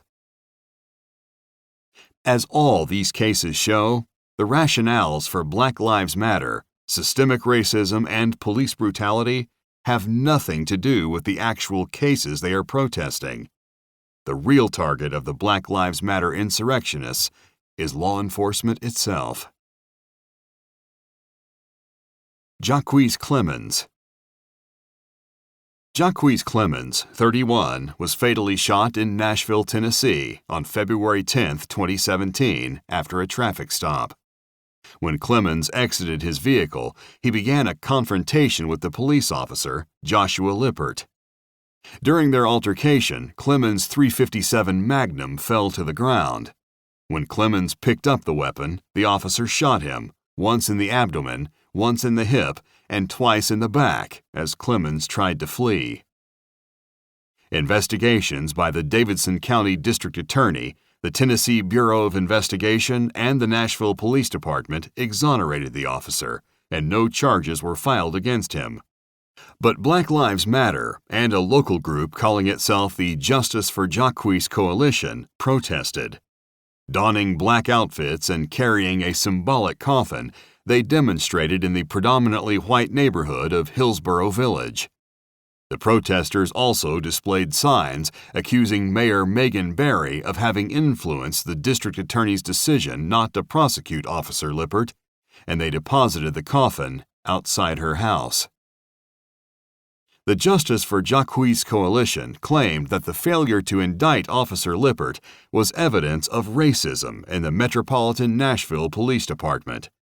NAACP Nashville Chapter President Ludya Wallace said it was a sad day for Nashville, adding, "It's more likely you're going to get sent to jail for kicking a dog than shooting a black man down in his back while he's running." Another organization, Gideon's Army, claimed that Officer Lippert had long been more inclined to stop black drivers than white drivers. The Nashville chapter of Black Lives Matter demanded Lippert's dismissal, stating, "Today, Nashville, the liberal stronghold of Tennessee, joins the other numerous localities that fail to find fault or even recognize criminality in police officers when their violence and brutality takes the lives of black people." As in so many of these cases, the fact that Clemens was armed, resisting arrest, and refusing to comply with the commands of an officer of the law was deemed irrelevant by the protesters, who only seemed able to see things in black and white. Chapter 7. The Summer of George Floyd. Ahmaud Arbery. On February 23, 2020, Ahmaud Marquez Arbery, a 25-year-old black man, was killed near the city of Brunswick in Glenn County, Georgia. Arbery had been pursued by 3 white residents who were armed and suspected him of being a burglar running from the scene of a crime. Most news reports stated that Arbery was merely out for an afternoon jog when he was accosted by the white men. One of those men, Travis McMichael, attempted to perform a citizen's arrest of Arbery, who resisted and was fatally shot in the scuffle. Like the killing of Trayvon Martin, this was not a case of police misconduct, although McMichael's father, a retired police officer, seems to have directed the pursuit and arrest attempt. As in the killing of Trayvon Martin, this was a case of unauthorized vigilantes taking the law, or what they thought was the law, into their own hands. They were criminally charged by the authorities, and deservedly so. Each of the 3 was indicted on 9 counts: malice murder, 4 counts of felony murder, 2 counts of aggravated assault, false imprisonment, and criminal attempt to commit false imprisonment. Even so, there is no evidence to suggest that the 3 white men were motivated by racial animus. The case was far more complex than most news reports and the charge of malice murder indicated. In April 2021, more than a year after Arbery's death, newly released court documents based on police reports, videos, and eyewitness accounts indicated that he had a history of running away from various locations after committing criminal trespass, or theft, or both.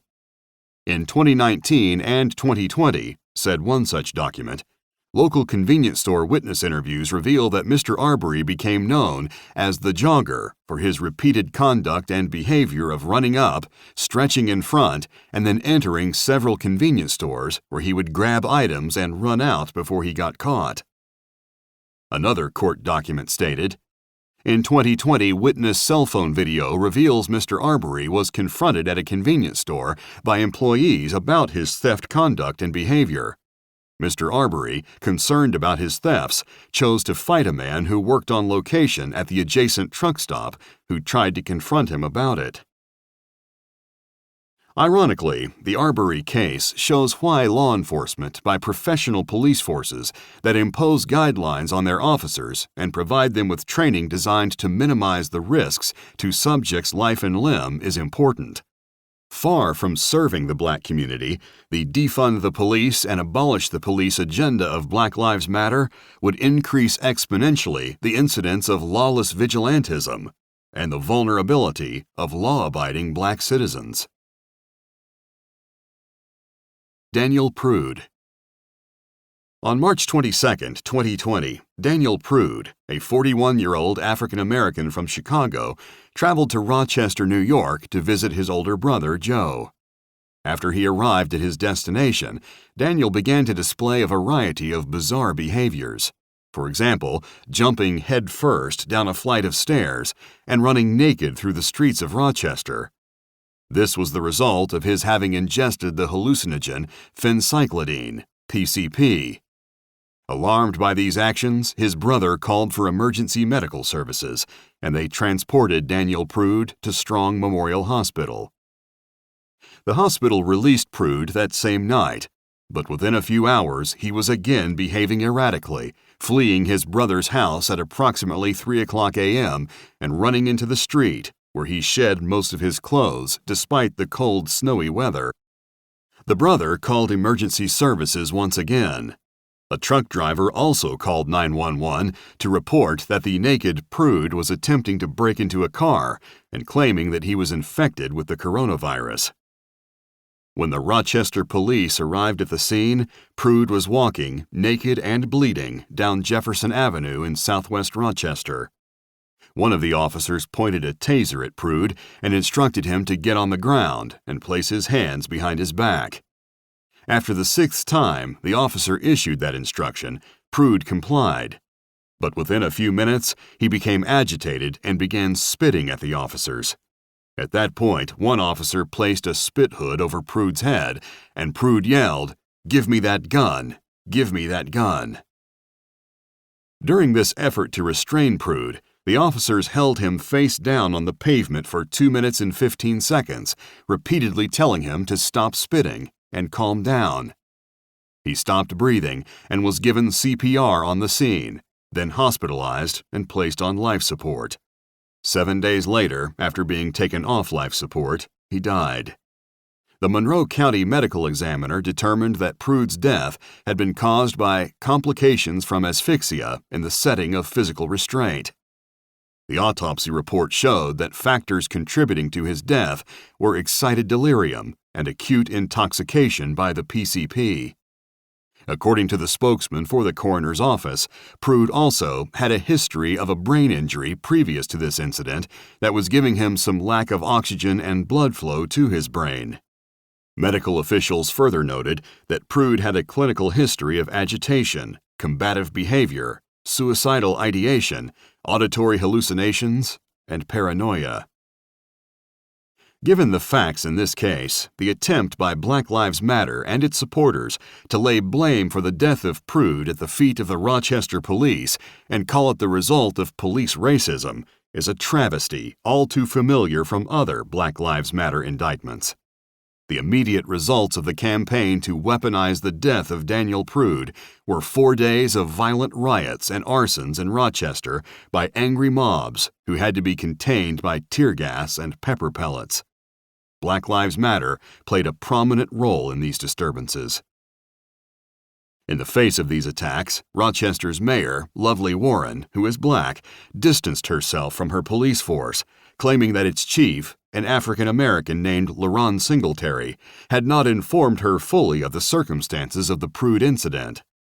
She also made the following concession to the anti-police mob. "We had a human being in need of help, in need of compassion. In that moment, we had an opportunity to protect him, to keep him warm, to bring him to safety, to begin the process of healing him and lifting him up. We have to own the fact that in the moment, we did not do that.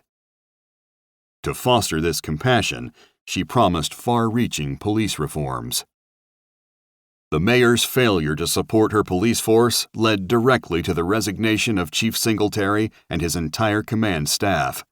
The chief, who had served on the force for 20 years, wrote in his resignation letter of September 8, 2020, "As a man of integrity, I will not sit idly by while outside entities attempt to destroy my character. The events over the past week are an attempt to destroy my character and integrity." 6 days later, Mayor Warren formally fired Chief Singletary. A month after that, the mayor was indicted for felony campaign finance fraud. In addition to depriving Rochester of its chief law enforcement officer, who was black, the Daniel Prude episode led to widespread property damage, various injuries and arrests, a dramatic weakening of public support for Rochester's thin blue line, and thus a weakening of protection for Rochester's citizens, both black and white. Breonna Taylor. Breonna Taylor was a 26-year-old emergency room medical technician. Her death on March 13, 2020, at the hands of Louisville, Kentucky police officers became a marquee case for the Black Lives Matter movement. One of the most celebrated figures in American life, Oprah Winfrey, took up Breonna's cause and commissioned 26 giant billboards across Louisville, each one representing a year of the young woman's short life. The billboards featured Taylor's image and the words, "Demand that the police involved in killing Breonna Taylor be arrested and charged." A website called untilfreedom.com, describing itself as an intersectional social justice organization rooted in the leadership of diverse people of color to address systemic and racial injustice, joined Oprah in carrying out the initiative. In addition to the billboards, Oprah put Taylor's photo on the cover of her best-selling monthly magazine, O, which had featured only Oprah herself on the cover of every previous issue since its inception 20 years before. For this special issue, Oprah wrote a moving editorial tribute to Breonna, which contained this account of the incident that ended her life. "We know how Breonna died, March 13th. Louisville police storming into her apartment in the middle of the night. No uniforms, no 'this is the police,' terrifying Breonna and her boyfriend, Kenneth Walker." Well, not exactly. Along with other sources available, the CNN account, to which Oprah provided a link, tells a more complicated story. The raid on Taylor's apartment was one of 5 taking place that night, all on locations that were suspected distribution centers for a crack cocaine and fentanyl dealer named Jamarcus Glover. Glover had been Taylor's boyfriend 2 years before, and Taylor had kept in touch with him and been involved in his criminal activities. According to the New York Times, after they first became a couple in 2016, Taylor agreed to rent a car for Glover and ended up being interviewed in a murder investigation when a man, the brother of one of Glover's co-conspirators, was found shot to death behind the steering wheel of the car, 8 bullet wounds in his body. Drugs were also found. Drawing on the Times investigation, former federal prosecutor Andrew C. McCarthy summarized the continuing relationship between Glover and Taylor. In the years that followed, Glover was repeatedly arrested on drug charges, and Taylor arranged bail for him and one of his confederates on at least 2 occasions. Weeks before the fateful March 2020 raid, when Glover was in custody after yet another arrest, they were recorded exchanging intimacies on the phone. After that, police surveillance established that Glover continued to make regular trips to Taylor's apartment, and Taylor herself was seen outside a house that investigators say was part of the drug trafficking operations. Moreover, Glover had called Taylor from jail dozens of times since their breakup. Taylor's car was seen in the vicinity of a trap house associated with Glover several times and was photographed in front of that location in mid-February 2020. Trap houses are used for storing drugs.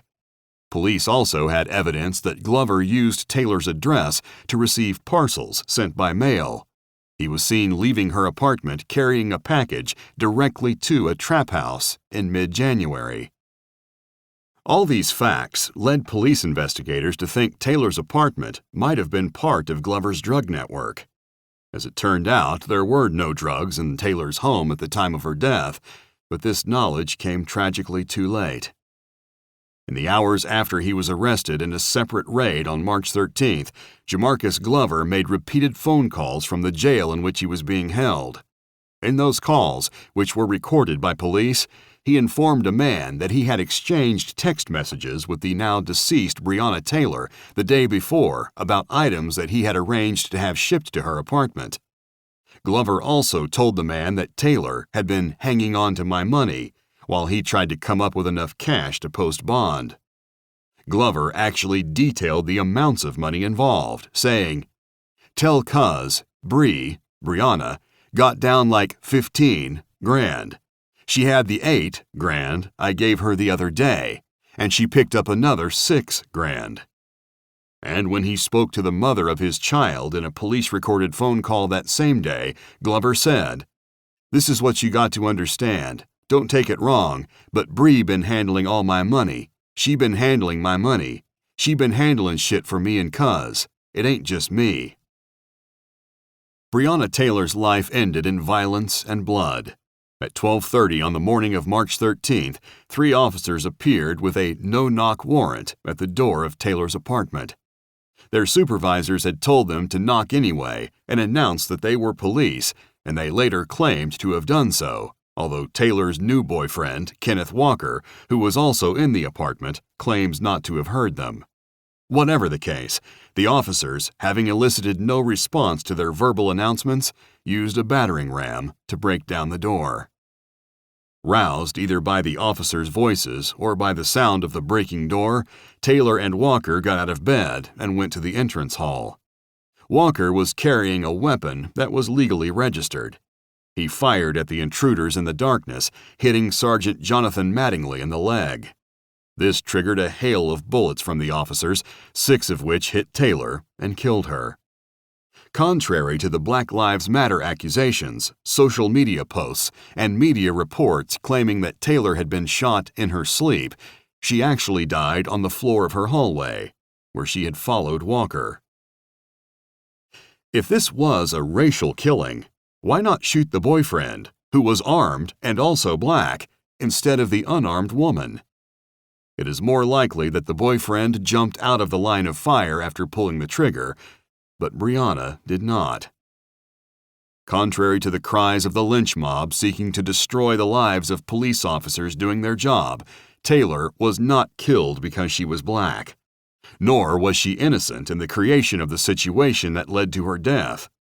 The police were at her house because she was an accomplice to a known drug dealer.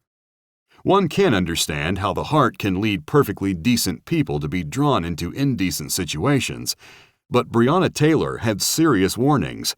The dead body in the car she had rented for her boyfriend should have been sufficient, that she should cut off contact with a dangerous criminal.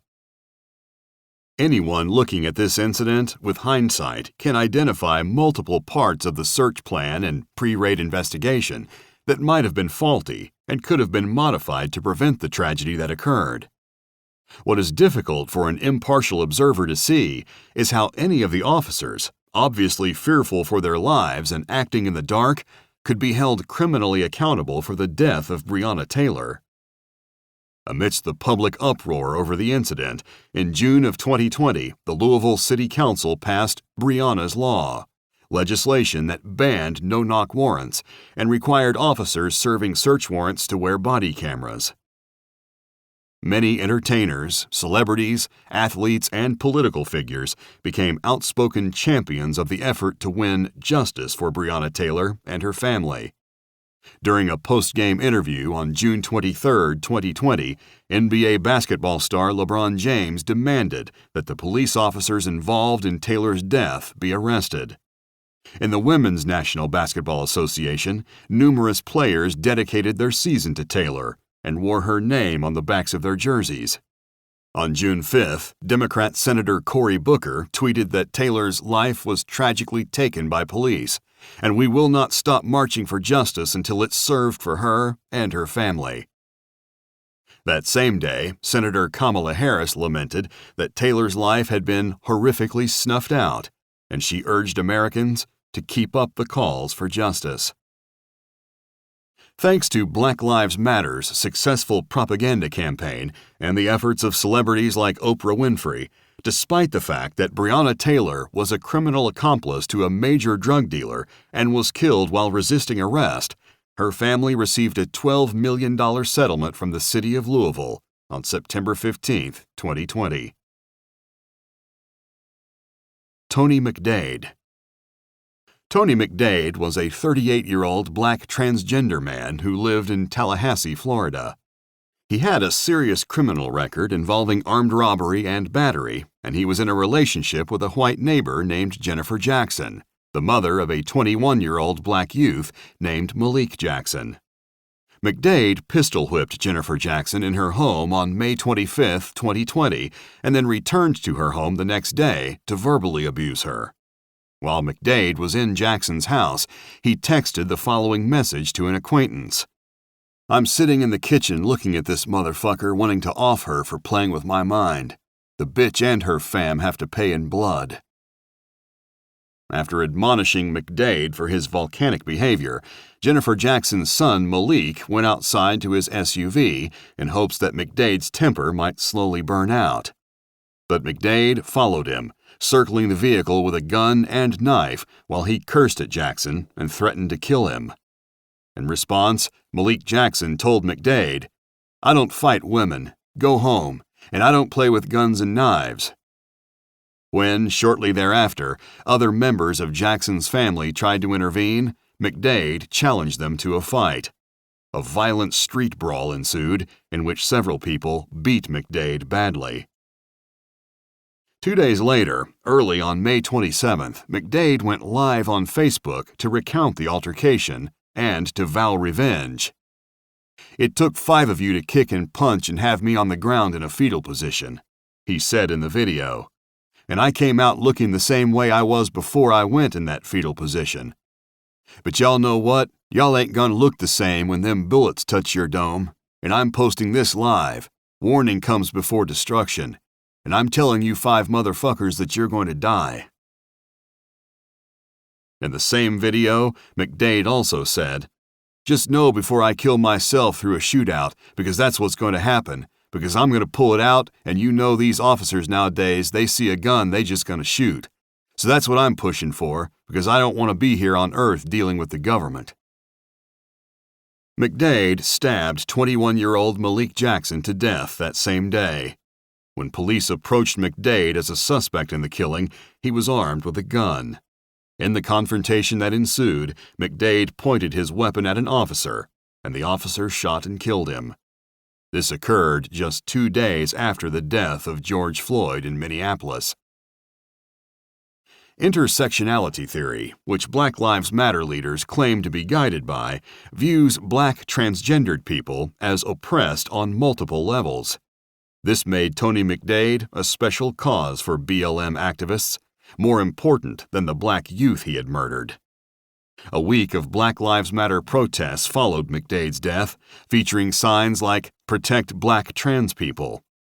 It was more evidence of the ideological deceits of Black Lives Matter leaders and their followers. On June 20th, 2020, hundreds of demonstrators gathered at Public Square Park in Nashville to commemorate McDade's death and support Black Trans Lives Matter. Justice for Tony McDade, a Change.org petition directed at BLM activists, describes McDade as a transgender black man who got killed by police in Tallahassee. As of March 2021, it had gathered nearly 1.7 million signatures. Rayshard Brooks. Rayshard Brooks was a 27-year-old black man who was fatally shot by a police officer in Atlanta, Georgia, on June 12, 2020. Shortly after 10:40 p.m., officers Garrett Rolfe and Devin Brosnan responded to a complaint that Brooks was asleep in a car which was blocking a Wendy's restaurant drive-through lane. A sobriety test found him to have alcohol levels above the legal limit. At the time of this incident, Brooks had recently been released from jail and was on probation for 4 crimes, including cruelty to his own children. If charged with a DUI, he would have faced the prospect of going back to jail. Notably, Brooks had a long history of criminal violence, starting when he was 14, including such offenses as obstruction of an officer, false imprisonment, cruelty to children, felony cruelty, possession of a weapon, receiving stolen property, theft, false imprisonment, and various forms of battery. When the officers initially approached him, Brooks engaged in a civil conversation at first. But when they tried to arrest him, Brooks instigated a violent fight, during which he wrestled Brosnan's taser gun away from him, fought his way free, punched one of the officers, fired the stolen taser, and then began to flee on foot. At that moment, Officer Rolfe fired his taser at Brooks, but it failed to bring Brooks down. Rolfe then proceeded to chase Brooks, who at one point hurriedly turned and fired the stolen taser in the officer's general direction. The officer drew his handgun and shot Brooks twice in the back as he turned to run. Brooks was then rushed to a nearby hospital, where he died after undergoing surgery. Thousands of people took to the streets to demand that Officer Rolfe be criminally charged. Riots ensued, and arsonists set fire to the Wendy's where Brooks had been blocking the drive-through lane. Rioting continued intermittently for weeks, at one point resulting in the death of an 8-year-old black girl, who was shot by protesters during one of their demonstrations. Under this type of extreme public pressure, the police chief of Atlanta resigned. Officer Rolfe was fired, and on June 17th, a politically motivated prosecutor arraigned Rolfe for murder. The prosecutor, Fulton County District Attorney Paul Howard, announced 11 charges against Rolfe: felony murder, 5 counts of aggravated assault, 4 police oath violations, and damage to property. Howard explained that Brooks, who had been peacefully sleeping in his car, had been generally cooperative and never presented himself as a threat during the first 41-plus minutes of his interaction with the officers. At the time, District Attorney Howard was already under investigation for having used a nonprofit to funnel nearly $200,000 of city funds into his personal bank account. Leading Democrats were quick to cast blame on the police. Former Georgia Democrat gubernatorial candidate Stacey Abrams complained that a man was murdered because he was asleep in a drive-thru, and we know that this is not an isolated occurrence. The decision to shoot him in the back, added Abrams, was one made out of maybe impatience or frustration or panic, but it was not one that justifies deadly force. It was murder. In a similar vein, Atlanta Mayor Keisha Lance Bottoms said, "I do not believe that this was a justified use of deadly force and have called for the immediate termination of the officer." On June 15th, thousands of people took to the streets for a Black Lives Matter rally in Atlanta to protest Brooks's death. Beginning the day after charges against Rolfe were announced, Atlanta police officers called in sick for their shifts, staging a blue flu protest. In the 4 days from June 17th to June 20th, 2020, about 170 officers called in sick, and officers in 3 of the city's 6 police zones did not respond to calls. On the evening of June 19th, every police officer failed to report for duty in Zone 5, leaving only the 3 supervisors on active duty. Atlanta's acting police chief, Rodney Bryant, said that the department had to shift resources to ensure proper coverage because of police absenteeism. Total arrests citywide dropped by 71% during the sick-out. Mayor Bottoms said the sick-out was a reaction to 2 weeks of strife during which 8 Atlanta Police Department officers were criminally charged in 2 separate incidents, sinking morale in the department tenfold. Jacob Blake. In the late afternoon of August 23, 2020, police officers in Kenosha, Wisconsin, responded to a 911 call from a woman claiming that her ex-boyfriend, Jacob Blake, a 29-year-old father of 6, had violated a restraining order by coming to her home, taking her car keys, and refusing to give them back. The restraining order was related to a previous incident in which Blake was alleged to have committed felony sexual assault against her. In that incident, she claimed, Blake had entered her apartment at about 6:00 a.m., walked into her bedroom while she was sleeping with one of her small children in the bed, and told her, "I want my shit."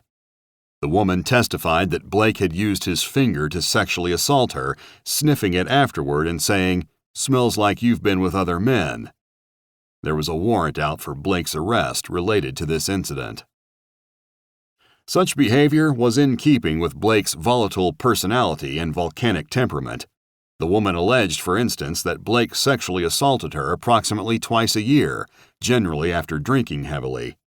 In September 2015, Blake had been charged with resisting an officer and multiple gun-related offenses after allegedly pulling a handgun in a Racine bar, then leaving and being arrested during a combative traffic stop. When the Kenosha police went to look for Blake on August 23, 2020, they were aware of the sexual assault charge and the outstanding warrant for his arrest. Upon arriving at the scene, they found Blake in his car with 3 of his young sons in the back seat. Instead of submitting to the arrest, Blake engaged in a violent fight with the officers, 2 of whom tased him unsuccessfully. Unable to restrain Blake, the officers then drew their firearms and ordered him to stop.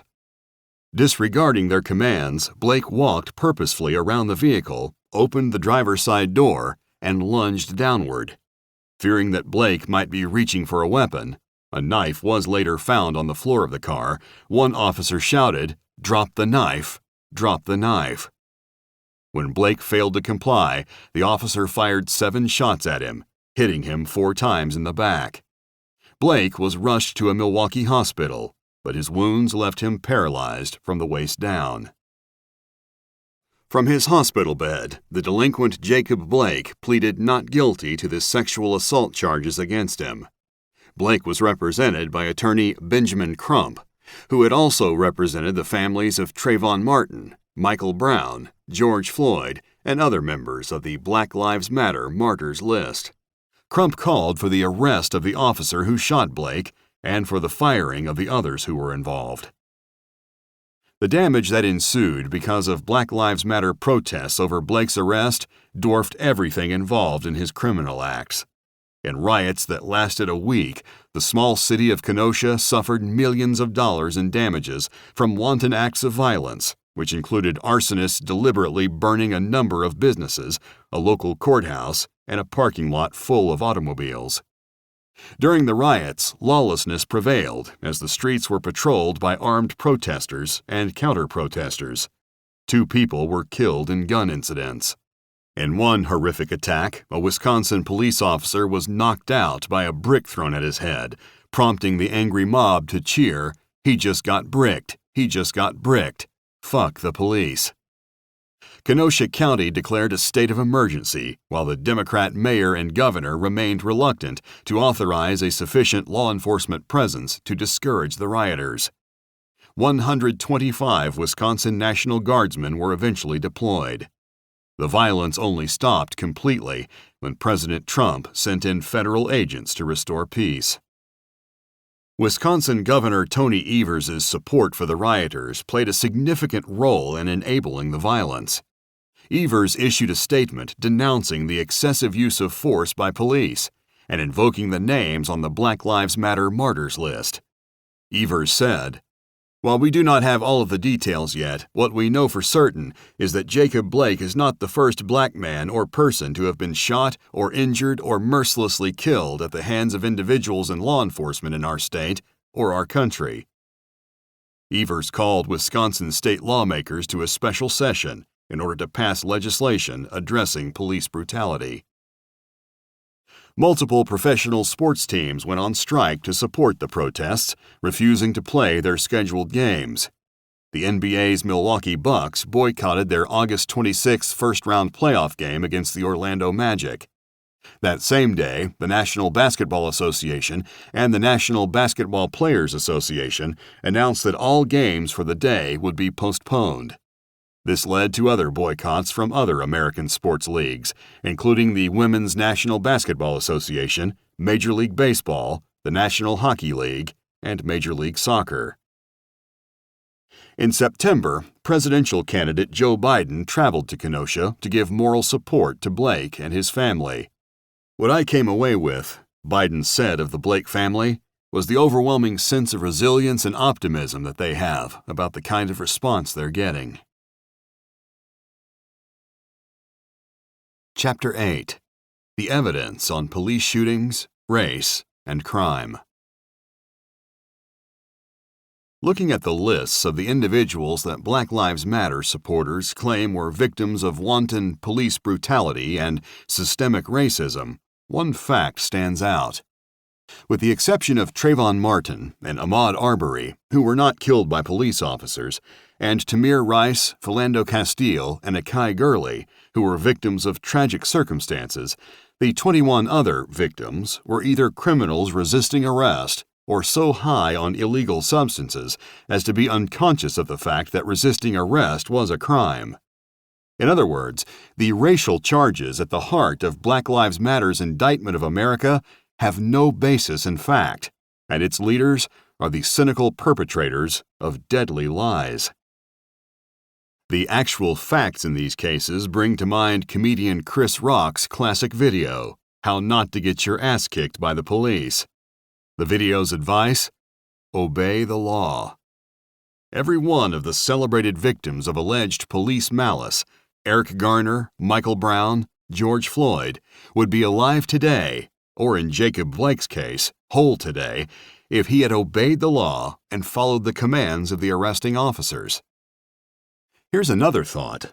As is clear from the preceding profiles, not one cop accused by Black Lives Matter can reasonably be described as having committed a cold-blooded murder, that is, a premeditated killing without extenuating circumstances. Nor can they be described as white racists determined to kill innocent blacks. By contrast, every cop killed by an individual inspired by Black Lives Matter's reckless claims, the 5 Dallas officers, the 3 in Louisiana, the 2 executed in their squad car in New York, was murdered in cold blood, and murdered because he was a cop and not black. The casualties of the scorched earth war unleashed by Black Lives Matter dwarf the total casualties of all the alleged racial injustices the organization has protested. The atrocities instigated and inspired by BLM encompass scores of innocent wounded and dead, both black and white. The crippling of police departments has led to out-of-control rates of murder and violent crime that affect, ironically and first of all, America's most vulnerable black communities. Livelihoods lost, community centers destroyed, and massive flight of tax-paying citizens make the prospect of recovery a distant one, particularly if the Democrat Party continues its support for criminality and destruction. Surveying these disasters, one could reasonably conclude that thanks to Black Lives Matter campaigns to abolish police departments, advances in both race relations and protections for urban black communities have been set back 50 years. Black critics of Black Lives Matter. James Craig was Detroit's chief of police from 2013 to 2021. Detroit is 79% black, making it the American city with the highest concentration of black citizens. Craig himself is black. During the riots that erupted across the country, Detroit remained calm. This was due to Craig's determination to stop lawlessness and prevent violence from being visited on the residents of his city. Craig's resistance was made possible because, in contrast to the way things played out in other Democrat cities, such as Minneapolis, Portland, Kenosha, Seattle, and New York, Craig's defense of law and order was backed by his Democrat mayor. Craig and his officers were confronted by a Black Lives Matter organization called Detroit Will Breathe. Their message to these protesters was conveyed in a statement by Deputy Police Chief Todd Bettison, who is black. To Detroit Will Breathe, you're not welcome. Go. The message was delivered to a crowd of rioters who were occupying a downtown stretch of Detroit's Woodward Avenue around midnight. The police on the scene ordered them to disperse or face arrest. As the Detroit Free Press reported, the protesters instead stood their ground and hurled insults at police. Police Chief James Craig said officers waited more than an hour and issued at least 8 warnings before advancing on the gathering and making arrests. "We have been very patient," he said. The police then proceeded to make 44 arrests and disperse the crowd. Police Chief Craig told reporters, "I've had a chance over the last several weeks to see many Detroiters. They are sick and tired of the disruption in their neighborhoods, our neighborhoods. Defunding the police is not something they want here in Detroit. In fact, what I'm constantly told is, 'Chief, you need to hire more police officers, and we want you to have the equipment necessary to effectively do your job.'" By all indications, that is what Black communities across America want. They are the principal victims of Black criminals, and unlike the celebrity millionaires and billionaires who promote and fund Black Lives Matter, they live in the eye of the urban storm created by baseless attacks on their law enforcement protectors. But what of the claims of systemic racism in the criminal justice system and an open hunting season on Black Americans? Examination of the facts of the cases making up the Black Lives Matter Martyrs List shows just how far from reality BLM's claims are.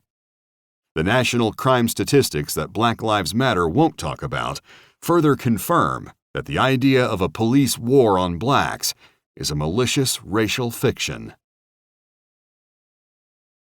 The statistics on crimes and race. According to Black Lives Matter propaganda, Black Americans live under a white supremacist system in which they are routinely targeted for extrajudicial killings by police and vigilantes. This is how Black Lives Matter defines itself on its website. Black Lives Matter is an ideological and political intervention in a world where Black lives are systematically and intentionally targeted for demise. There is no evidence to support this claim. None. A 2001 Bureau of Justice Statistics report, for instance, examined incidents where police used deadly force to kill criminal suspects in 1998. It found that blacks were actually underrepresented in such killings. That is, African Americans were 40% of all persons arrested for violent crimes, but just 35% of felons killed by police.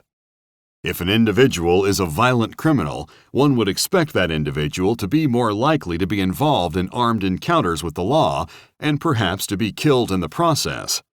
That is particularly true if the individual resists arrest. A decade later, a 2011 Bureau of Justice Statistics study showed that of all suspects killed by police from 2003 to 2009, 41.7% were white and 31.7% were black.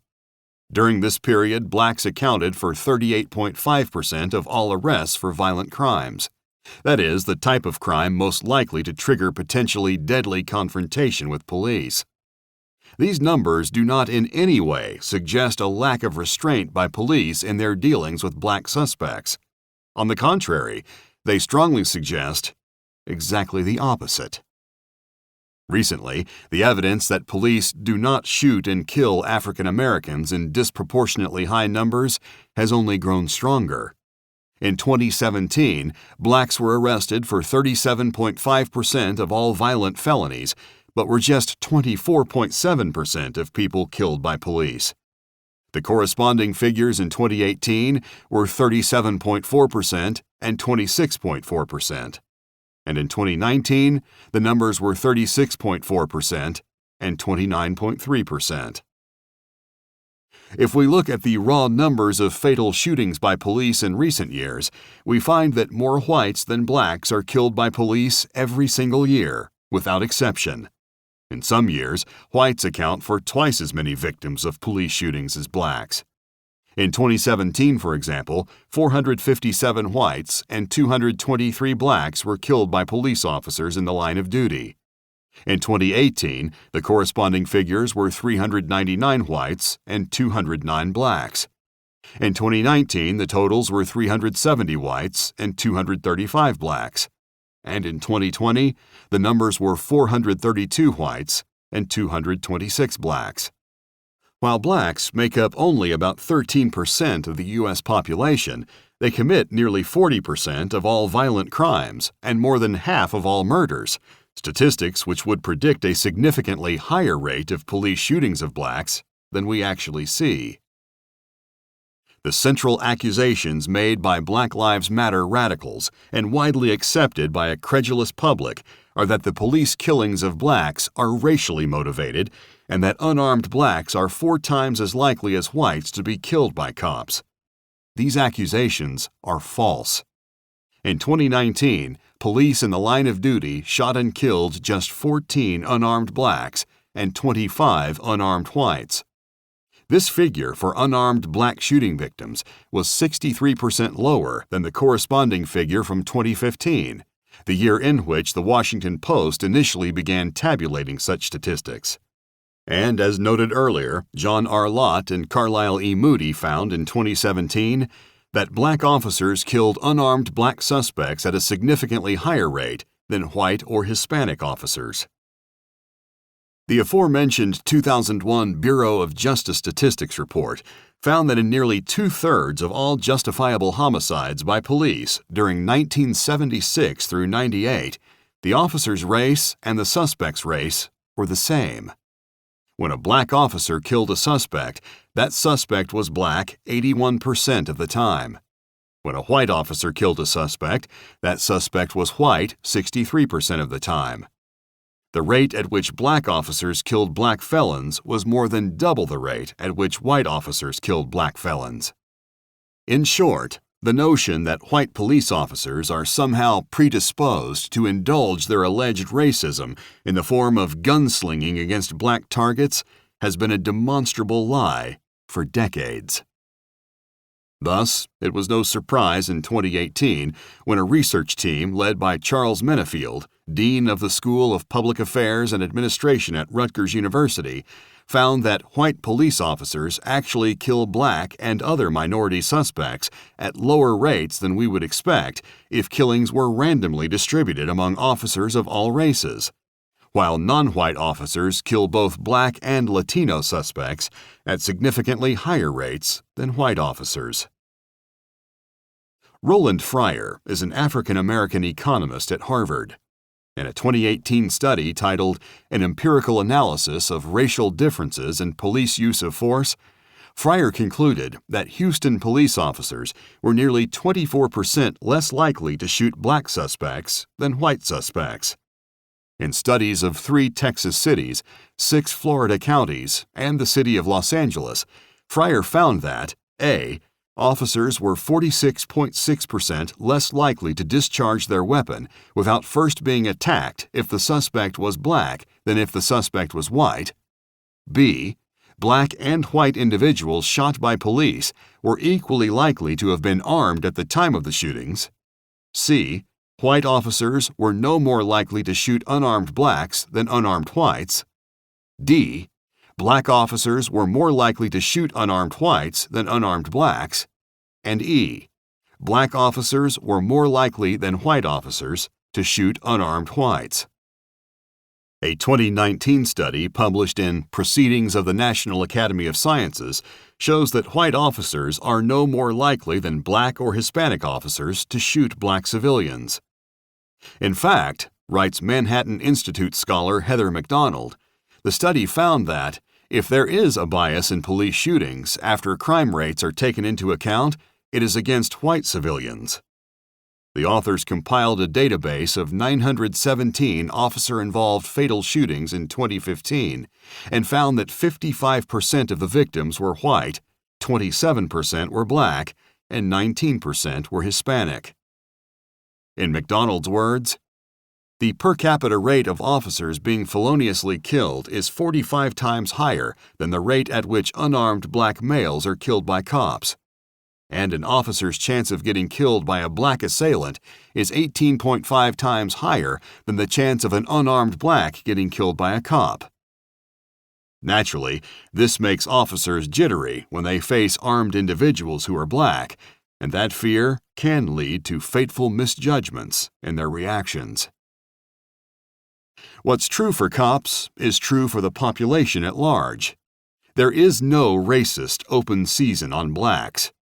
Quite the reverse. In 2012 and 2013, blacks in the U.S. committed an annual average of 560,600 violent crimes, excluding homicide, against whites, while whites committed a yearly average of 99,403 violent crimes against blacks. In other words, blacks were the attackers in about 85% of violent crimes between blacks and whites, while whites were the attackers in 15%. If we factor into the equation the relative sizes of America's white and black populations, we find that statistically, any given black person in 2012 through 13 was about 27 times more likely to attack a white person than any given white person was likely to attack a black person. In more recent years, the disproportionate prevalence of black-on-white crime has only gotten worse. According to the Bureau of Justice Statistics, in 2018, there were 593,598 interracial violent victimizations, excluding homicide, between blacks and whites in the United States. Blacks committed 537,204 of those interracial felonies, or 90.4%, while whites committed 56,394 of them, or about 9.5%. The facts show that blacks are far more likely to commit racist crimes against whites than vice versa. According to Heather McDonald, based on Justice Department data, in 2018, blacks were overrepresented among the perpetrators of offenses classified as hate crimes by 50%, while whites were underrepresented by 24%. The deliberate misrepresentations of police attitudes and actions spread by the leaders of Black Lives Matter are on dramatic display in Black Lives Matter promoter Jamil Smith's seminal Rolling Stone history of the organization, written with the cooperation of BLM's 3 co-founders. In his article, Smith comments on the CBS documentary series Cops, which the network terminated during the George Floyd protests of 2020. The show filmed officers in all parts of the country on their routine runs, dealing with domestic disputes, traffic stops, robberies, drug cases, and the like. The series showcased the positive side of police work, naturally, as that would have been a condition of its arrangements with the various police departments. If there were instances of actual police brutality, one would not expect them to be shown. As a result, watching the show, one could not help being impressed by the self-discipline and restraint of the officers dealing with human beings, often at their worst. Yet this is how Smith described the cancellation of the series. Paramount is canceling the squalid cops, squashing television's cockroach after more than 3 decades of glorifying police brutality and dehumanizing victims of it. But then, lying about police conduct is the very lifeblood of Black Lives Matter. Part 3.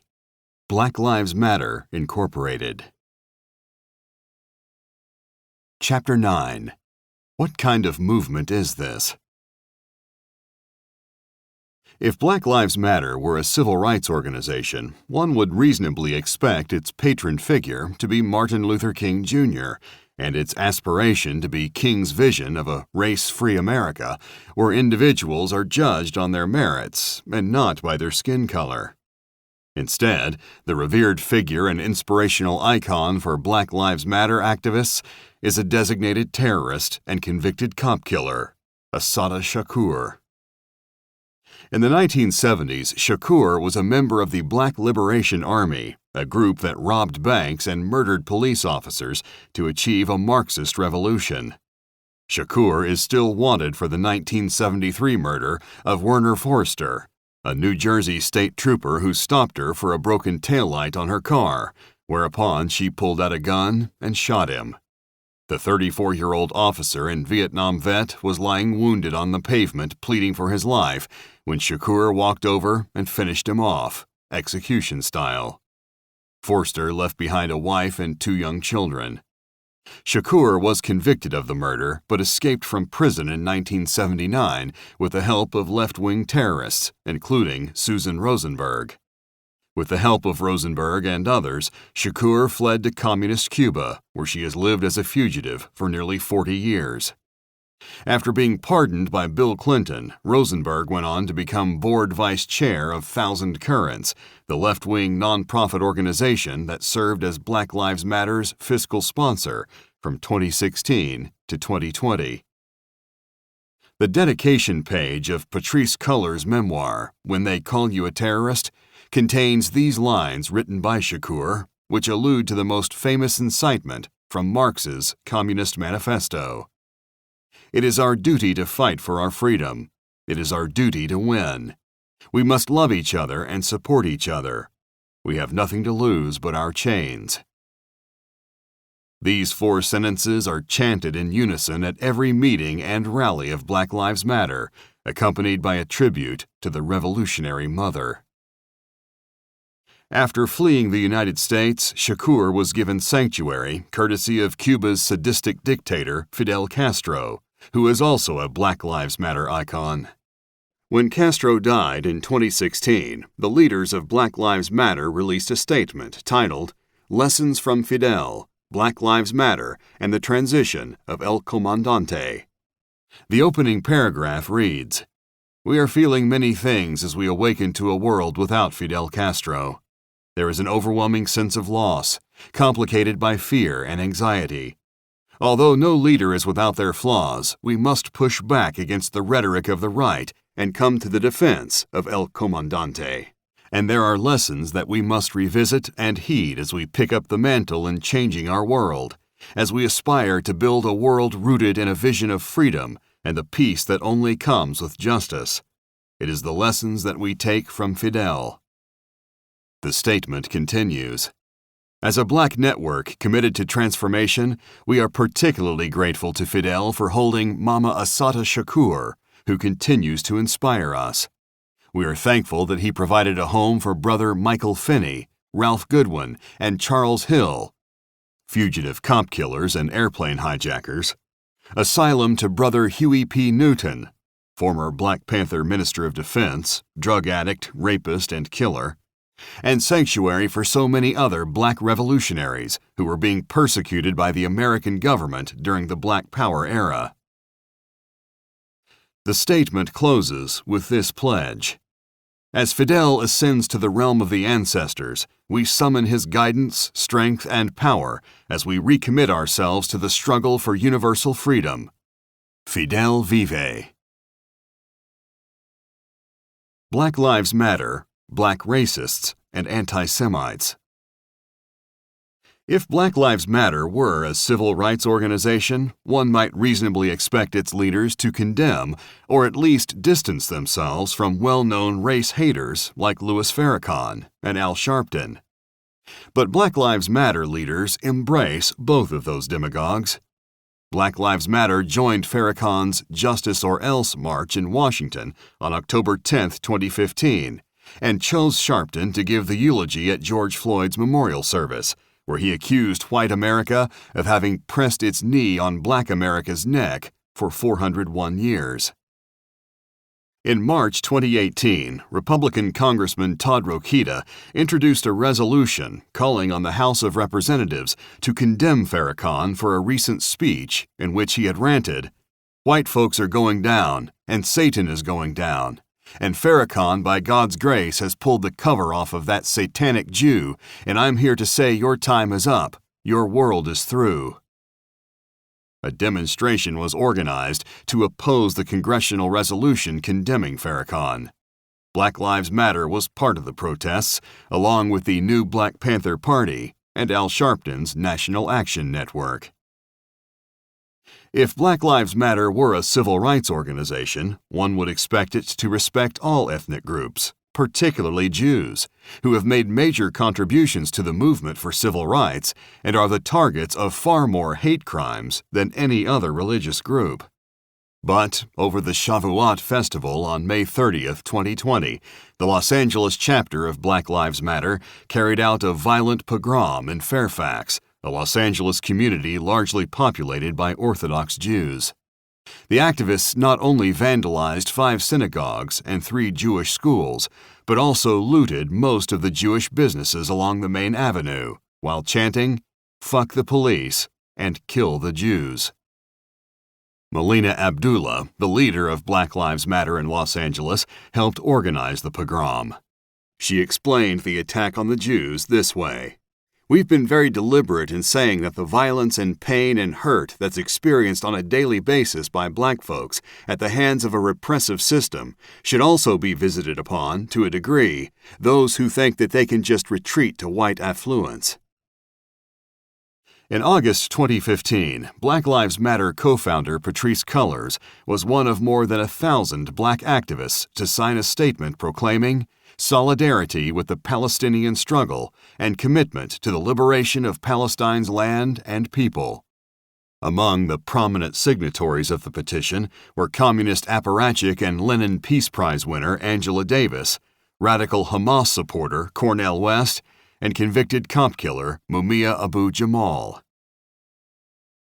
For the record, the Palestinian struggle is a 70-year genocidal aggression against Israel by Islamic terrorists whose stated goal is the obliteration of the Jewish state and the ethnic cleansing of its Jews. The statement signed by Cullors repeated the lies of Hamas and the terrorist Palestine Liberation Organization, that Israel occupies a country called Palestine and is guilty of colonialism. Since the Jews have lived continuously in the West Bank for 3,000 years, and there has never been a Palestinian state, the claim is absurd on its face. Since Israel's nearly 2 million Arab citizens have the same civil rights as Jews, and more rights than the Arabs of any Arab state, the accusation that Israel is an apartheid state is equally mendacious and malicious.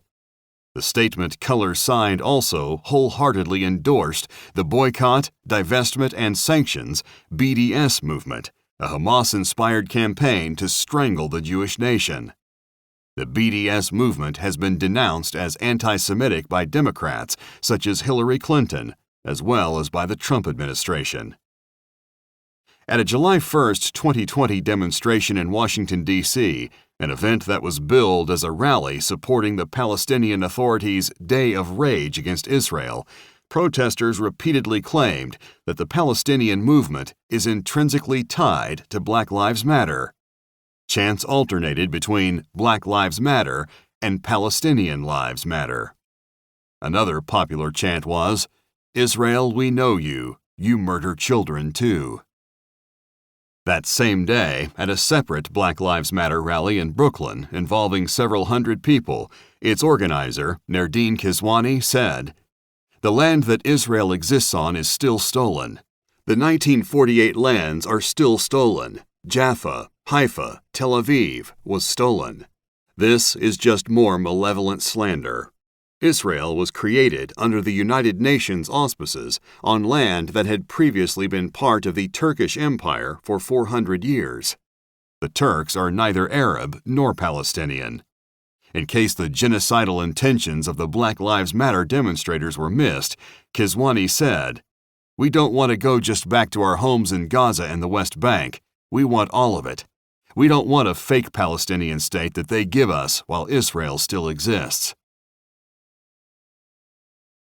Black Lives Matter's assault on the nuclear family.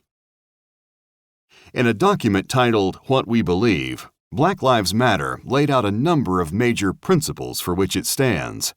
Among the more noteworthy was this: "We disrupt the Western prescribed nuclear family structure requirement by supporting each other as extended families and villages that collectively care for one another, especially our children, to the degree that mothers, parents, and children are comfortable." This is a profoundly significant facet of the Black Lives Matter agenda, because by rejecting the nuclear family, it rejects the single value that, if it were to be embraced, would offer Black Americans the tools they most need in order to carve out for themselves a prosperous and fulfilling life. At present, the traditional two-parent family is a statistical rarity in the Black community. Roughly 70% of black babies today are born to unmarried mothers in fatherless homes. This fact has a host of catastrophic implications for those youngsters. For example, father-absent families, black and white alike, generally occupy the bottom rung of our society's economic ladder. Unwed mothers, regardless of their race, are much more likely to live in poverty than the average American. As Heritage Foundation research fellow Robert Rector has explained, out-of-wedlock childbearing and single parenthood are the principal causes of child poverty and welfare dependence in the U.S. Children born out of wedlock to never-married women are poor 50% of the time. By contrast, children born within a marriage which remains intact are poor 7% of the time. Thus, the absence of marriage increases the frequency of child poverty 700%. Children in single-parent households are raised not only with economic, but also social and psychological disadvantages. For instance, they are much more likely than children from intact families to be abused or neglected, to struggle academically, to drop out of school, to have behavioral problems, to experience emotional disorders, to have a weak sense of right and wrong, and to be unable to delay gratification of their violent or sexual impulses. Conversely, they are much likelier to be sexually active as teens, to conceive children out of wedlock when they are teens or young adults, and to be on welfare when they reach adulthood. In addition, growing up without a father is a far better forecaster of a boy's future criminality than either race or poverty. Regardless of race, a large percentage of all rapists, adolescent murderers, young people in state reform institutions, and long-term adult prison inmates were raised in fatherless homes. As Rector notes, illegitimacy is a major factor in America's crime problem. Lack of married parents, rather than race or poverty, is the principal factor in the crime rate.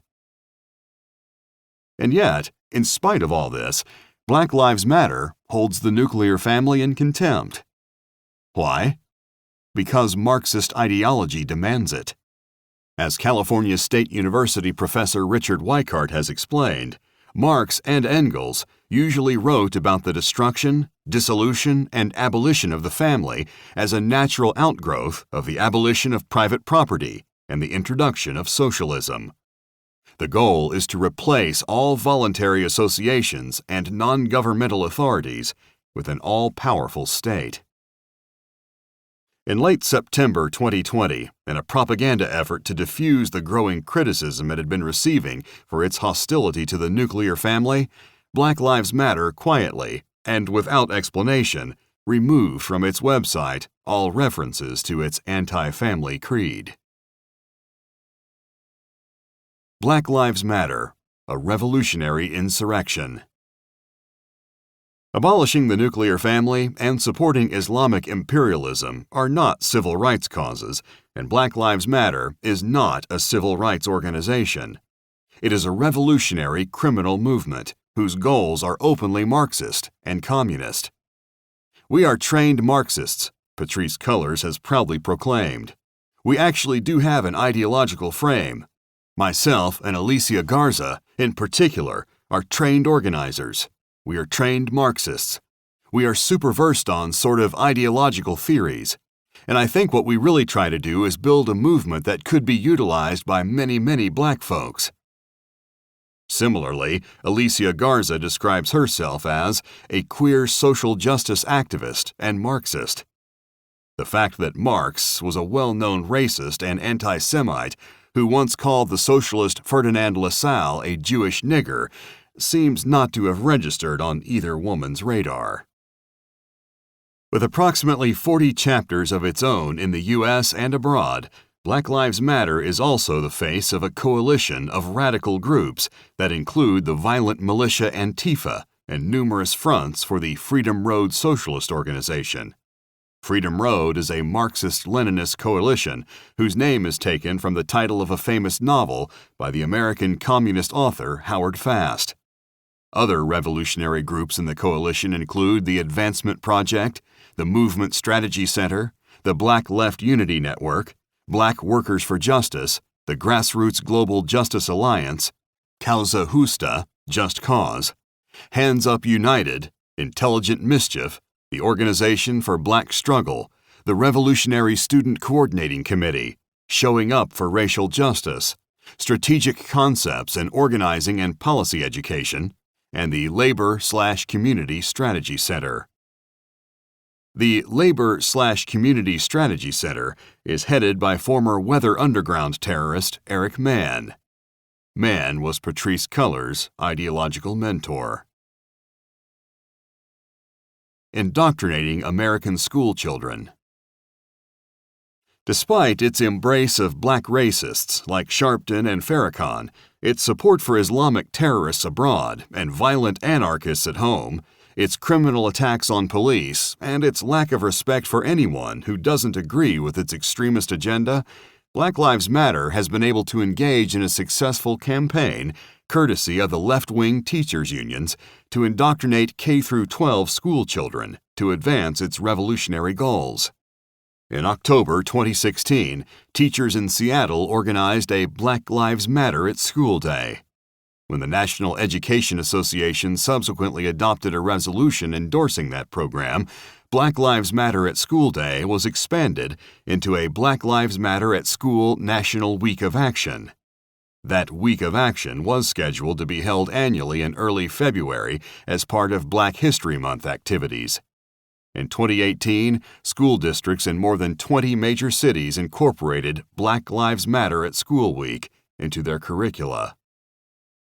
A key resource for these indoctrination sessions is a textbook titled Teaching for Black Lives, which opens with this sentence: Black students' minds and bodies are under attack. It features stories on subjects such as the continuing police murders of black people, whose lives are meaningless to the American empire. Its essays include Rethinking Islamophobia, Combating Bigotry by Raising the Voices of Black Muslims, Plotting Inequalities, Building Resistance, and Racial Justice is Not a Choice, White Supremacy, High-Stakes Testing, and the Punishment of Black and Brown Students. Even very young school children are targeted with Black Lives Matter gender propaganda in classrooms. An early childhood teacher's guide emphasizes the importance of using age-appropriate language to help youngsters understand various concepts that are central to Black Lives Matter's philosophy. For example, teachers are urged to cultivate transgender-affirming students by telling them, everybody has the right to choose their own gender by listening to their own heart and mind. Everyone gets to choose if they are a girl or a boy, or both, or neither, or something else, and no one else gets to choose for them. And, to promote what the guide calls the disruption of Western nuclear family dynamics and a return to the collective village that takes care of each other, teachers are instructed to say, there are lots of different kinds of families. What makes a family is that it's people who take care of each other. Those people might be related, or maybe they choose to be family together and to take care of each other. Sometimes, when it's lots of families together, it can be called a village. By 2020, Black Lives Matter at School Week was being observed by thousands of educators in public school districts across the United States. Black Lives Matter's corporate funders. Despite its anti-capitalist, anti-family, anti-wealth, anti-Semitic, anti-white, and anti-American agenda, Black Lives Matter has received hundreds of millions of dollars from Democrat donors like George Soros, from America's biggest businesses including Amazon, Gatorade, Microsoft, Nabisco, and Dropbox, from its wealthiest philanthropies, such as the Ford and Kellogg Foundations, and from high-profile billionaires and centimillionaires like Michael Jordan and LeBron James. From 2016 to 2020, Black Lives Matter was a fiscally sponsored project of Thousand Currents, a California-based left-wing 501c3 nonprofit organization.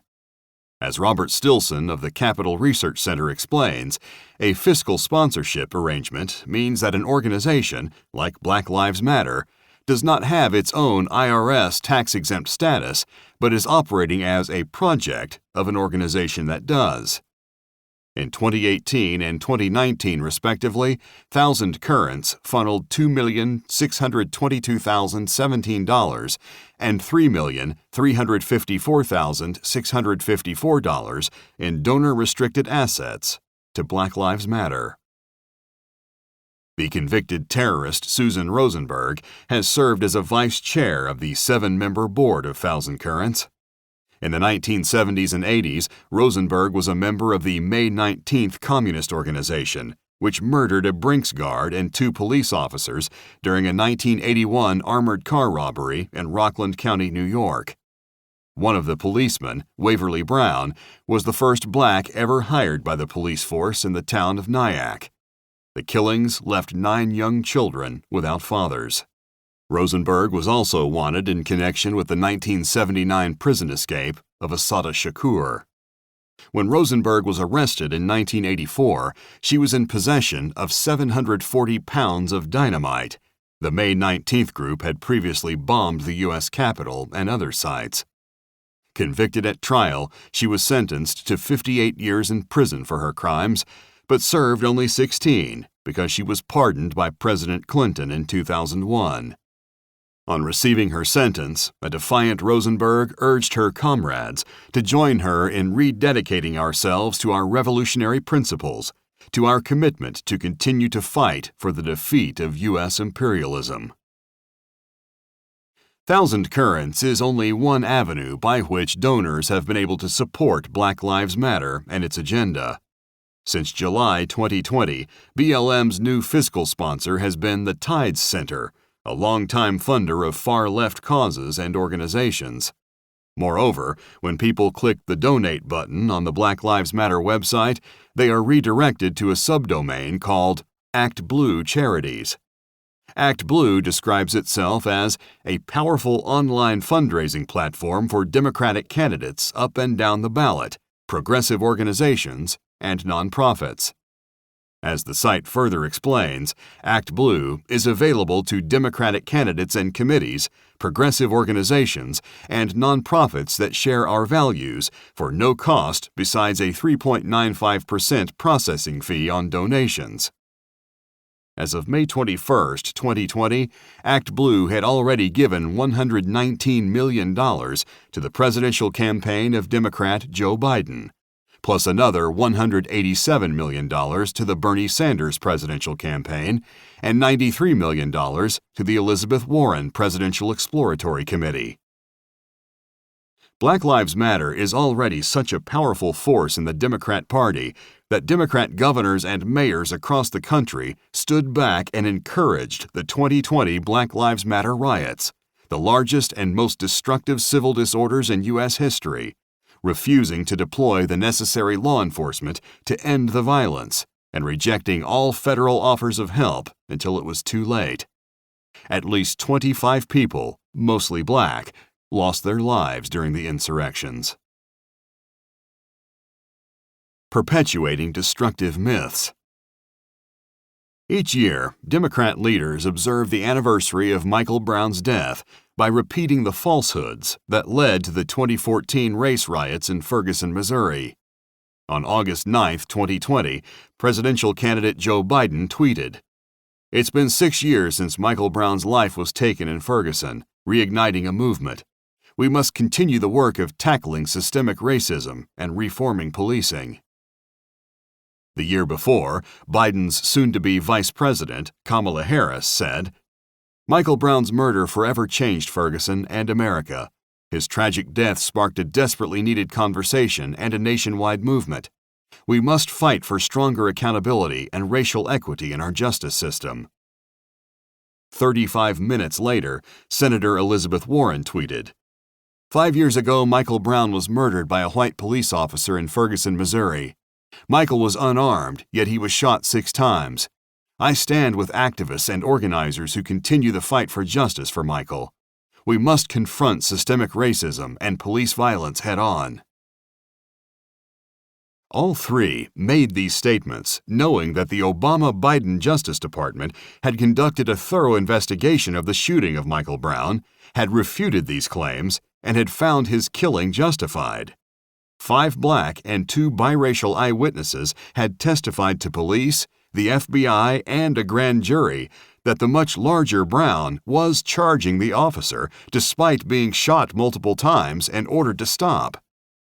That 3 Democrat leaders would knowingly lie about this shooting with the intention of attacking police and supporting a violent criminal movement that played fast and loose with the truth should be deeply disturbing to every American, black and white. Black Lives Matter is supported by the largest and most powerful coalition in American political history. What has made it so powerful is its central idea, which is embraced by the Democrat Party, the partisan media, and America's academic and cultural elites. White America enslaved Black America 400 years ago and has kept its knee firmly on black people's necks ever since. These are transparent but frequently repeated racial lies. America is not 400 years old. It was black Africans who enslaved blacks and sold them to Europeans at slave auctions.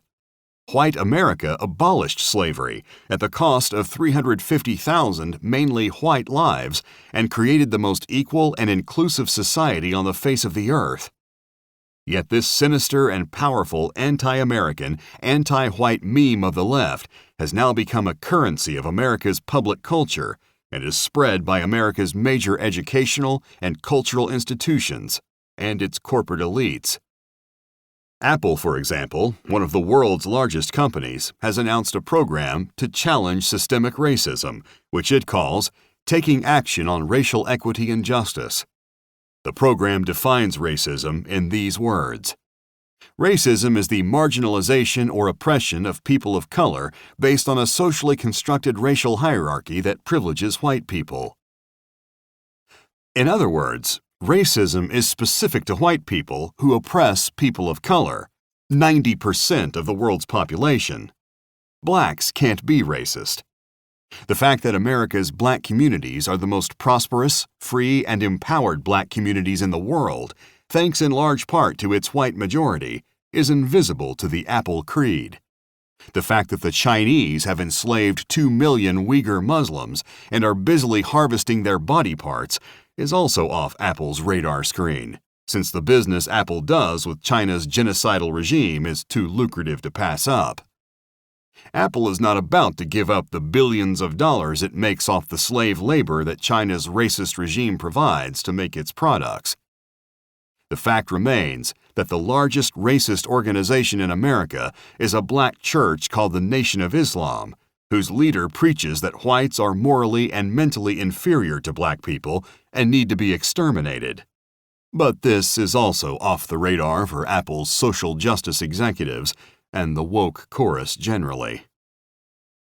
Democrats who support and enable Black Lives Matter revolutionaries are constantly warning about existential threats to America, such as climate change.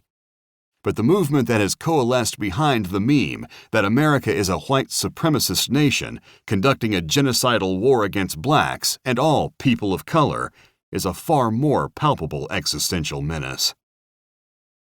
Black Lives Matter is run by violent Marxists and anti-white racists whose mentality is that of a lynch mob with no regard for facts or the law. Their goals are the abolition of police, the dissolution of the family, and the dismantling of America's constitutional order. Their oft-proclaimed concern for justice is non-existent.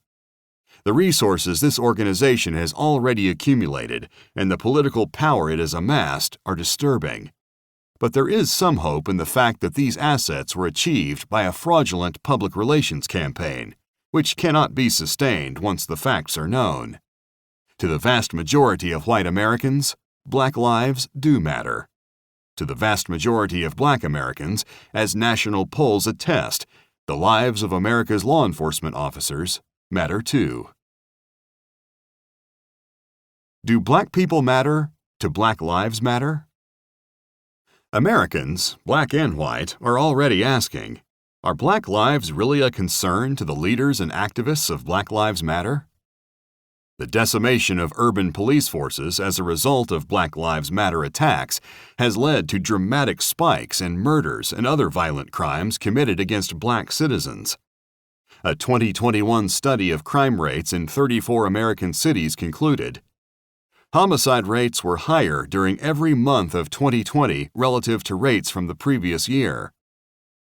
The report, summarizing the findings of this study, described the 30% surge as a large and troubling increase that has no modern precedent.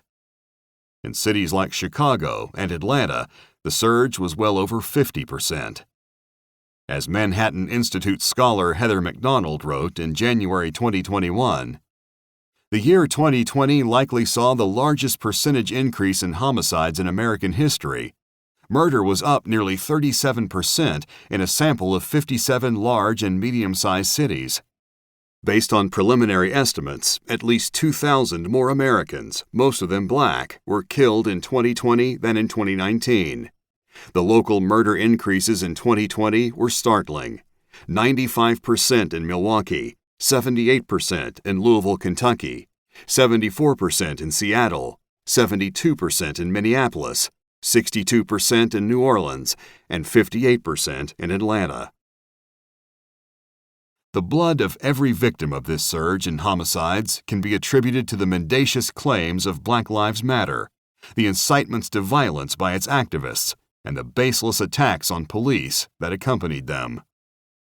So far, the 7,000-plus annual murders of Blacks by other Blacks haven't attracted the slightest attention or concern from Black Lives Matter leaders and activists. So far, there have been no Black Lives Matter community projects to benefit disadvantaged Black communities. Where are the hundreds of millions of dollars Black Lives Matter has collected being spent?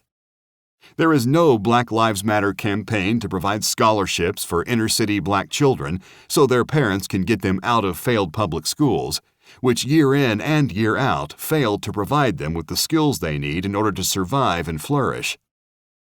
In what way, then, do Black lives actually matter to these anti-racist social justice warriors? In fact, they don't. What matters to them is the anti-American revolution they are advancing, and the fantasy world they think they will achieve by destroying the most equitable, inclusive, tolerant, and free society that has ever existed. Chapter 10. Whose future? During the 2016 presidential campaign, candidate Donald Trump made a direct appeal to Black America. "Look how much African American communities have suffered under Democratic control," he began. "To those I say the following: what do you have to lose by trying something new like Trump? You're living in poverty. Your schools are no good. You have no jobs. 58% of your youth is unemployed. What the hell do you have to lose?" Democrats responded by stigmatizing him as a white supremacist and racist. 8 months after Trump's election, the Los Angeles Times interviewed Black Lives Matter co-founder Patrisse Cullors.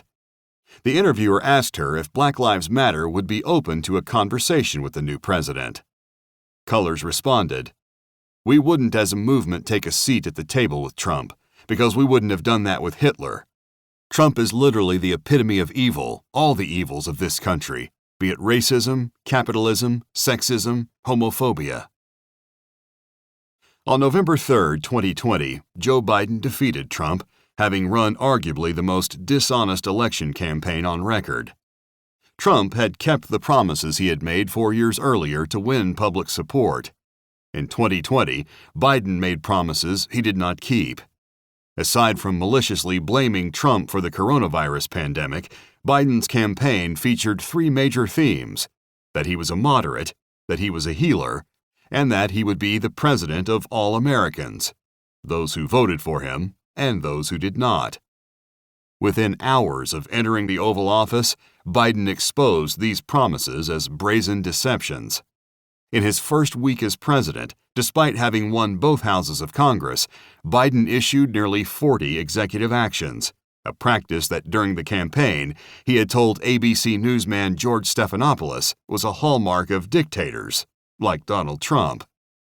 The sole unifying theme of Biden's executive orders was the undoing of measures that Donald Trump had put in place, and thus poking sticks in the eyes of the 74 million Americans who had voted for Trump, regardless of the consequences. Black Lives Matter's agenda and Biden's. 4 days after Biden's election, Patrisse Cullors sent a letter bearing a request to the new president and vice president in the name of Black Lives Matter. In the letter, she claimed, "Black people won this election. Alongside Black-led organizations around the nation, Black Lives Matter invested heavily in this election. Vote and organize became our motto, and our electoral justice efforts reached more than 60 million voters. We want something for our vote. We want to be heard and our agenda to be prioritized." Cullors then described that agenda. Black people can neither afford to live through the vitriol of a Trump-like presidency, nor through the indifference of a Democrat-controlled government that refuses to wrestle with its most egregious and damnable shame. President-elect Biden and Vice President-elect Harris, both of you discussed addressing systemic racism as central to your election campaigns.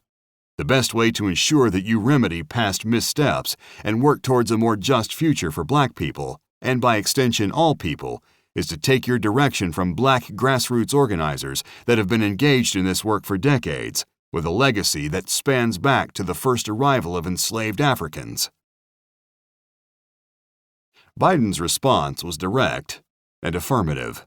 On the very day he took possession of the presidency, January 20, 2021, Biden issued Executive Order 13985, which he introduced with these words. A historic movement for justice has highlighted the unbearable human costs of systemic racism. Then he announced, "It is therefore the policy of my administration that the federal government should pursue a comprehensive approach to advancing equity for all, including people of color and others who have been historically underserved, marginalized, and adversely affected by persistent poverty and inequality." President Biden's embrace of a violent Marxist organization openly at war with America went virtually unnoticed. The same was true of the malicious assumptions of the order, and the claim he made days later when he said, "The fact is that systemic racism touches every facet of American life." Far from being a fact, Biden's assertion was a monstrous lie. It was tantamount to the claim that America was a white supremacist country, and that Black Americans, who have held the highest offices in the land, are a dominant force in America's popular culture, and are the main recipients of government racial privileges, are marginalized and underserved. The federal government has provided nearly $30 trillion in welfare payments and other poverty handouts in the last 50-odd years, of which all poor Blacks have been legitimate recipients, along with members of other racial groups. Moreover, only 20% of Black Americans live below the poverty line. Given the fact that 80% of Black Americans are productive citizens who are not poor, the claim that systemic racism or marginalization by race, or being underserved, rather than individual choices and failures, is to blame for Black poverty is a politically useful and socially pernicious myth. The handouts and other government programs that the Democrats support in the name of fighting racial inequality only forge dependency and provide disincentives that discourage people from taking responsibility for their condition and from making the adjustments and commitments necessary for success. For the political left, which seeks to erase individuals and their responsibilities in favor of their racial, gender, and ethnic identities and victim entitlements, systemic racism is an indispensable slander against a nation that has actually outlawed racial and gender discrimination and provided generous subsidies to those who have fallen behind. The false charge of systemic racism is a convenient cover for the left's inability to identify actual racists directly responsible for inequalities in American life. It is unable to do so because America's culture is so egalitarian and anti-racist that the numbers of actual racists, outside the left itself, are so few and their impact so inconsequential that they don't amount to a national problem. Undaunted by this reality, the left invokes systemic racism to describe every statistical disparity in social and economic outcomes. When Americans are viewed as individuals responsible for their decisions, it is apparent that disparities in income, education, and even susceptibility to diseases flow principally from poor choices made by individuals who fail to take advantage of the opportunities available to them in a country where discrimination by race or gender is illegal. If America were a white supremacist nation, where systemic racism in fact touched every facet of the nation's life, the majority of Black Americans would not be prospering, as they currently are, in the working, middle, and upper classes. In a white supremacist society, whites would be the richest racial group, but they are not. Asian Americans from the Indian subcontinent are people of color and experience prejudice at the hands of individual bigots, but they are also the richest ethno-racial group in America, with median household incomes of $120,000 per year, twice the national average. More pointedly, this is $44,000 more than white households' median income. For Asian American households as a whole, including Japanese, Pacific Islanders, and others, the median annual income is $98,174, far higher than the $76,057 median for white households. How is this possible if America is a white supremacist nation and systemic racism causes adverse consequences for people of color? It is not possible, and the president's claim that income disparities are caused by racial injustice is a lie. Even if he is not familiar with these facts, a fair-minded observer can see that the president's statement that systemic racism touches every facet of American life is a lie, because the Civil Rights Act of 1964 outlawed systemic racism more than 50 years ago. According to the description by the U.S. Department of Labor, the Civil Rights Act of 1964 prohibits discrimination on the basis of race, color, religion, sex, or national origin. Provisions of this Civil Rights Act forbade discrimination on the basis of sex as well as race in hiring, promoting, and firing. The Act prohibited discrimination in public accommodations and federally funded programs. It also strengthened the enforcement of voting rights and the desegregation of schools. Assume, for the sake of argument, that all whites are racists, something too many Democrats, following their leaders, actually seem to believe. There are still tens of thousands of Black attorneys, prosecutors, attorneys general, judges, Department of Justice officials, police chiefs, mayors, city council members, and other public office holders in a position to remedy this evil, if it existed. If there were in fact systemic racism, if racism actually touched every facet of American life, there would be thousands, even tens of thousands of lawsuits to end racist practices and compensate the victims, because systemic racism is illegal.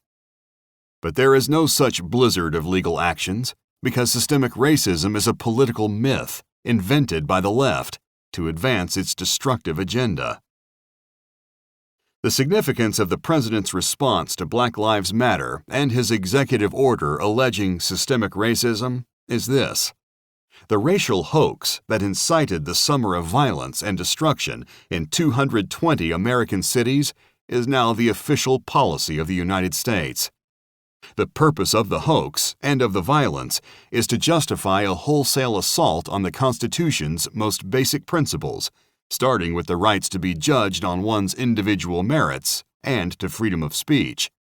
The so-called anti-racists of Black Lives Matter are adamant that free speech and other civil rights cannot be granted to racists, in other words, to anyone who opposes them, and that racial attributes are defining features of individual character. Irregularities and illegalities. The Democrats' assault on freedom of speech was on full display in their post-election vendetta to impeach and permanently bar from political office the 45th President of the United States after he had left the White House. These efforts focused on Trump's determination to question the result of the 2020 presidential election. The 2020 presidential campaign had begun in earnest in July, when 600 Democrat lawyers and 10,000 Democrat volunteers were dispatched across the country on a mission to change the rules by which votes would be counted. Their specific goal was to loosen legal strictures and restraints that had been designed to prevent voter fraud. The Democrat election team attacked these strictures as voter suppression measures, even though minorities, and blacks in particular, were already voting in record numbers.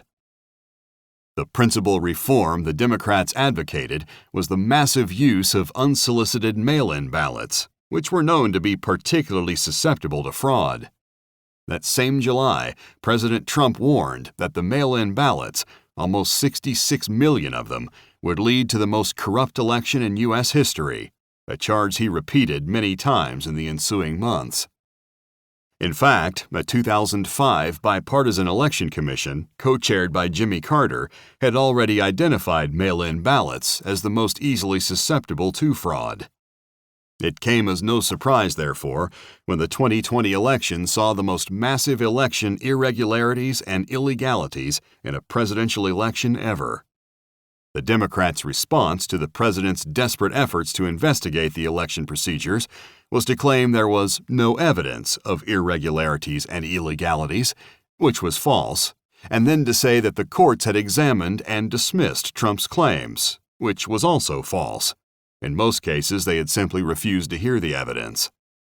Even worse, the Democrats and their network allies warned that anyone questioning the election result was undermining the public's faith in the integrity of the voting process, an act which they said was tantamount to treason.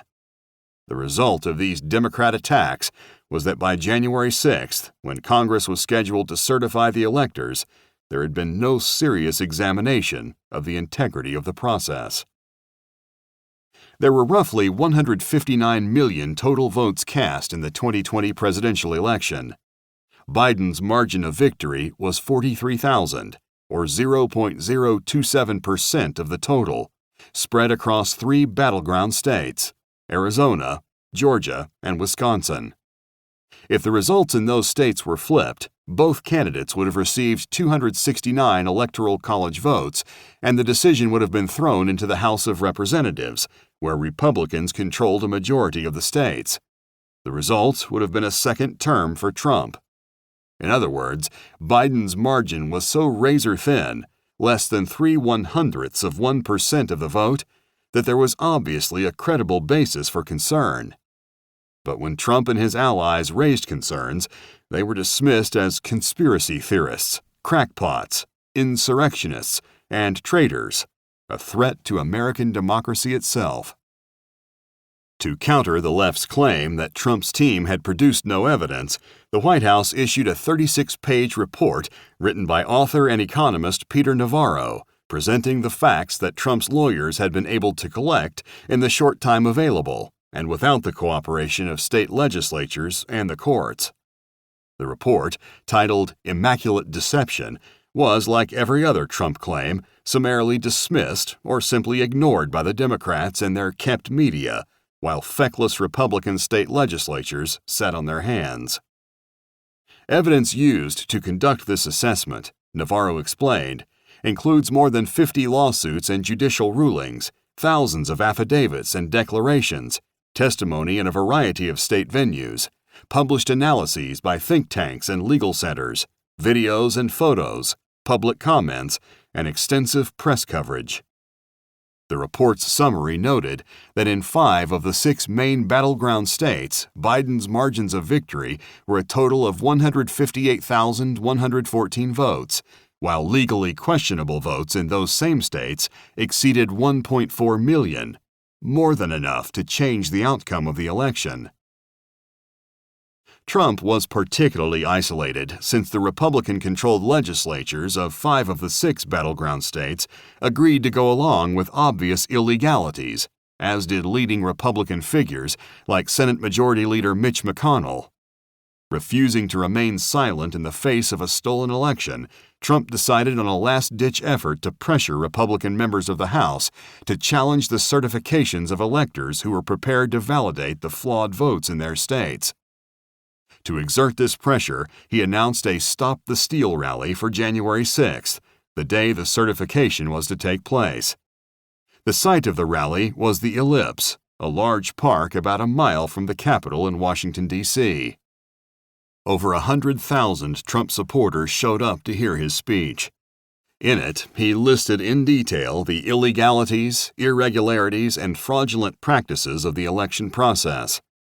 But his main ire was reserved for weak Republican elected officials who gave in to political pressures and were willing to go along with so great a crime as the theft of a presidential election. He told his followers that if the congressional Republicans failed to stop the steal by decertifying the electors who were there because of fraud, they should return home and primary the weak Republicans in the 2022 elections. In an article on Trump's speech, Claremont Review editor Charles Kessler correctly reported the thrust of his remarks.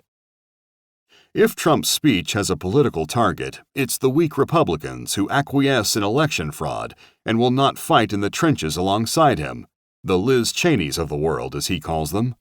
We've got to get rid of them, he says. He specifies how that should be done. We have to primary the hell out of the ones that don't fight. You primary them. Later he adds, in a year from now, you're going to start working on Congress, and we've got to get rid of the weak Congresspeople, the ones that aren't any good. A year from now means as the 2022 election cycle gears up. His incitement, so to speak, is to oppose the weak Republicans by challenging them in the normal process of American primary elections. This totally innocuous proposal, well within the boundaries of the democratic process, was immediately characterized by Democrats as an incitement to violent insurrection and treason, providing the basis for a new impeachment trial. Trump's actual instructions to the crowd that came to hear him were, I know that everyone here will soon be marching over to the Capitol building to peacefully and patriotically make your voices heard. Before Trump had finished speaking, a small segment of the crowd he had assembled, likely hundreds rather than thousands, judging from the 510 arrests, had already made their way to the Capitol, a mile away, where they broke into the basically unguarded building and proceeded to stage a mini riot in the chambers and threaten some legislators. 4 people died in the melee inside the Capitol, all of them Trump supporters. 1 died of a heart attack, another of a stroke, and a third from an indeterminate medical emergency. The 4th victim was a female Air Force veteran, Ashley Babbitt, who was shot by a trigger-happy Capitol policeman even though she was unarmed and was not attacking him. The officer who killed Babbitt was neither investigated nor punished for what was clearly a case of manslaughter, possibly murder. Democrats who had been in an uproar all summer whenever an armed black felon resisting arrest was shot by police were silent over this miscarriage of justice. Worse, House Speaker Nancy Pelosi, who was responsible for the Capitol Police, concealed the identity of the killer of Ashley Babbitt, whose fatal shot at an unarmed and non-threatening woman was captured on video. The Hispanic journalist who took the video was subsequently arrested and jailed for being present at the event, even though he was there as a reporter. While he had posted his video to the internet, the Democrats refused to release 14,000 hours of video from security cameras in the Capitol, perhaps because the footage would have illustrated how mild the January 6th episode was when compared to the hundreds of Democrat-approved riots that preceded it. Perhaps because it would have led to the indictment of the anonymous Capitol police officer who killed Ashley Babbitt, and whom the Biden Justice Department announced would not be charged. A 5th casualty, Capitol Police Officer Brian Sicknick, was at first alleged, on the basis of a fallacious New York Times story that was repeated by news outlets nationwide, to have died as a result of a blow to the head with a fire extinguisher. He was given the extraordinary honor of lying in state in the Capitol Rotunda in a ceremony attended by Speaker Pelosi and other leading Democrats, who praised him as a heroic officer who had given his life defending the Capitol against the insurrectionists. The Democrats' House impeachment managers cited the claim about the fire extinguisher in their trial brief when they exhorted the Senate to convict Trump of having incited the insurrection. But the allegation that Sicknick had been struck by a fire extinguisher proved to be false. The day after the Capitol melee, he died of natural causes, suffering 2 strokes on January 7th. Moreover, he was an ardent supporter of Donald Trump. The Democrats' Reichstag fire. Nancy Pelosi and the Democrats were perfectly comfortable with 3 months of violent riots attacking federal courthouses and police stations, killing scores of people and causing billions in property damage. They even raised bail money for the rioters so they could riot again. They called all the federal agents Trump sent to stop the rioting stormtroopers. Nonetheless, in the January 6th Capitol protests and Trump's Stop the Steal rally, they saw a golden opportunity to criminalize their opponents and launch a nationwide witch hunt to silence dissenters. Immediately, they began distorting Trump's speech, in which the president urged his followers to primary weak Republicans and told them to protest peacefully and patriotically. Inventing words he had never uttered, the Democrats called his speech a summons to armed insurrection and grounds for impeachment, in other words, treason. Democrats compared the Capitol protest, which burned no buildings and killed no one, to the 9/11 attacks, Pearl Harbor, and even the Holocaust. A more appropriate comparison would have been to the 1933 Reichstag fire. 4 weeks after Hitler was elected chancellor in a democratic election, a Dutch communist set fire to the Reichstag, which was the capital of the Weimar Republic. The Nazis seized on the incident to pass the Reichstag fire decree, designed to suppress their political opponents and create the legal foundations of the Third Reich. Democrats who had resisted calls for National Guard deployments when Washington was burning at the hands of Black Lives Matter rioters months before, now deployed 26,000 troops to Washington, D.C., at a cost of $500 million without any evidence of a threat, imminent or otherwise.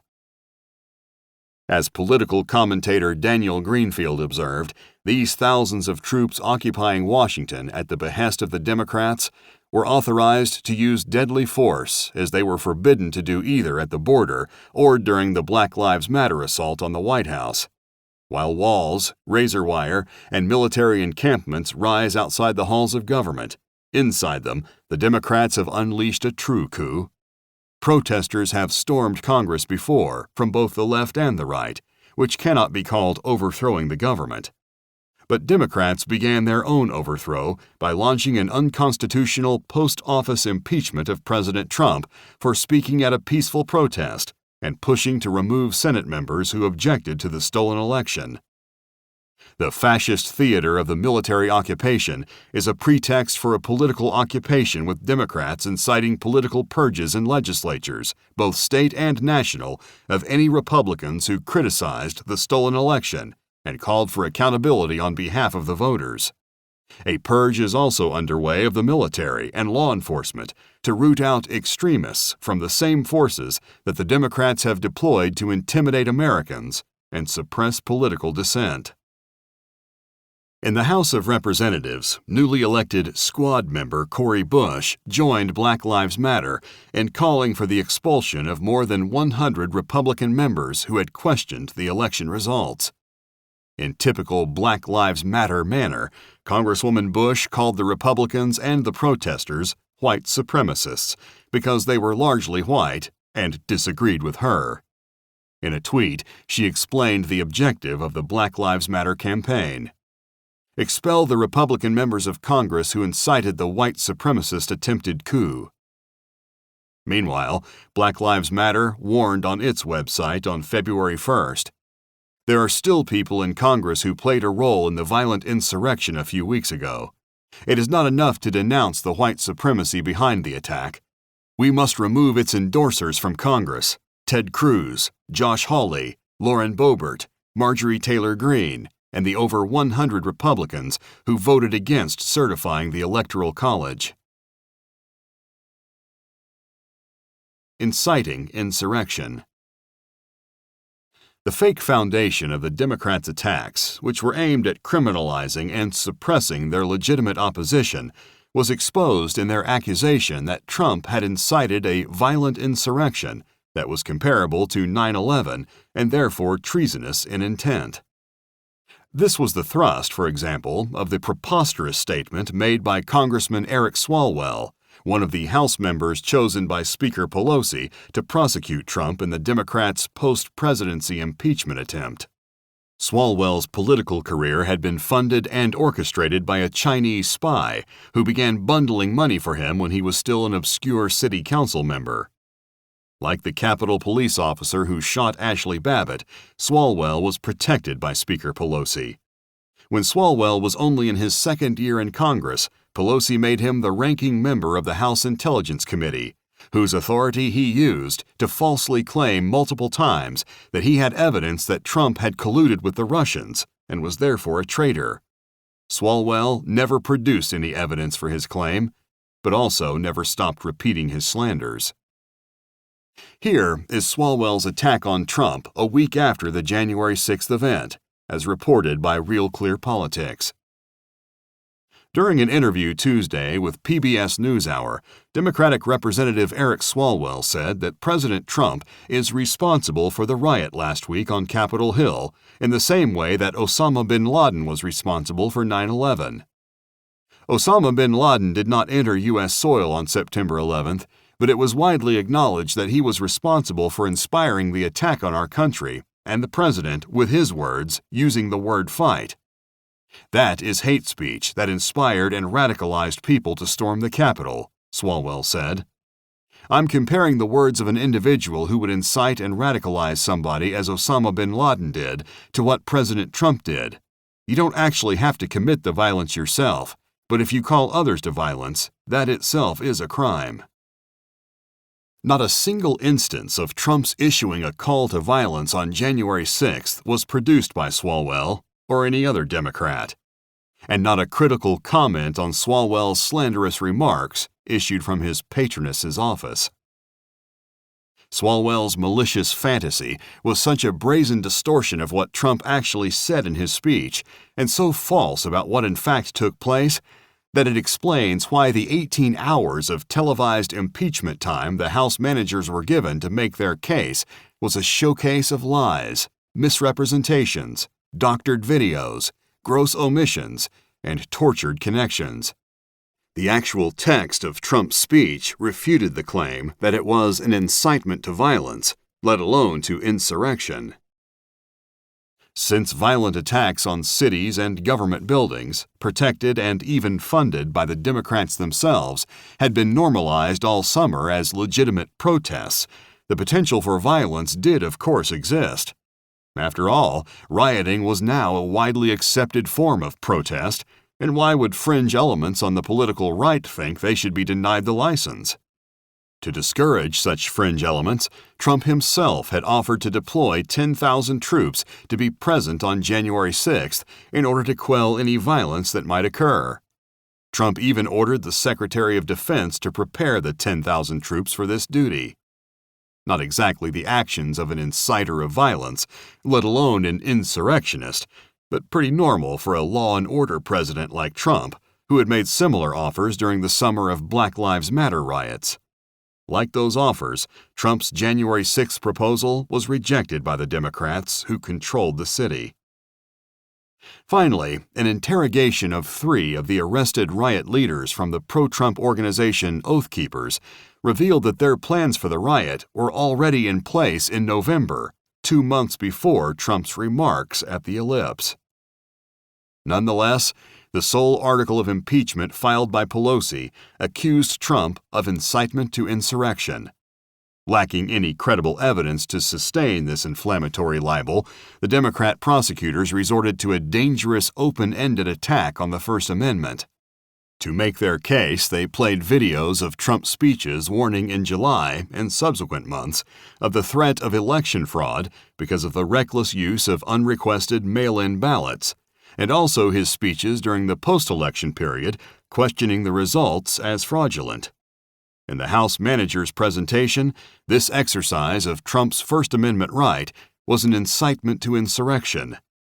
Jamie Raskin, the lead prosecutor for the House managers, described Trump's claim that the election was stolen as the big lie that was responsible for inflaming and inciting the mob in the first place. The phrase, the big lie, which was featured in Adolf Hitler's Mein Kampf as a political weapon, became a mantra for Democrats seeking to make any questioning of the election result tantamount to an attack on democracy and an existential threat to the nation. If any Republican suggested that the 2020 election result might be problematic, Democrats dismissed him as repeating the big lie, and thus endangering the nation. An obvious problem with Raskin's accusation, aside from the fact that it would outlaw constitutionally protected speech, was that the Democrats had formally challenged the election results after all three Republican presidential victories since 2000. In 2017, Raskin himself had personally gone to the well of the House along with other Democrat members, including Jim McGovern, Maxine Waters, Sheila Jackson Lee, Pramila Jayapal, and Barbara Lee, to challenge the certification of Trump electors and claim election fraud.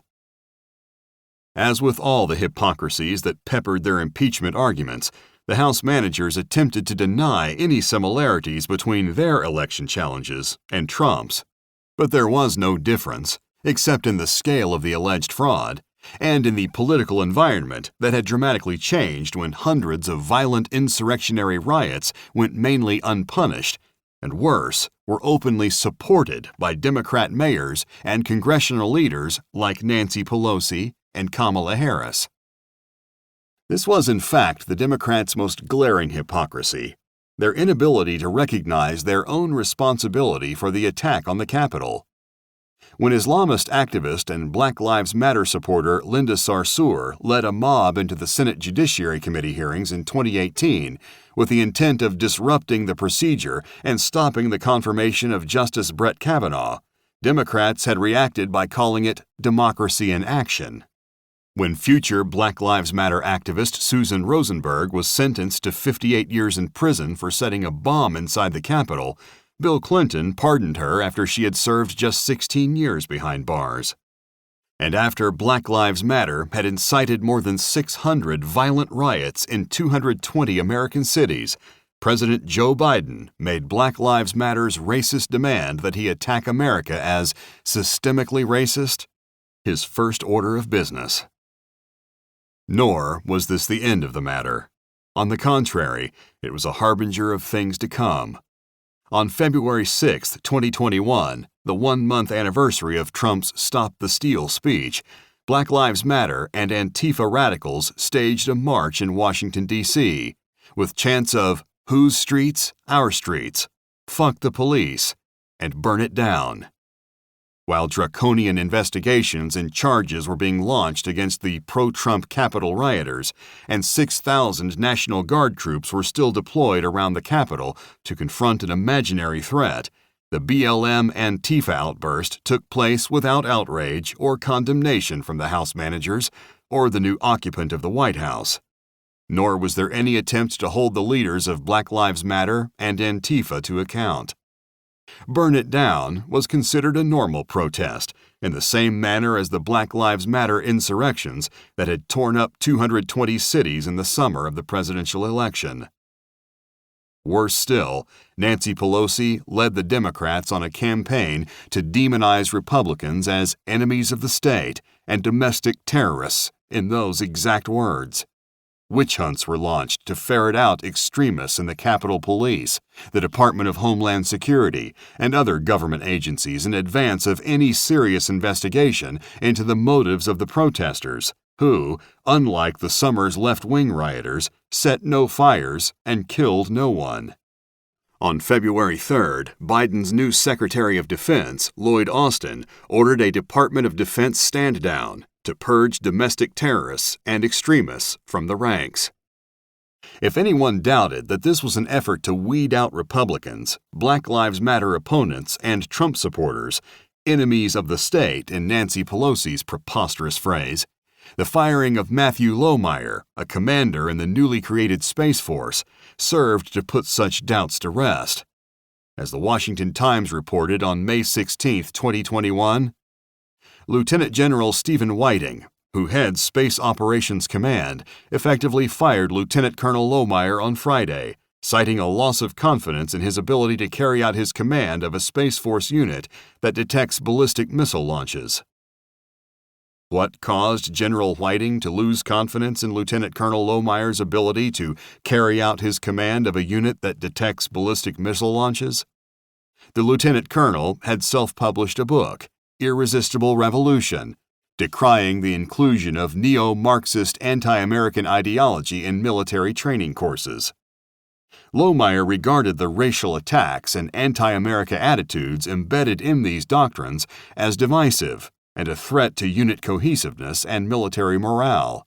The new training curriculum included the pernicious racism of critical race theory and the fraudulent 1619 Project, which claims that racism is America's national essence and replaces the 1776 American founding and its Declaration of Equality and Liberty for All with a date marking the shipment of 20 African slaves to the Virginia colony in 1619.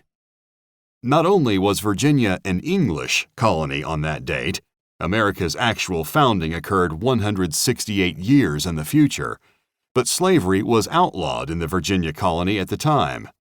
The 20 Africans were not slaves, but indentured servants, like the majority of the white labor force. The fraudulent 1619 Project uses these core lies to paint present-day America as a repellent racist oppressor of the richest, freest, most privileged black population anywhere in the world, including all of Black Africa and the West Indies. Lieutenant Colonel Lohmeyer's offense was to ask how we can depend on our troops to defend our country if our military teaches them that America has been a vile, oppressive, racist nation since its inception. The doctrines that Lieutenant Colonel Lohmeyer objected to, the fraudulent attempt to make America a nation conceived in slavery and racism, and the claim that white people are racist by virtue of their skin color because it makes them part of a system of white supremacy, are the central doctrines promoted by the Black Lives Matter Marxists and other leftists who are self-declared allies of America's terrorist enemies Al-Qaeda, ISIS, Hezbollah, and Hamas. The Black Lives Matter creed inspires its followers to burn American cities and declare war on America's law enforcement officers. How, then, can our young military recruits be motivated to defend our country if the military itself views America as a racist nightmare rather than a force for equality and freedom? The answer is obvious, but worries only patriots who love their country, not the anti-American ideologues of the left, and apparently not the White House, the Secretary of Defense, or the military brass either. In a podcast interview that precipitated his firing, Lieutenant Colonel Lohmeyer argued that the leftist ideas and practices embraced by the Biden White House, academia, the media, and now the U.S. military are proving to be a divisive force in the ranks, and that the Department of Defense should take steps to return to a more politically nonpartisan course. Since nonpartisan precludes a left-wing orthodoxy, such a view qualifies as extreme in the eyes of Democrats and needs to be purged. Disturbing as General Whiting's action may be, it reflects the new orthodoxy that is being imposed by the Biden administration. Biden's Department of Education has proposed a rule that would be the first step toward making critical race theory and 1619 Project slanders the core curriculum of K-12 education in the United States. As if that were not enough, the proposed rule also approvingly cites the scholarship of Ibram X. Kendi, whose anti-racism program essentially defines racism as any viewpoint on racial issues that is not endorsed by Kendi and the political left. If there has been a coup in Washington, it took place on January 20th, 2021, when Biden issued the first of his executive orders targeting America as a systemically racist society and proclaiming equity, the redistribution of wealth and privilege according to race, as America's new guiding principle and moral compass. This unconstitutional policy violates the Civil Rights Act and renders Martin Luther King Jr.'s profoundly American vision of a colorblind society where individuals are judged according to their merits and not their skin color, just another expression of American racism. The orthodoxy of our new Democrat rulers is as anti-American a vision as can be. It is the fruit of the Black Lives Matter insurrectionists and their racist ideology. It will require a new Supreme Court that is an appendage of a Democrat Congress to install it. But make no mistake, Democrat leaders Pelosi and Schumer and the shadow government behind the feeble Joe Biden have the will and the ruthlessness to achieve it. Having turned the incident of January 6th at the Capitol into their own version of the Reichstag fire, the Democrats are determined to achieve their totalitarian vision of a one-party state. Their determination is reflected in their attempt to seduce Republicans into cooperating in their own Nuremberg trial to indict them as criminals. This is the so-called January 6th Commission, explicitly modeled on the 9/11 Commission, which was formed to investigate the worst terrorist attack on American soil in our history. As proposed by the Democrats, the Commission's purpose would be to validate the malicious claims that January 6th was comparable to the Civil War, Pearl Harbor, and 9/11 as an existential threat to the nation. Fortunately, most House Republicans refuse to provide bipartisan support for this witch hunt, hopefully because they have finally grasped the sinister design of the Democrats' agenda. This design was unmasked by Fox commentator Tucker Carlson on May 20th, 2021. The bill to create the commission that the House passed yesterday was taken directly from the law that established the 9/11 Commission almost 20 years ago. That legislation instructed Congress to, quote, investigate and report to the President and Congress on its findings, conclusions, and recommendations for corrective measures that can be taken to prevent acts of terrorism. Carlson went on to observe that the new legislation that will create a January 6th commission demands the very same. Congress must investigate and report to the President and Congress on its findings, conclusions, and recommendations for corrective measures that could be taken to prevent future acts of targeted violence and domestic terrorism.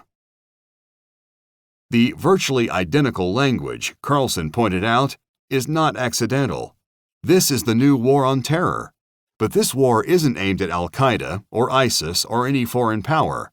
This war is aimed at you and anyone else who stands in the way of the Democratic Party's agenda.